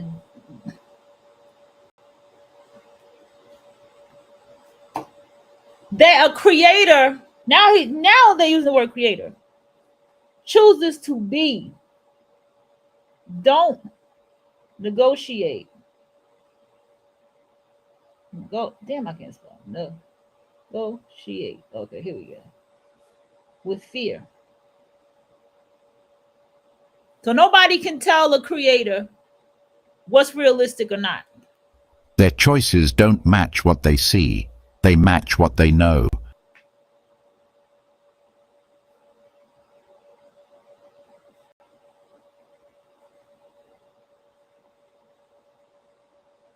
And that knowing sends a signal so clear that reality has to respond.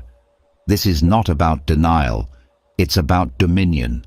It's about refusing to argue with what's on the screen and instead reprogramming the source. It's about saying, I don't respond to this timeline anymore. I've chosen another. And then embodying the version of you who already lives there. You're not here to survive the timeline you woke up in. You're here to select the one your soul is calling toward. Not through effort, through embodiment. From reaction to selection. From victim of circumstance to master of choice. That's the shift. And once it's made, reality starts bending around you. Not because you forced it, but because you finally stopped agreeing with what no longer belongs to you.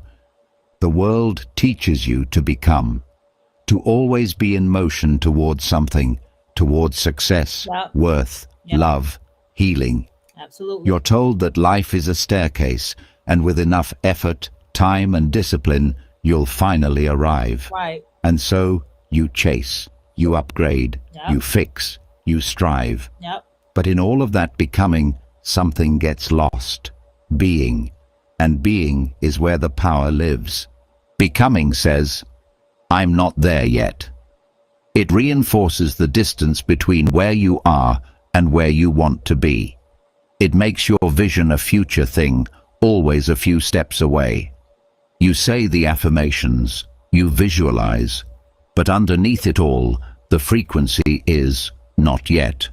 And the universe listens to the frequency, not the intention. So the result stays out of reach, not because you're unworthy, but because the energy you're living in is future-based, not now-based. Being collapses that gap. It says, I am, not in arrogance, but in authority. It pulls your desire out of the imaginary and roots it in your current identity. You stop waiting to become, and you start embodying the version of you that already has it. You speak differently, walk differently, think and act from the frequency of wholeness, not lack. The most powerful creators don't try to become successful. They are success in motion. They don't become healed. They carry the vibration of wholeness before the physical symptoms are gone. That's the difference. One is movement driven by the illusion of absence. The other is action fueled by the truth of embodiment. The need to become is subtle spiritual procrastination. It gives you the illusion of growth while keeping you in the loop of almost. It says, one day. It builds timelines that never end, and it keeps you chasing a version of yourself that only exists in your imagination. Meanwhile, the power to shift your entire reality lives in this exact moment, if you choose to be the one you've been trying to reach. Being doesn't mean you stop evolving. It means you stop delaying your identity. You no longer withhold the energy of your future from the present. You stop waiting for proof to start acting like it's already done. And I sit here and I say, let's say, I'm a showrunner, right? I don't have a studio, right? Let's just get into that. Let's just use this as an example, right? Because we've been using Lena Waithe from the success study. So we're going to go in now. We are at the top of like 4 hours right now, but this is a good show. Lena Waithe from the success studies, right? And what is Lena Waithe? Okay, you look up on the screen. Lena Waithe is a screenwriter, actress. I don't know why they put her actress. It's funny. Actress, producer, director, publisher, right? Book publisher, book publisher, as well as activist. She's an activist and an artist, right? She, is and also a co-producer, and as well as a host, as well as a hostess as well, right? These are all her titles, okay? So let's get into me saying, and pretty much she's a showrunner. I didn't even add that on there. Lena Waithe, right, is a showrunner. Lena Waithe, matter of fact, Lena Waithe and Shonda Rhimes are showrunners. Right? Shonda Rhimes more of a show. Well, both of them are showrunners, right?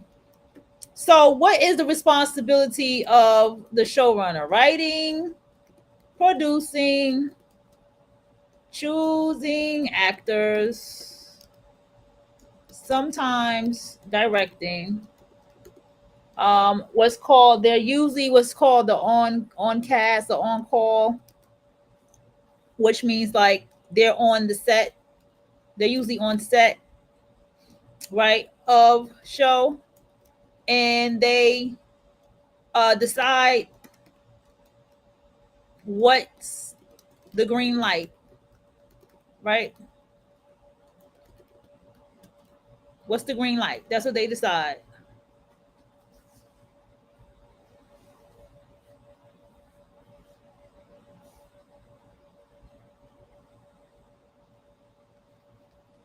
All right, so here I am. What will be my reality, right? This is my reality. My reality is I have an apartment, outlined scripts, right? Outline scripts. I have car and shop, and I have a 9 to 5 job. And even though it's not 9 to 5, but I have a day job, and I also have a desk. I have an office desk, in my corner here, right? So that's my reality, right? So how do I do alignment? See what I'm saying? Now we get into how do I align to being a showrunner. Number one, let's call it what it is. I have an office. So this office can definitely be my show running room. What can I do in my office space? I can do meetings here. I can do collabs here, right? I can, it's my choice. I can turn it more into a studio. Well, technically it is like, technically it's a studio. It's a studio. It's a small studio space, right? And okay, that's it, right? And I have a camera. I have a camera. I have a camcorder. It needs to be upgraded, but I have one, right? And I also have a phone. I have phones actually. Okay. So this is why this is what I'm saying about the alignment thing, right? So who is it that I say that I am? Okay, I'm a showrunner of the TV series that I'm writing. That's facts. I'm the showrunner of the TV series that I'm writing. Said my name. Said my writer's name, right? That's my name, right? Now, car and shop. So technically no car right now, right? So that means that what's going to happen for me to align? I can just focus on saying that I have one, or that my car is like, hold on, I'm trying to type at the same time as talk. I can still say that I have one, whatever car type it may be. So when I say that in my mind that I have a car, what will I do when I have a car, right? Go to car lots and sit in cars, right? And it doesn't matter. If I just want to, doesn't matter. What else would I do? Drive someone else's car who lets me, right? Because we can, no, I do be driving her car, right? What's another thing? Bravely, see that? Get a car loan. That's the number one thing.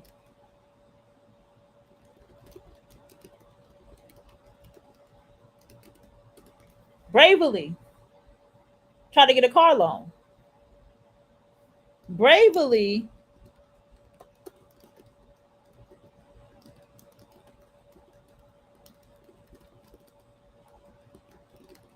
and seeing what kind of car I can get.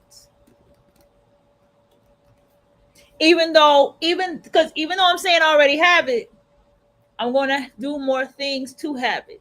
You see, I'm going to do more things to have it because eventually I'm going to have it. Because I'm doing all the things to do to have it. Because it's not a desire. You see what I'm saying? Because it's like, what do I have this car for?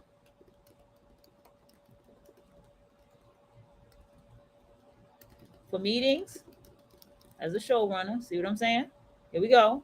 For meetings as a showrunner. Sometimes I wish I had a whiteboard.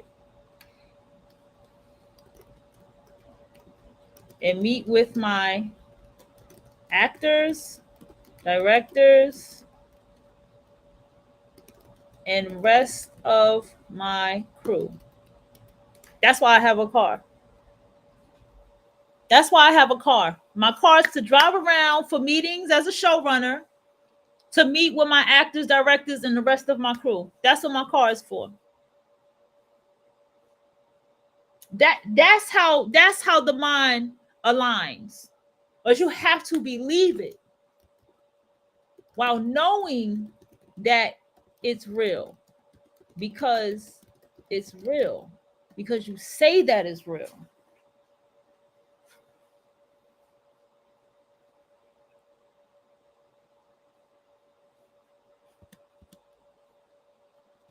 Right? Let's go. What else did I want to say? Now, as I align, I'll keep writing scripts, collab with people. And you know what's so deep about it? Y'all want to hear something else about alignment?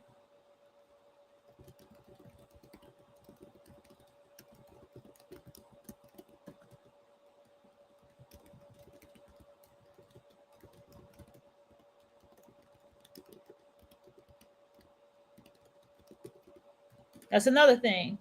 It won't even matter that I don't have a car. People will be willing to drive me anywhere I want. And that's a part of the alignment as well. I know people right now that be like, I have a driver, and my driver takes me da da da da da. I've heard people say that. You know who else has a driver? Cardi B had a driver. What's his name? That red guy, that red rapper dude. He had a driver. A lot of people had drivers. And they did everything to and fro. And then they finally, years down the line, finally got their own shit when they was ready to do it. So that happens too with the alignment. Now let's get into one more thing before we get back into this book. It's 10:09. Damn.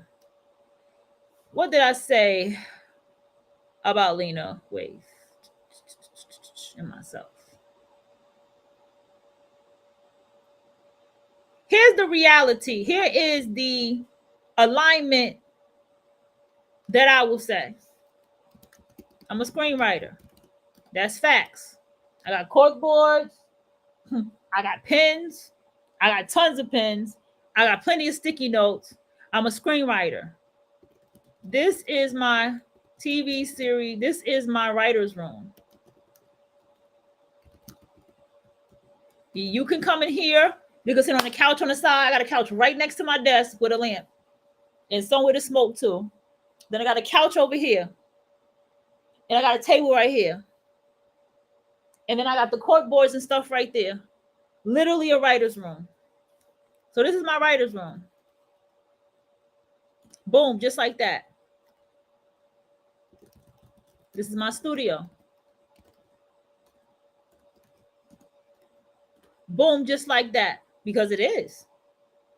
I can go pull out my camcorder, my cameras in the red book bag. Camcorder camera. Post that bitch up if I want to. Take more pictures of myself. Put memory in the camera. Take images of myself with camera. Or record self with camcorder. Boom. That's reality. See, that's reality. Have you ever noticed that most artists always end up putting a studio in their house? Anybody ever notice that? You ever notice that most artists start with a studio in their closet? Because the outside world has told us you need to be in this big old studio with all this sexy equipment to make it, to make quality this and that. When you could just do your shit and probably send it off somewhere else. Send it. You can do your shit at home, put it together the best way that you can put it together. And if you want to, you can reach out to a studio to clean your shit up and you'll never have to step in there. And there's your work. So this is what it's saying about the creator's code too. We have to look at this limited outside thing. Yes, you don't have a vehicle, but it's not that you can't obtain one. See what I'm saying? It's not that there's easier ways and shortcuts and stuff for you to get to it And it's not that there's ways that you can't even pay back the loans or whatever for you to get it. It's easy. That's what the creative code is saying. It's easy. You got to put that in your spirit. You have to align. It's easy. I'm good on this. I'm not worried about it. This is going to happen. This is exactly what's going to happen with this situation. This is going to happen. This person's going to do this and that. I'm going to get this letter in the mail that's going to say this and that, and this is going to happen, and this is going to happen. As a matter of fact, this is going to happen. But this is what's happening. I'm going to go to the mailbox and I'm going to see this letter, and this is what the letter's going to say. This is going to happen. I'm going to get that letter. And you keep aligning that shit up. You'll get you that shit'll come. But you have to align with it. You have to. And it's so crazy because you be like, people say crazy shit like, well, if I want $1 million in mansions and this and the third. And I'm like, bro, what about aligning within yourself? Why don't you just align within yourself? Because do you understand just asking for $1 million is validating something outside yourself? Like, I had to start realizing people who always do that, oh, $1 million, that's validating something outside yourself.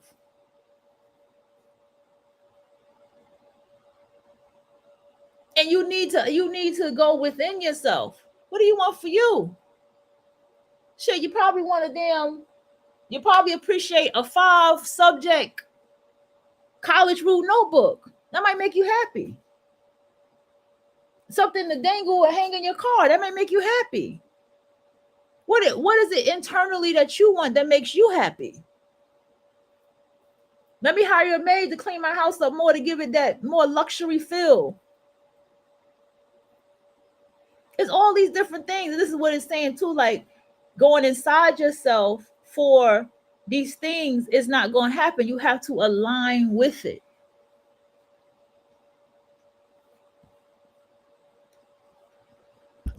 Because here's the truth. It is already done in the field. Your desire is already real in the quantum. The only question is whether your energy is aligned with it now or still trapped in the loop of becoming. You were never meant to endlessly chase. You were meant to arrive in yourself so fully that reality has no choice but to mirror your certainty. Not because you proved it, but because you became it, by deciding it was already true. The age of becoming is ending. The age of being has begun. And with it comes the realization that everything you wanted to grow into is already here, waiting for you to stop moving long enough to claim it. There's a version of you that knows how to survive. That version learned the rules, learned how to protect, perform, prove. That version built walls and called it wisdom. It chased approval and called it ambition. It adapted, adjusted, and did what it had to do to make it this far. But now you're being called into something higher, something truer. And that old version of you, the one made of fear, of stories, of scarcity, can't come with you. This is the part most people resist. They want transformation without release, growth without grief. They want to become something new without letting go of who they've been. But real evolution doesn't work that way, because as long as the old you is still running the program, it will sabotage the future to keep the past intact. It will keep you chasing safety instead of expansion, familiarity instead of freedom. The old you isn't wrong. It served a purpose. It kept you alive. It got you through heartbreak, through rejection, through seasons of doubt and darkness. But what once protected you is now limiting you. It's not your truth. It's your armor. And at some point, if you want to rise, the armor has to fall. Letting go of the old you isn't about fixing anything. It's about releasing the identity that was built around pain. The one who believed life had to be earned. The one who needed struggle to feel worthy. The one who played small because it felt safer than being seen. That version is heavy. And the real you, the one who creates with ease, who radiates clarity, who walks in power, has no space to emerge until you stop feeding the ghost of who you used to be. The death of the old self isn't a dramatic event. It's a decision. It's a quiet moment of truth where you say, I'm no longer this. I'm no longer repeating this story. I release the survival role I've outgrown. And from that place, you begin to live as the one who's already free. The rebirth doesn't come because the world changes. It comes because you do. You stop identifying with your wounds. You stop clinging to limitation. You stop using your past as an excuse for why your future can't arrive. And suddenly, life starts rearranging around your new signal. People shift, patterns break, opportunities flow, not because you forced them, but because the old vibration that blocked them is gone. This isn't easy. There will be grief. There will be days when the old self tries to pull you back with guilt, fear, and nostalgia. But stay the course, because on the other side of that death is the truth of who you've always been, untouched, unburdened, undeniable. The old you was necessary, but it's not you. And the moment you're willing to let it die, the real you isn't born. The real you is finally revealed. You don't attract what you want. You attract what you are. That's the heart of the law of embodied identity. It's not about affirmations or intentions alone. It's about becoming. Becoming the version of yourself who already has the thing you desire. Not just in words, but in frequency, in posture, in choices, in energy. Because the universe doesn't deliver to your wishes. It responds to your embodiment. Identity is the filter through which all reality flows. If you see yourself as someone who always struggles, even unconsciously, then abundance feels out of reach, no matter how many strategies you use. If your core identity is rooted in doubt, you'll sabotage clarity even when it appears. Not because you're broken, but because your field is calibrated to a self-concept that doesn't align with the life you say you want. This is the gap most people live in. They desire a reality that their identity won't allow. They try to manifest from the mind, while the body still carries the frequency of lack. They chase new results while wearing an old name tag, and so nothing shifts, not because the goal is wrong, but because the self isn't updated.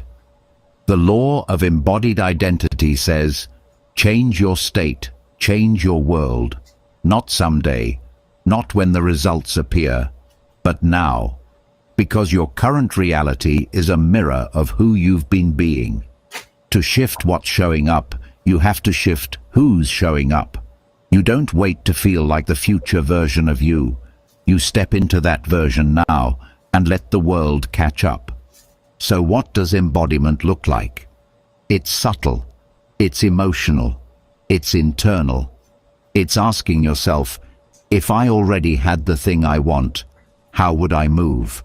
How would I speak? How would I walk into a room? What decisions would I make? And then living from those answers. If I had the thing that I want,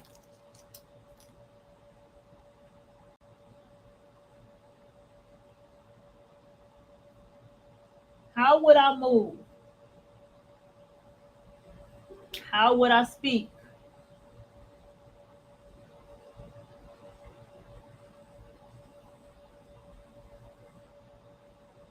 How would I live?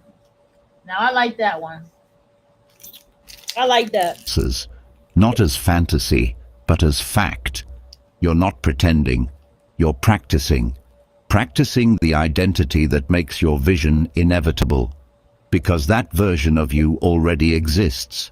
Not in the distance, not in some future you have to chase, but in the field of now, waiting to be activated through choice, through alignment, You know something, through this shit hit me. Let that play, but I'm gonna come back with it. presence.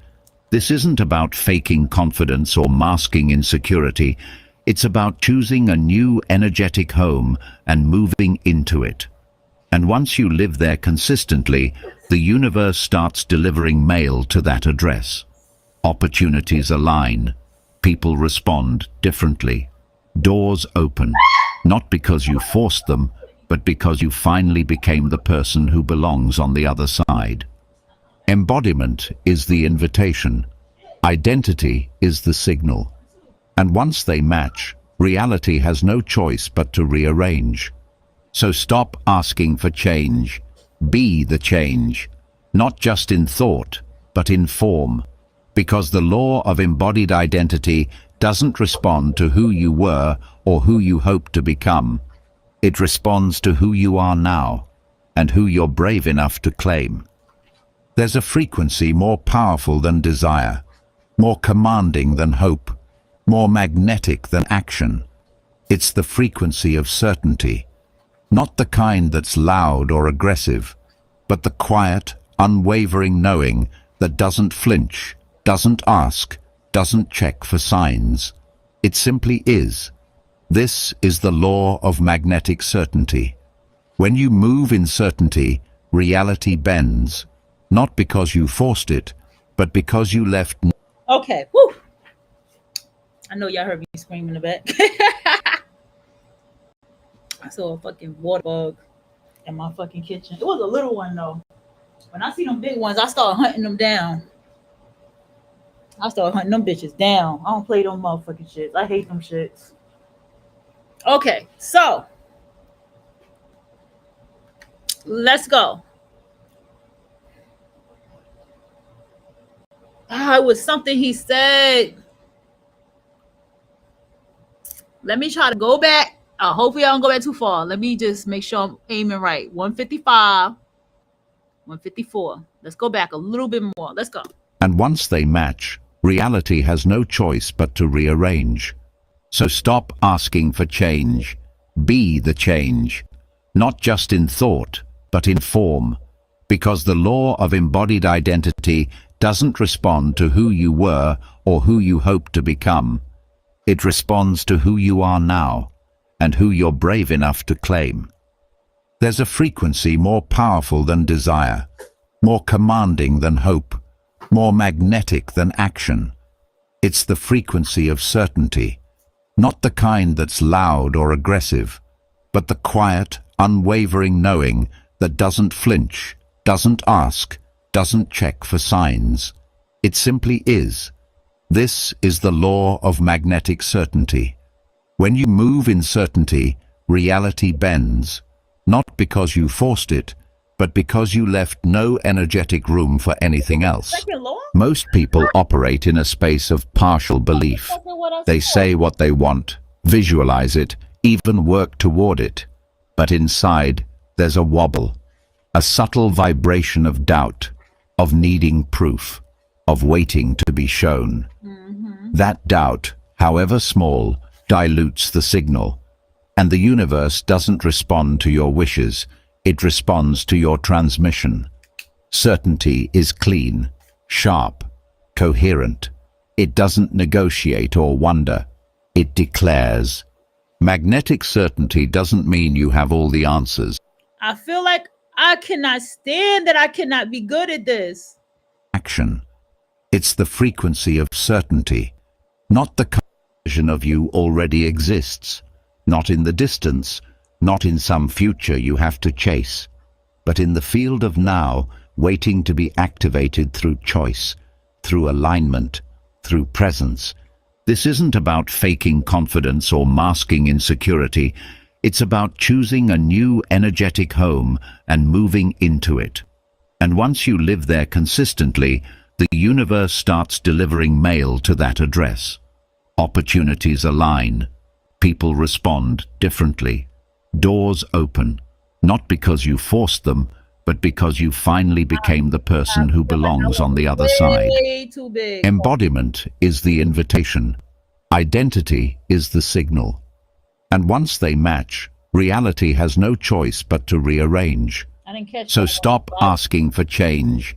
Be the change, not just in thought, but in form. Because the law of embodied identity doesn't respond to who you were or who you hope to become. It responds to who you are now and who you're brave enough to claim. There's a frequency more powerful than desire, more commanding than hope, Maybe this more is- magnetic than I'm action. just keep it on the frequency. It's the frequency of certainty, not the kind that's loud or aggressive, but the quiet, unwavering knowing that doesn't flinch, doesn't ask, doesn't check for signs. It simply is. This is the law of magnetic certainty. When you move in certainty, reality bends, not because you forced it, but because you left no energetic room for anything else. Most people operate in a space of partial belief. They say what they want, visualize it, even work toward it. But inside, there's a wobble, a subtle vibration of doubt, of needing proof, of waiting to be shown.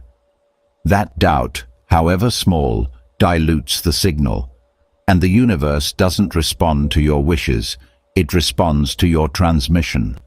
Certainty is clean, sharp, coherent. Trying to piss It off doesn't right now. negotiate or wonder. It declares. Magnetic certainty doesn't mean you have all the answers. It means you've decided. You've chosen your outcome. Scarcity can't come with nostalgia. But stay the course. Because on the other side of that death is the truth of who It's you've like, always been. Untouched, unburdened, undeniable.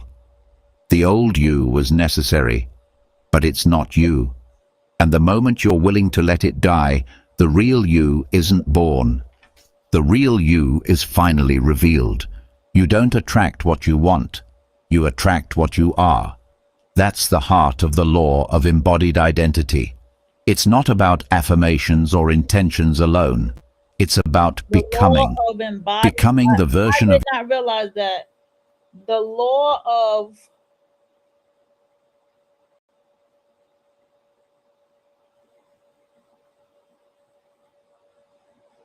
damn, they just kind of be throwing these laws out there.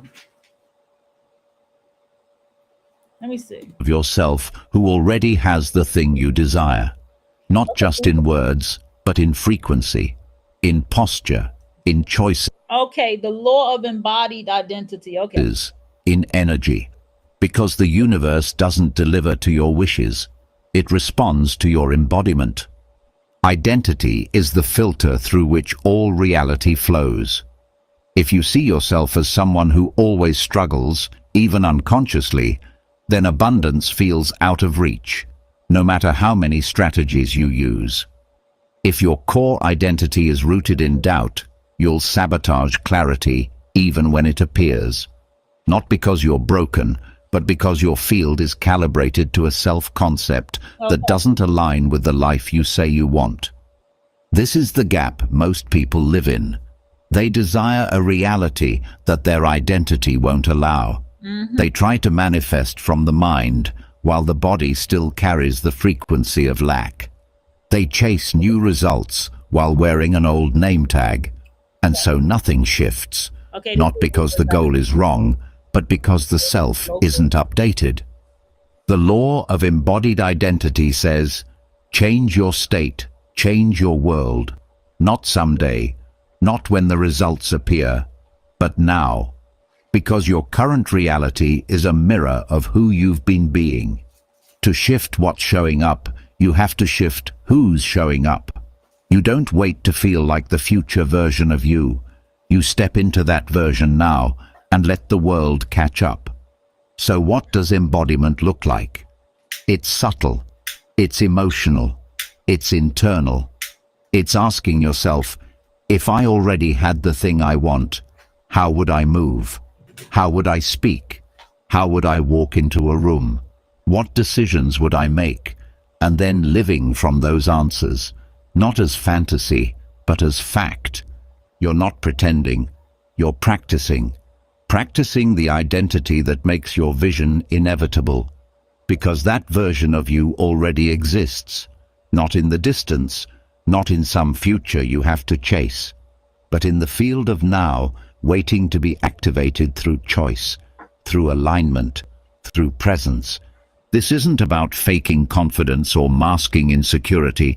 It's about choosing a new energetic home and moving into it.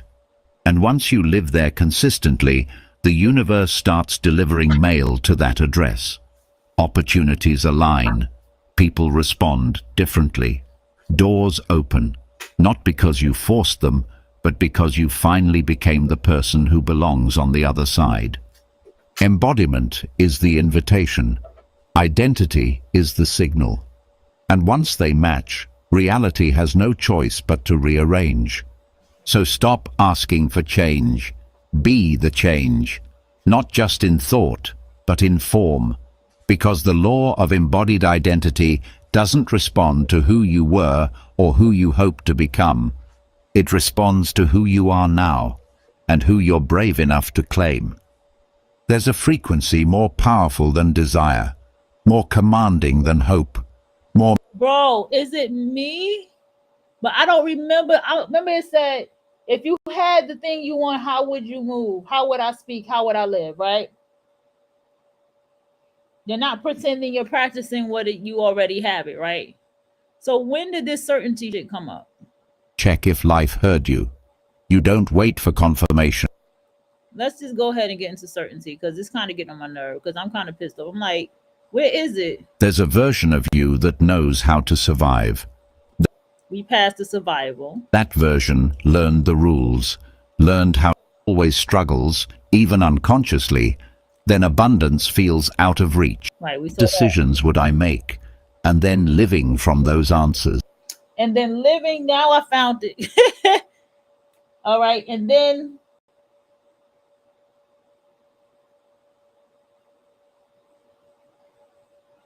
that's when I had saw the water majingy that fucking ran back where the fuck it came from. I lost my thought. Them things still scare me. It don't matter. I don't know what it is. I see them shits, I scream. I hate them shits.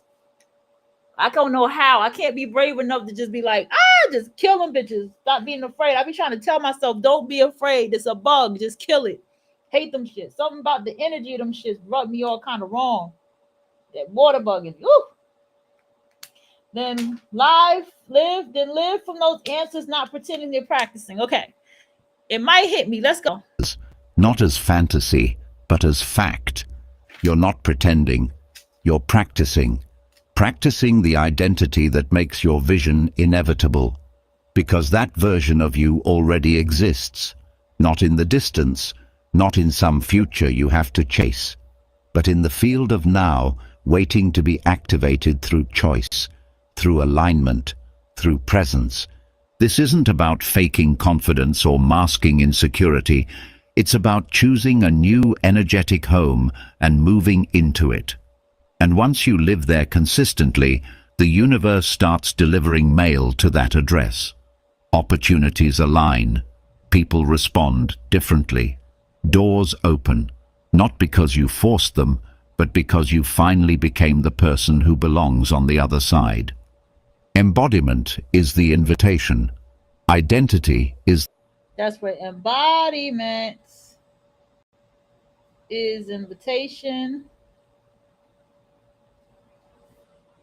Identity the signal. Is a signal. And once they match, reality has no choice but to rearrange. So stop asking for change. Be the change, not just in thought, but in form. Because the law of embodied identity doesn't respond to who you were or who you hope to become. Right. It responds to who you are now. Okay, that's where I wanted to get into. Took me forever to find it, but this timing is crazy. I've never had that hard of a time for time because I can't even do the 10-minute. Maybe I could only do that on the app. I'm trying to tap that bitch for 10 seconds back, 10 seconds. It ain't working. All right, let's get into this. If I had the thing I want, how would I move? How would I speak? How would I live? Then live from now those answers. That was the most strongest shit right there that I was digging for. Okay? You're not pretending, you're practicing that it already exists. So that means that when you ask that, if I had the very thing that I want, showrunner life, my own fucking studio, with my own set in my studio, like right now, just if I had all these things right now, how would I move? I know definitely professional, not easily accessible, right? Probably one main pick of myself and a lot of BTS photo shoots, and as well as, and I feel like honestly, I'll be honest with you, I'll even constantly share my knowledge as a screenwriter and teach classes, courses. This is what I would do. This is what I know for sure I would do. Right? How would I speak? Well, with more vocabulary, better grammar, and basically better grammar and with more vocabulary, right? And how would I live? Knowing me, I would live in my studio space. Literally, that my world would be my studio. There you have it. That's my answer. How would I live? My world would be my studio. I'll have access to vegan. What's the other one besides vegan, y'all? My favorite one. What's that shit? Vegan, vegetarian. What's that thing called? Ground something type food often. This is how I would live. Exercise routine. Definitely would have an exercise routine. Right? And definitely would, how would I live? I mean, and I probably would, constantly work with my crew on my team, check-ins, meetings. This is how I would live if I had everything that I want. What's stopping me from doing that right now, yo? What's stopping me from doing that right now? See how that, I mean, to me, I think that that's like, somebody out there might say, damn, that's extravagant. But to me, I think that's simple. The only thing is, I'm just in an apartment. But y'all want to know a secret? Y'all really want to know a secret? There's a lot of big time artists that live in little apartments. And they have been in those apartments for a very long time before they decided to get anything bigger. Can y'all believe that? Yeah, they do that. And they make the best out of what they have. And then they build it. Then after time of years of working, then they build another studio. But I'm not trying to compare myself. I'm talking about me. I have to live from that answer and practice. I can't speak from nothing else until I practice being more professional. Building a website, putting myself out there, right? Like in the now, right? I can't speak for what's going to happen when I don't make myself easily accessible on Facebook and put it where people can email me instead. I can't, when I start an exercise routine, until I put all of that into practice and practice and practice and practice and live as a showrunner, then I could tell you whatever else comes from that. Now let's get into the frequency. Now I see why the frequency of certainty is next. And who you're brave enough to claim. There's a frequency more powerful than desire, more commanding than hope, more magnetic than action. It's the frequency of certainty, not the kind that's loud or aggressive, but the quiet, unwavering knowing that doesn't flinch, doesn't ask, doesn't check for signs. It simply is. This is the law of magnetic certainty.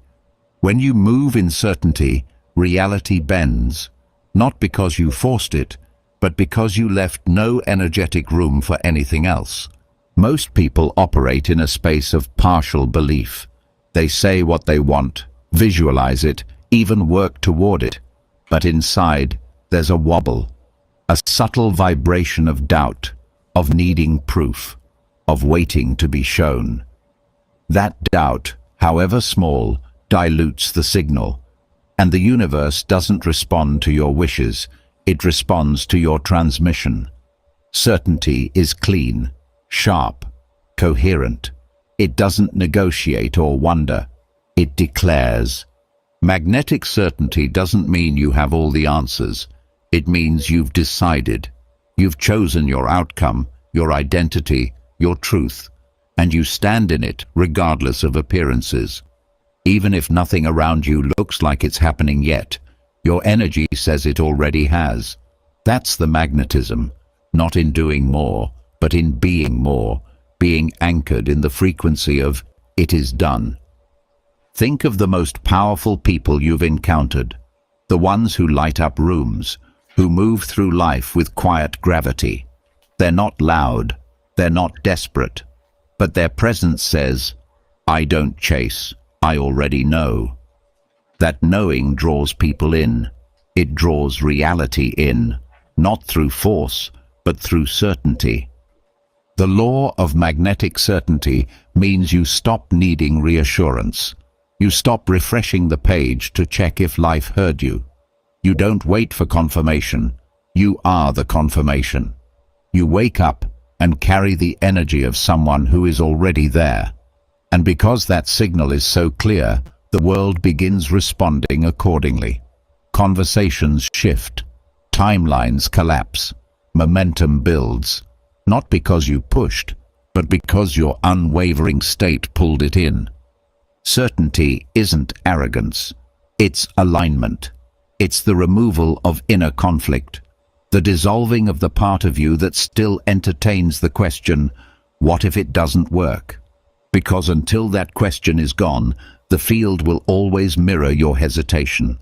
This is the reason why someone with less talent, less experience, or fewer resources can succeed faster.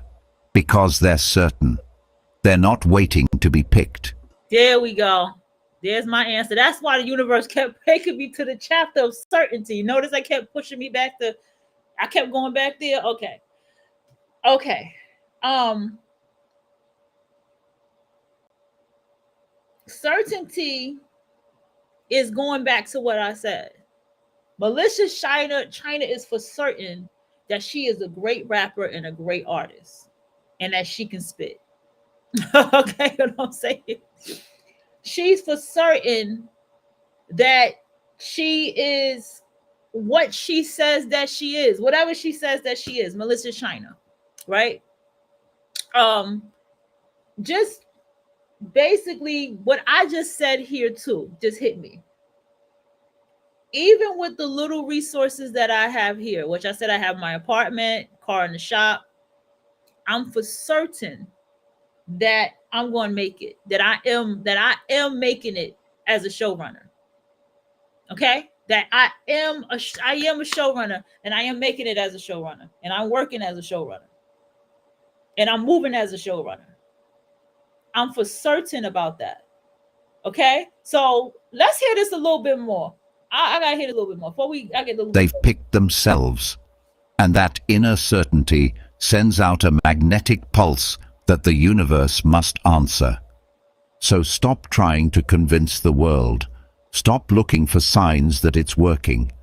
The moment you know. Let me write this down.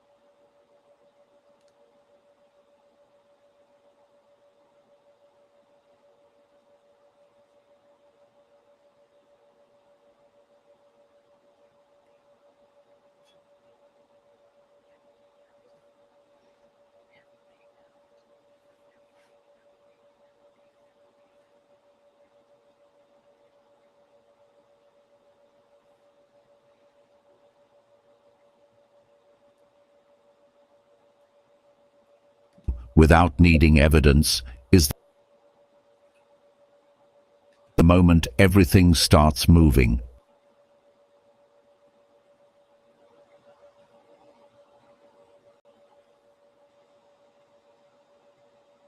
Oh, okay. I see what I did there. Y'all know I'm writing stuff down. Y'all don't hear me. Okay. What that means is for me, when I was sitting here and I was all brainstorming about what I was brainstorming about, that was me needing evidence for it to work. Instead of letting it go, that I have a car to travel for my meetings as a showrunner, to meet up with my actors, to meet up with my casting crew, with my actors and my crew. When I said all the things I said about the car loan, that was me in some way subconsciously needing the evidence. So this chapter's for me. Let me be quiet for a bit. The law of magnetic certainty doesn't require you to prove anything. It only requires you to decide and never look back. Doesn't require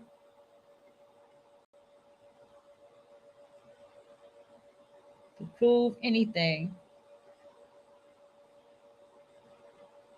Only requires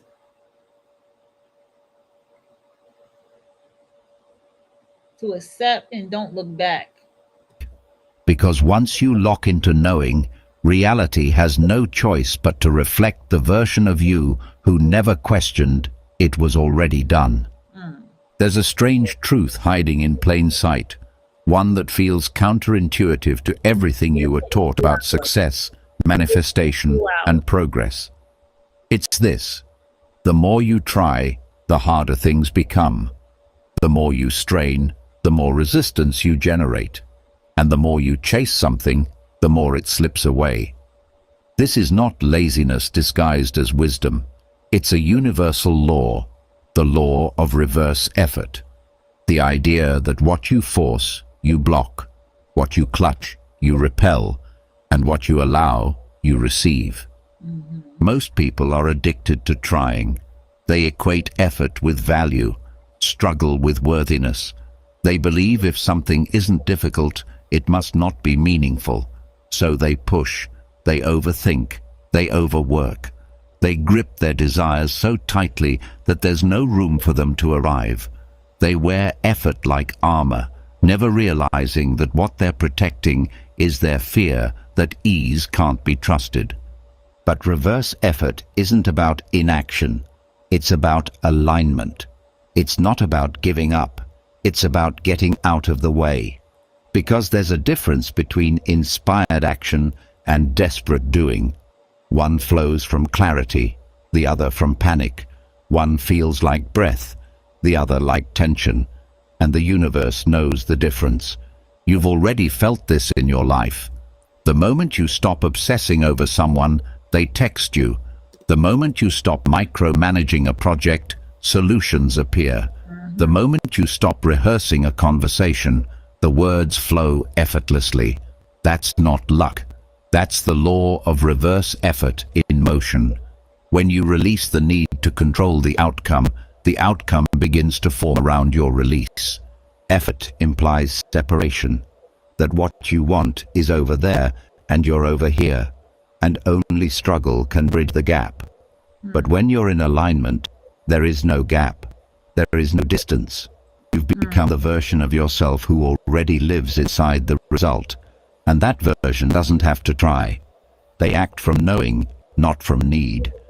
This law doesn't mean you sit back and wait for life to deliver while you do nothing. It means you act from ease, not urgency. You create from joy, not pressure. You move because it feels natural, not because you're afraid of standing still. Reverse effort is when action becomes an extension of your state, not a replacement for your doubt.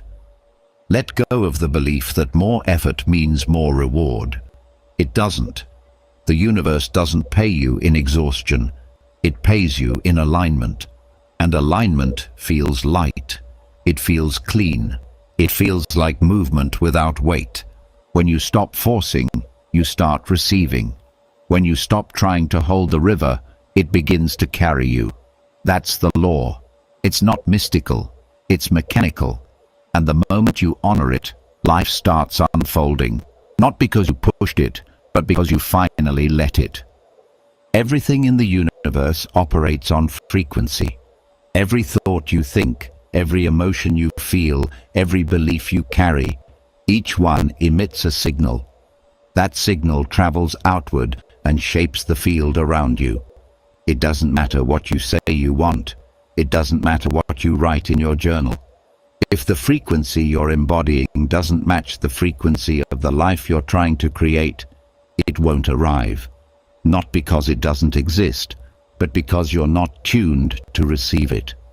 This is the law of frequency matching, and it governs everything. You can only experience the version of reality that matches the signal you're emitting. Think of it like a radio dial. You can turn the knob all day long, but if you're tuned to 88.5 FM, you won't hear what's playing on 104.3. The music exists, the broadcast is active, but unless you align with its frequency, it might as well not be there. The same is true for abundance, for love, for peace. They're not things you find, they're frequencies you match. Most people don't realize they're broadcasting the opposite of what they want. They want success, but carry the frequency of self-doubt. They want love, but vibrate with fear of abandonment. They want peace, while living in the energy of control. And then they wonder why their manifestations stall, delay, or disappear. It's not because they're not worthy. It's because the signal is scrambled. Mixed messages confuse the field, and the field always delivers the dominant vibration, not the hopeful one, but the embodied one. To use the law of frequency matching, you don't need to manipulate the external. You need to recalibrate the internal. Ask yourself, what would it feel like to already have what I want? Then live in that frequency now. Let it guide your choices, your posture, your tone. Embody the version of you that already knows, already receives, already is. That's how you shift timelines, not by chasing outcomes, but by becoming the match to the life you desire. This isn't about pretending. It's not about forcing positivity or faking confidence. It's about choosing alignment as your dominant vibration. It's about catching yourself when you slip into the old frequency of lack, of fear, of doubt, and gently returning to the signal that says, it's already mine. The law doesn't discriminate, it doesn't delay, it doesn't judge, it mirrors, always.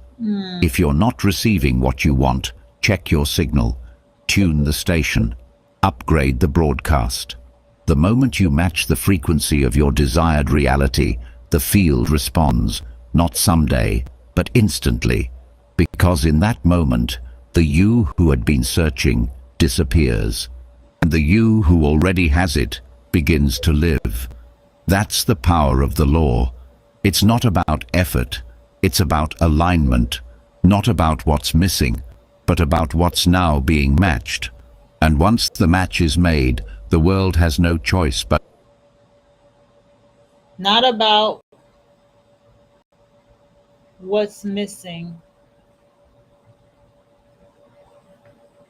It's what's being matched.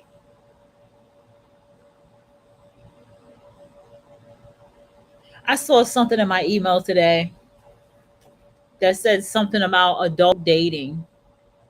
And I was like, you're fucking right. Because y'all know how I was talking about people online and shit, right? Yeah. I'm like, you're fucking right. to echo it. There's not just one version of your life.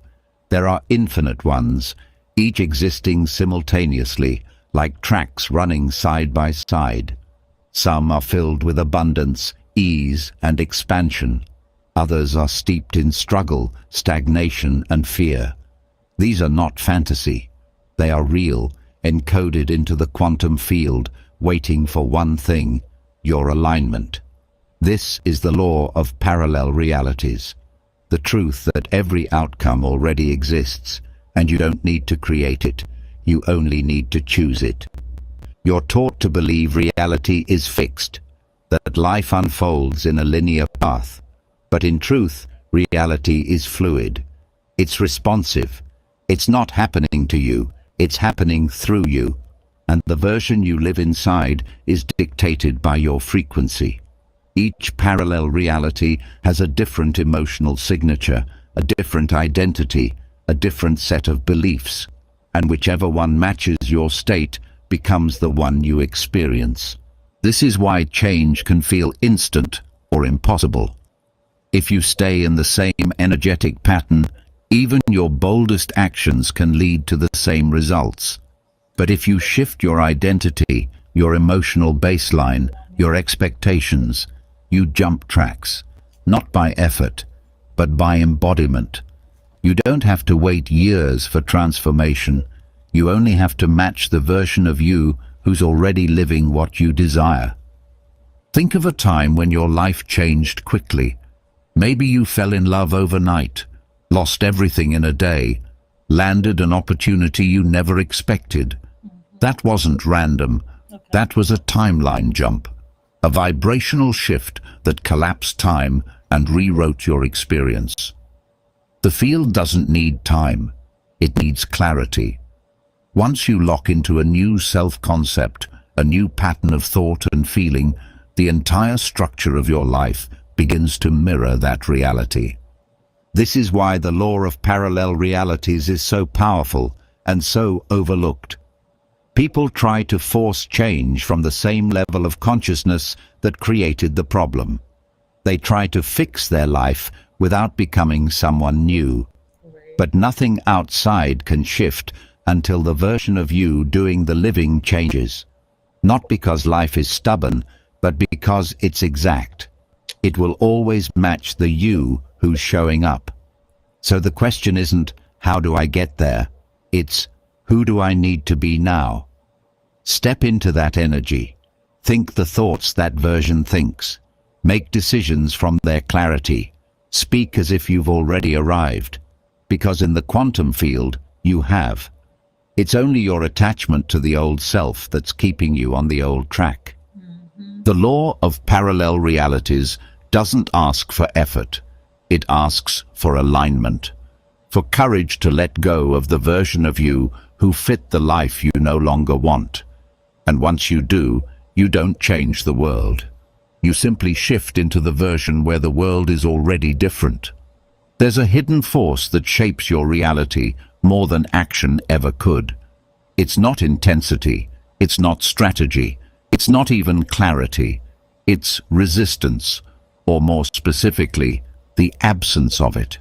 This is the law of non-resistance. The principle. There's the answer right there.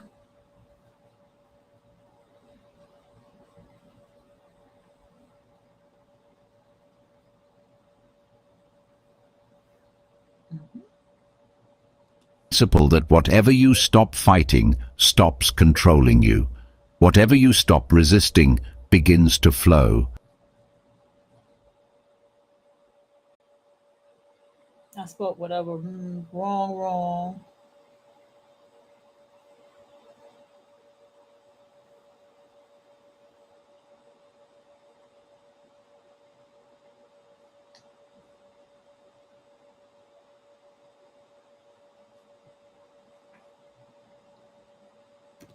And the more you allow, the more life begins to move on your behalf. You've been conditioned to resist, to push against, to control.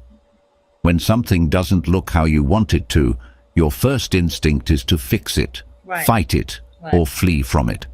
That reaction might When something doesn't look how you want it to,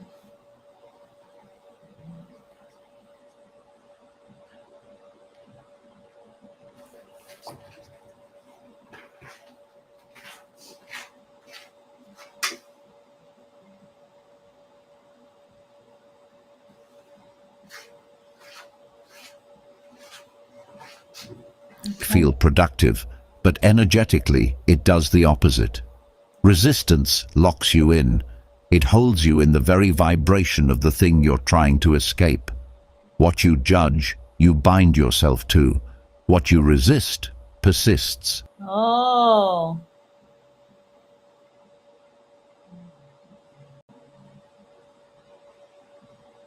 We all know persist. We all heard that before. Most people try to change their reality while actively resisting what is. Let's write that down. Most people.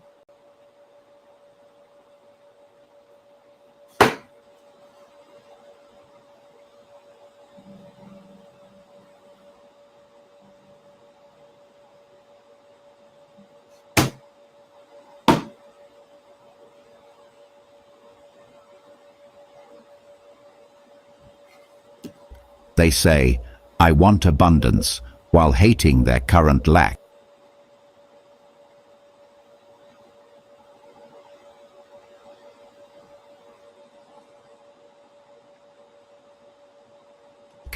They say, "I want love," while resenting the loneliness.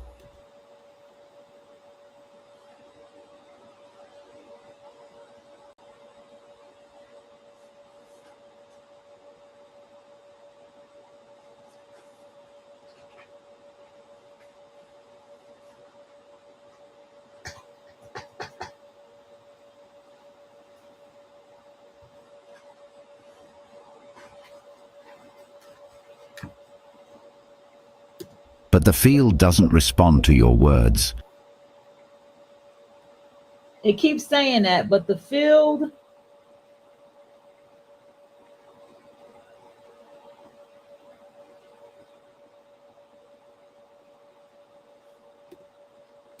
It responds to your frequency.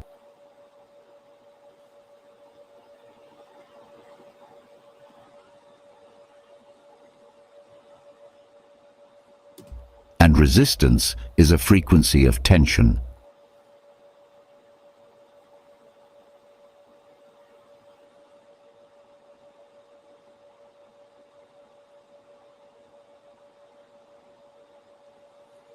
Of separation.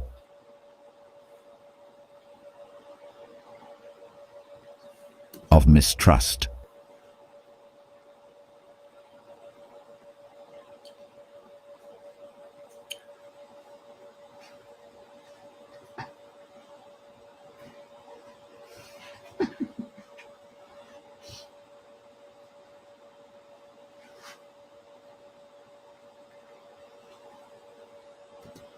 It says to the universe, "I don't trust where I am." It's to the universe.